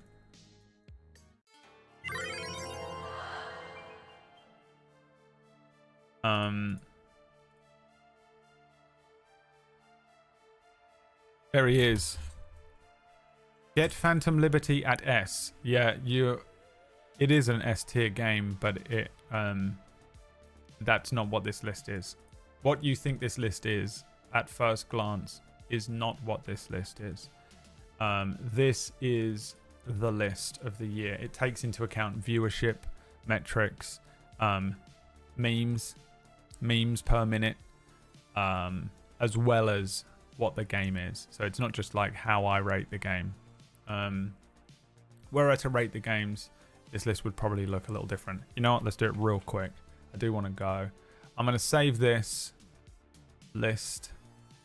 There's the list for 2024 as we played them. And I think the story was pretty similar. it was really just a year of like, either we had so much fun, flashes of this was hilarious because I think we made it fun. Both, you know, I'm making a joke, but you're making jokes in the chat, and we're getting in on, we're on the same vibe for like a joke. Some sort of meme is born between our demented minds that really elevate an experience. And I think those are mostly the games in A, where we've elevated an experience off of our own backs. Something that would have been a B game, just a whatever Wednesday, became an experience. And I think it's most of the games in A. The B tier games are, I think, a tale of sadness. Either the game lets you down, which I think is the case with The Walking Dead. They're fine, but stupid and not as good as everyone says. And we kind of elevated it up. Or it's a story of an S tier game that was ruined by the fact that no one showed up to watch it or something like that. Like these games that are absolutely incredible that I just am not allowed to play on this channel. No one will watch. The C tier games are just whatever this year. I think they were just like kind of forgettable or just stupid. The trash tier was just pointless, a waste of my day. Both of those days, not really the one with Orcish. I think just playing the game with Orcish was fun and we had some good memes and shit, but really that was in C, wasn't it? And we put that there just to piss off Orcish. This was just a waste of time that day, I think. No views. Game was whatever. Don't care. Forgot I even played it till I had to put this list together. And then S tier. The Last of Us was an incredible experience for me. It was my first time playing The Last of Us Part 2. The Last of Us Part 1 is already really good, and then bringing it up into that new age kind of, the new engine or whatever it was in, with The Last of Us Part 2 graphics and gameplay mechanics was great. Loved it. And then The Last of Us Part 2 is just an unbelievably good game. It is some of the most beautiful writing and some of the greatest execution I've ever seen in a video game. I am, and will always be, just blown away by how many people dislike it. And you know for a fact, if someone says to you, I didn't like The Last of Us Part 2, they're either like kind of mentally brain dead and you're like, oh, okay, honey, that's fine. And you give them a lollipop. And you're just like, it's okay. He's lovely. He's a lovely person. He has a learning disability or something. That's fine. Or they're a racist, misogynistic piece of shit. It's the only other option. You know, if someone says to you, I don't like The Last of Us Part 2, they're probably a bad person. It's a fucking incredible barometer for figuring out if they're a piece of shit. You know? Sorry, do you have a diagnosis for any sort of learning disability? Have you ever been sort of struck over the head by something and been in a car accident where your head went through the dashboard? No? Okay. Piece of shit. You're a piece of shit. It's the only other option. Right? Am I crazy? Guess I'll just shut up now. That's the only option. Because it's beautiful. It's a beautiful game. And I think you're either an idiot or you're a piece of shit if you don't like it. It was an amazing experience for me. I loved it. And some people dislike it only because Joel does. First of all, spoiler. Second of all, piece of shit. They fall into the category of number 2. I just told you the 2 categories of people. You put them in one or the other. Night Springs was just, I love Remedy. It really showcased to me how good they are at what they do. This, and how much fun they can have with their own IP if they wanted. And it was like one of those things. It was almost like their own what if, where you're like, oh, you can see what is possible if they had control of their own IP, or if they had an unlimited money source. That DLC really showcased that for me with them. Silent Hill is a perfect remake. It is stunning, unbelievably good. How well they managed to recreate an already just unbelievably good game, and then elevate it in certain places, and then bring it into a new age, and just really give it a spit shine and give it some new graphics and stuff. A perfect and honorable remake. And Infinity Nikki, kind of in there for the meme, but honestly, sort of deserves to be there, you know? Objectively, I would still obviously keep these in here. I think God of War is probably an S tier game, honestly. I think it's let down slightly by some of the mechanics. It's very low S tier. I wish if there was an S- and an S+, or an SSS, maybe not an SSS. It's on the lower end, but it probably really deserves to be in there. Cyberpunk deserves to be up there as well. Black Myth Wukong deserves to be up there. Minecraft just on its own is an S tier game. Ragnarok is an A tier game. Subnautica is a S tier game. Walking Dead's probably an A tier. Ultimate Battle Simulator is probably a B tier. RimWorld is an S tier game. Farming Sim's an A game. Once Human, B. Star Wars Outlaws, B. Wolfenstein's an A tier game. Final Fantasy 16's S tier. Rebirth is S tier. The Batman Telltale game is probably an A tier. These three Walking Deads probably are actually C tier. We made them funny. Wolfenstein 2, yeah. Mass Effect Legendary is an S tier game. Market Simulator is C tier at best. Tavern Manager, borderline trash. Wolfenstein New Order is probably an A tier game. Space Marines S tier. Valguard's S tier. Stardew Valley is trash. Witcher is probably an S tier game for me.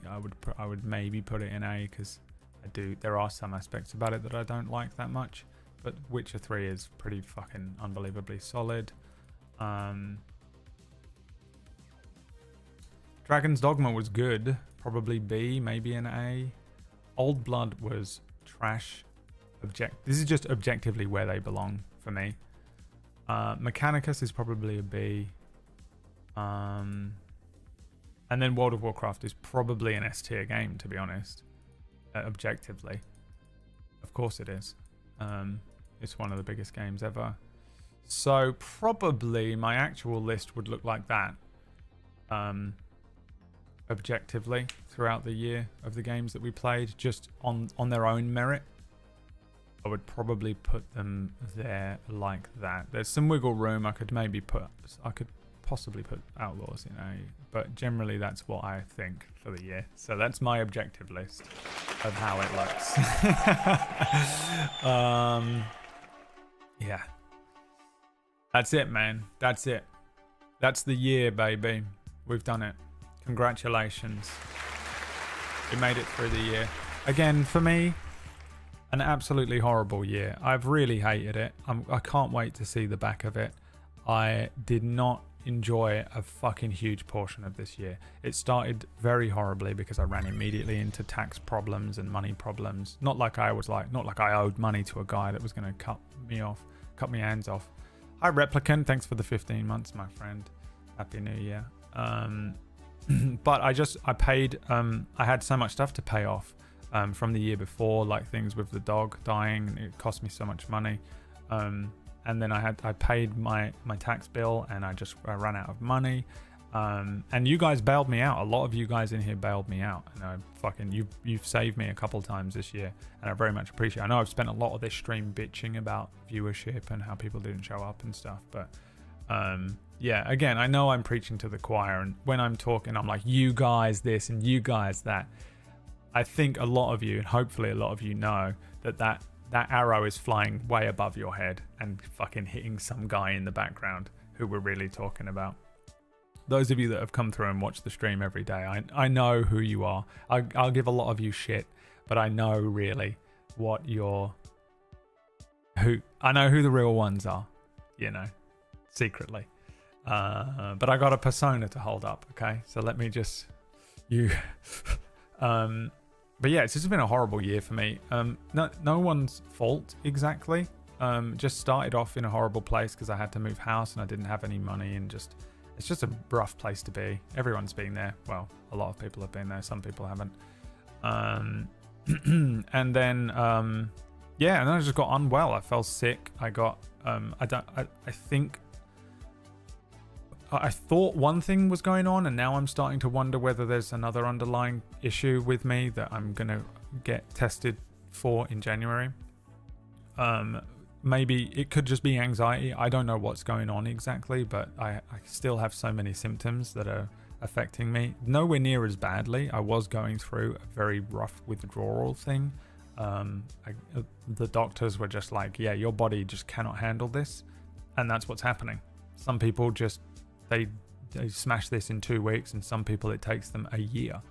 And they were like, your body just is struggling with this withdrawal process. You were on a drug for 2.5 years, so it's fucking you up. And you're gonna have to go on this drug, which you will then have to slowly withdraw off of as well at the end of it. And I don't know if I'm still just in that process, or if there's something else that's in here that was exacerbated by that process, or if, you know, or maybe I'm just broken because the whole thing fucked me up so badly. I now have like a long, like an extreme anxiety thing. Apparently you can just develop a lot of physical symptoms from just relentless breakdowns, because I've just had a really horrible few years for just things that have happened to me that are negative and have caused me to have sort of horrible mental literally just I've had like 6 mental breakdowns and just had to just keep bouncing back, you know. And then this is a weird job to do that with, and just have to get up every day and be like, hi everyone, let me crack a joke, but inside you're dying. Yeah, this year wasn't really too bad in terms of like that kind of stuff, but I've felt so unwell for it. I've literally just been clinically and chronically unwell since May. And it's just been varying degrees of that. Some weeks were I couldn't move. I couldn't do anything. I was just crippled by either just an unbelievable amount of like physical symptoms, or even just mental stuff was just really fucking me up. Because when I feel sick, my mental defenses drop as well. So since May, I've just had all these different weeks. One week I felt okay, one week I felt really bad, one week I was really, really dying. There was one week where I thought it was all over. I got so much done in that week. I was like back to being me again. I was like, oh my God, it's over. I thank God. Oh my God. And then it just fucking hit me again. And it's just been a really shitty year for a lot of that kind of stuff. Other than that, it's been boring. I haven't done anything. I haven't done anything major. I moved house, I guess. I like my new place. I'm comfortable. I've saved a good amount of money, you know, for my tax this year. I mean, not like I'm sitting on a fucking Scrooge McDuck hoard. I'm not going to run into, I don't think, the same problem this January as I did last January. So that's nice to have in the back of my head. And a lot of that is down to the fact that, you know, you guys have been supporting me throughout the year. And, you know, every year I like to say thank you for that. And I really appreciate everyone that comes out and watches the stream. Even if you're not a sub, if you're just watching the stream and enjoying it, great. That, you know, every view helps. It helps my metrics. My metrics get me sponsors and things. Makes me feel better when that number on the screen is higher, you know, just it's just streamer things. But I very much appreciate the people that came out and fucking supported me throughout the year with money, because it's insane that any of you would ever give me money for anything that I do here. It's dog shit. Yeah, you came through for me a few times. That you bailed me out at the beginning of the year. There was times when I really just needed to come up with like some money out of nowhere, and people have been very supportive and have helped me out a few times this year. There have been people that just randomly will send me like offline donations, who I know were in the stream that day and they didn't want to freak me out. And I know what you're doing, and I really appreciate that as well. And there have just been people, there are people that watch the VODs that come through, and, you know, they still want to get involved and they support the channel. And I remember it and I hold it in my heart, and I'm really bad at like thanking you, and I'm not going to cry, but I do acknowledge it, and I really sort of sit there a lot when I know when I'm on stream I'm being silly and I'm making dick jokes and I'm calling you all lame. But I do, when I'm off stream, sit there and think about it and digest it and think like, you know, some of you are really good people, really good people, I think, and you've genuinely helped me and got me through some fucking rough days. Not just with money, but obviously we're talking about that part right now. And it's just crazy how many people will support me and help me out and stuff. And you know, I came up with the idea to do the D&D game with chat in an attempt to keep my head above water in terms of money and subs and stuff. And that's good. I don't you know, I don't like incentivizing anything on the stream, so doing an incentivized stream every week was hard for me to get my head around, and I was already really like suffering mentally and physically at that point. But I'm glad that you guys have enjoyed it and have come out, and I'm surprised at how much you are still willing to just fucking gift subs for the spin wheel shit. And you know, and just even when I'm like, oh guys, I'm fucked up again, it's been a year where my stream hours are down an enormous amount because I haven't been strong enough to stream, whether it be physically or mentally strong enough. There have been days when I just can only manage 2 hours, and I know that I have to end the stream, and I'm like, fuck man, this is so hard to do because working 2 hours a day is just not enough. It doesn't make me feel good. I feel like I haven't earned any of the, you know, subs and stuff, and I haven't,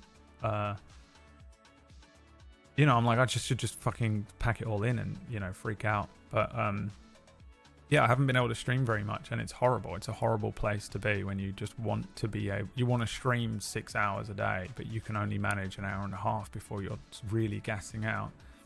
And the fact that so many of you are still watching the stream and still enjoying it, and so many of you are still supporting this channel after this year is crazy to me, because I would have turned this shit off. I would have turned this shit off. I know a lot of you are like, yeah, you were sick, you couldn't help it, but I mean, it doesn't matter.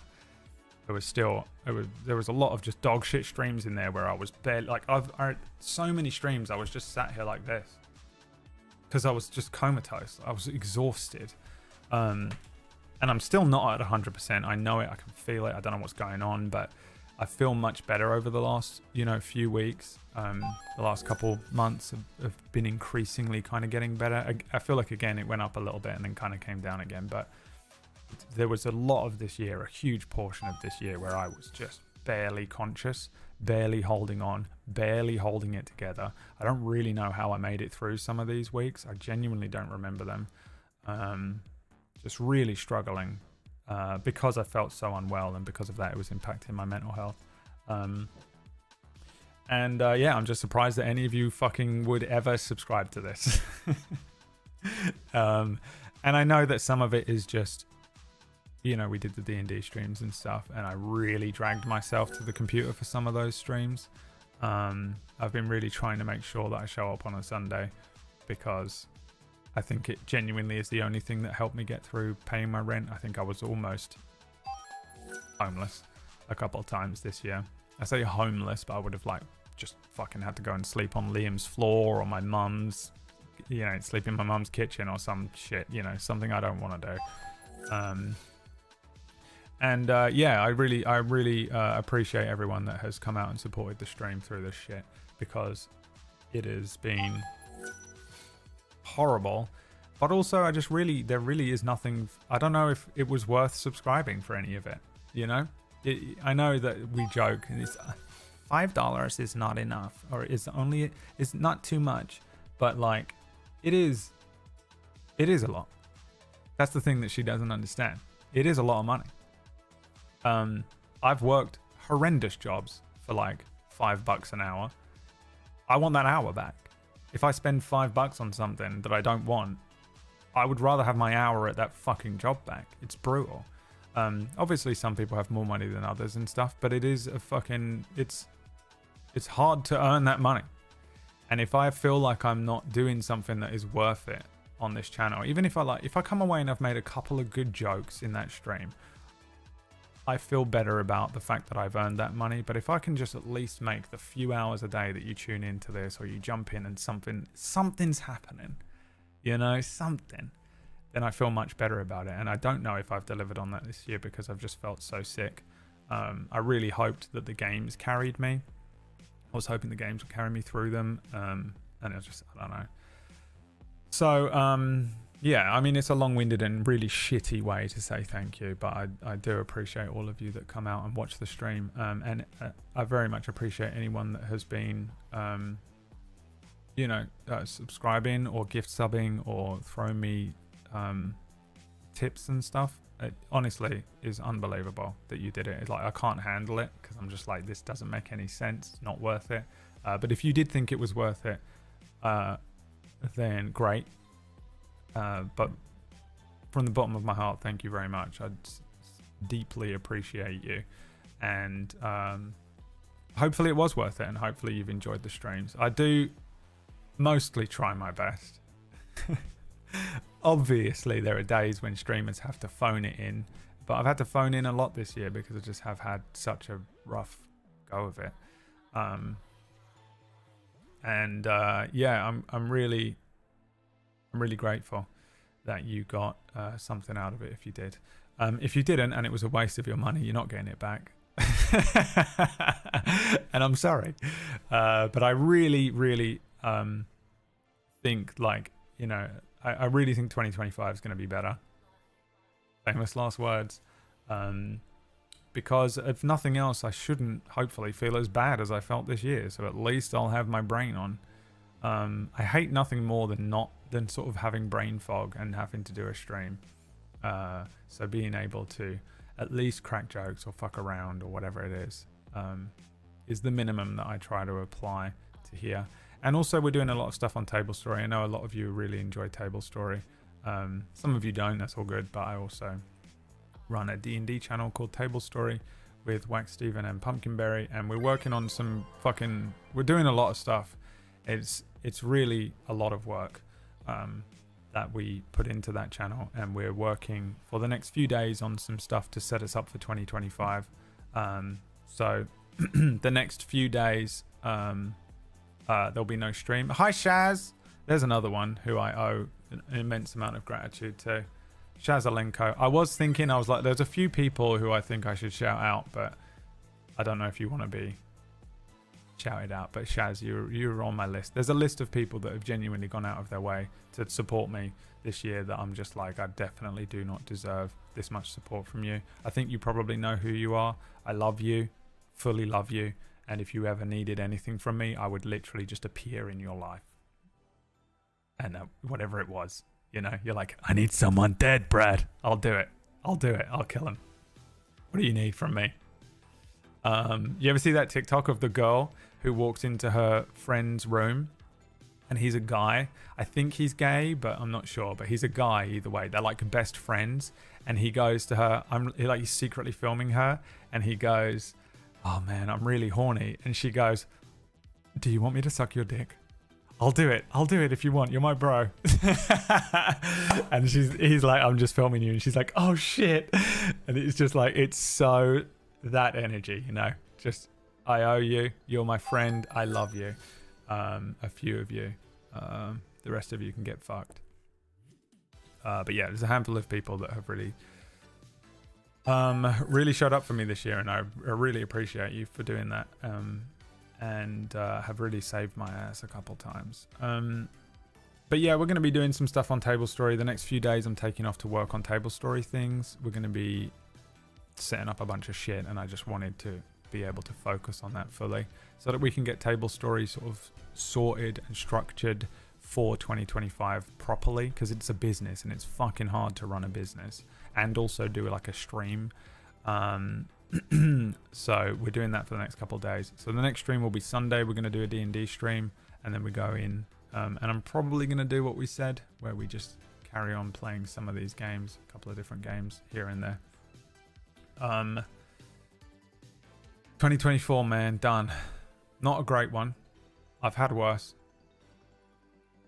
but still, this is pretty far down the list. I hope yours was better. If it wasn't, here's to a better 2025, you know? Here's to a fucking drink some water. Thank you so much for the subs that came through just then. I feel like I guilted you into them. I didn't want to. I was trying to say thank you. Don't give me money for saying thank you for giving me money. Instarage, Grey Sky, how you doing? Cloud Sea, Chen, Nick the Neptunian, Nayana, Bilton, Dongbong, and of course Valorant.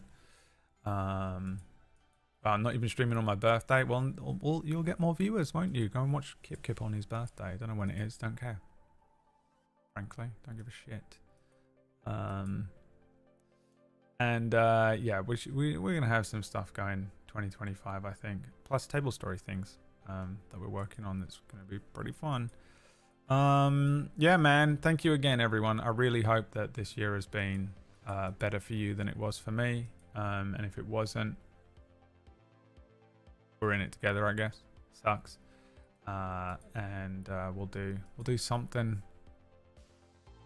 We'll do something next year. If nothing else, the way that I see next year is like, it kind of can't be worse than this year. Touch wood. But whatever. And thank you for watching the stream. Thank you for supporting the stream. I hope you've enjoyed it. I actually genuinely still enjoy streaming somehow. I still love it. A lot of you do make it for me. It would not be the same without a lot of you in here. Some of you I could do without. Some of you I could do without. And obviously there are a handful of band people who we never wanted in here. But yeah, you make this experience much more enjoyable for me, and I hope that what I have provided is good enough and that you've enjoyed it too. That's it. Thank you for watching. There you go. Kiss on the forehead for you. I'll see you next year. It's technically not next year for me yet. It's only 7 in the evening. But have a wonderful New Year's. Whatever you're doing, I'm doing nothing. I'm probably going to play Marvel Rivals and try to go to bed early with the fireworks going off. Have a wonderful rest of your year. Manta Ray. And I'll see you on Sunday. More Lyri. And back to just whatever next Monday. There will be table story streams, so they continue. Non-canon Friday. Other than that, having a couple days off of this. See you next time. Mwah! I love you all. And I only say this once a year, but I mean it. Goodbye.